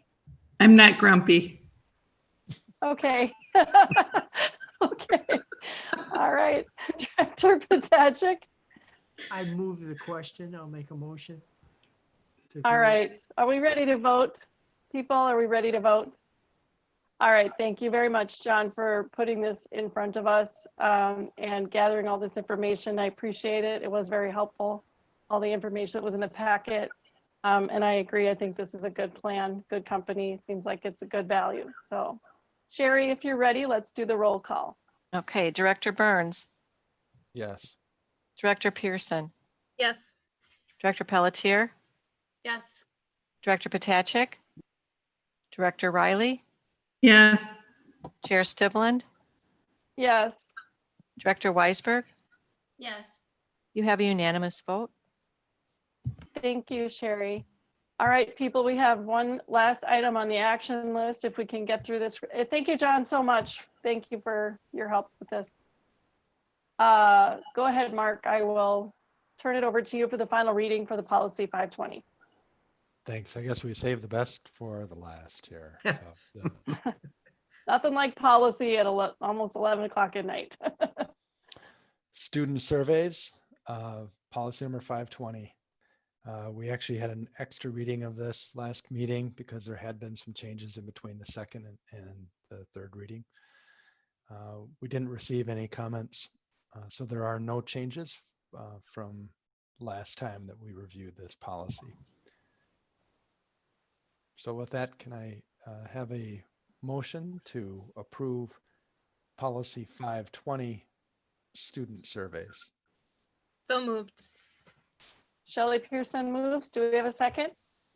Jennifer? Okay, Jennifer, second. Any comments or questions about this policy? I just want to say, as part of the policy committee, a lot of work went into this and a lot of good work where we involved the community. I think we should feel proud about what we ended up with. I reviewed it again earlier today, and I think it's very good work. So we should feel proud about this. All right, are we ready to vote? Okay, the last vote. Director Burns. All right, thanks, Sherry. Yes. Director Pearson, Yes. Director Pelletier, Yes. Director Potacek, Defer to the majority, yes. Director Riley, Yes. Chair Stivland, Yes. Director Weisberg. Yes. You have a unanimous vote. Thank you. I'm going to make the recommendation that we skip the board member reports part of the meeting tonight, unless somebody has something absolutely urgent and critical to get out. I see Shelley. Sorry, Go ahead, this is our last chance to congratulate our seniors. My favorite day as a board member is giving diplomas, and I'm really going to miss that this year. I know my fellow board members will too. So congratulations to our seniors. Congratulations to everyone who finished distance learning, our students and our staff. Congratulations for making it, and just hope everybody has a great summer. Thank you. That absolutely is good. Good to hear. You're right. Absolutely. Congratulations, seniors. Mark, did you have something too? Just very quickly, and correct me if I'm wrong, but I believe that it is Dr. McDowell's last meeting with us, and I believe it is. I think I said this earlier when we had another person who was going to leave us. I said, "Well, I can drag this on for a while. We can keep talking and talking, Bob, if you want to stay on." You know, I He do looks want to really excited. express my appreciation for you and your contributions to this district. They're going to be felt for a long time here, and there'll be large shoes to fill. And there's a lot of work in front of us at this district with distance learning that is going to be a challenge to manage that as we go forward. You will be missed. So I just wanted to say that I appreciate that, and the district does as well, your service to our district. Thank you. Wish you well. Yeah. Yep. We wish you well. You aren't going far, so we'll stay in touch. Yeah. Good luck to you. Thank you so much. Anybody else have anything? Okay. I move to adjourn this meeting. Thank you so much for all of you hard work tonight. Appreciate it. Good night. Good night.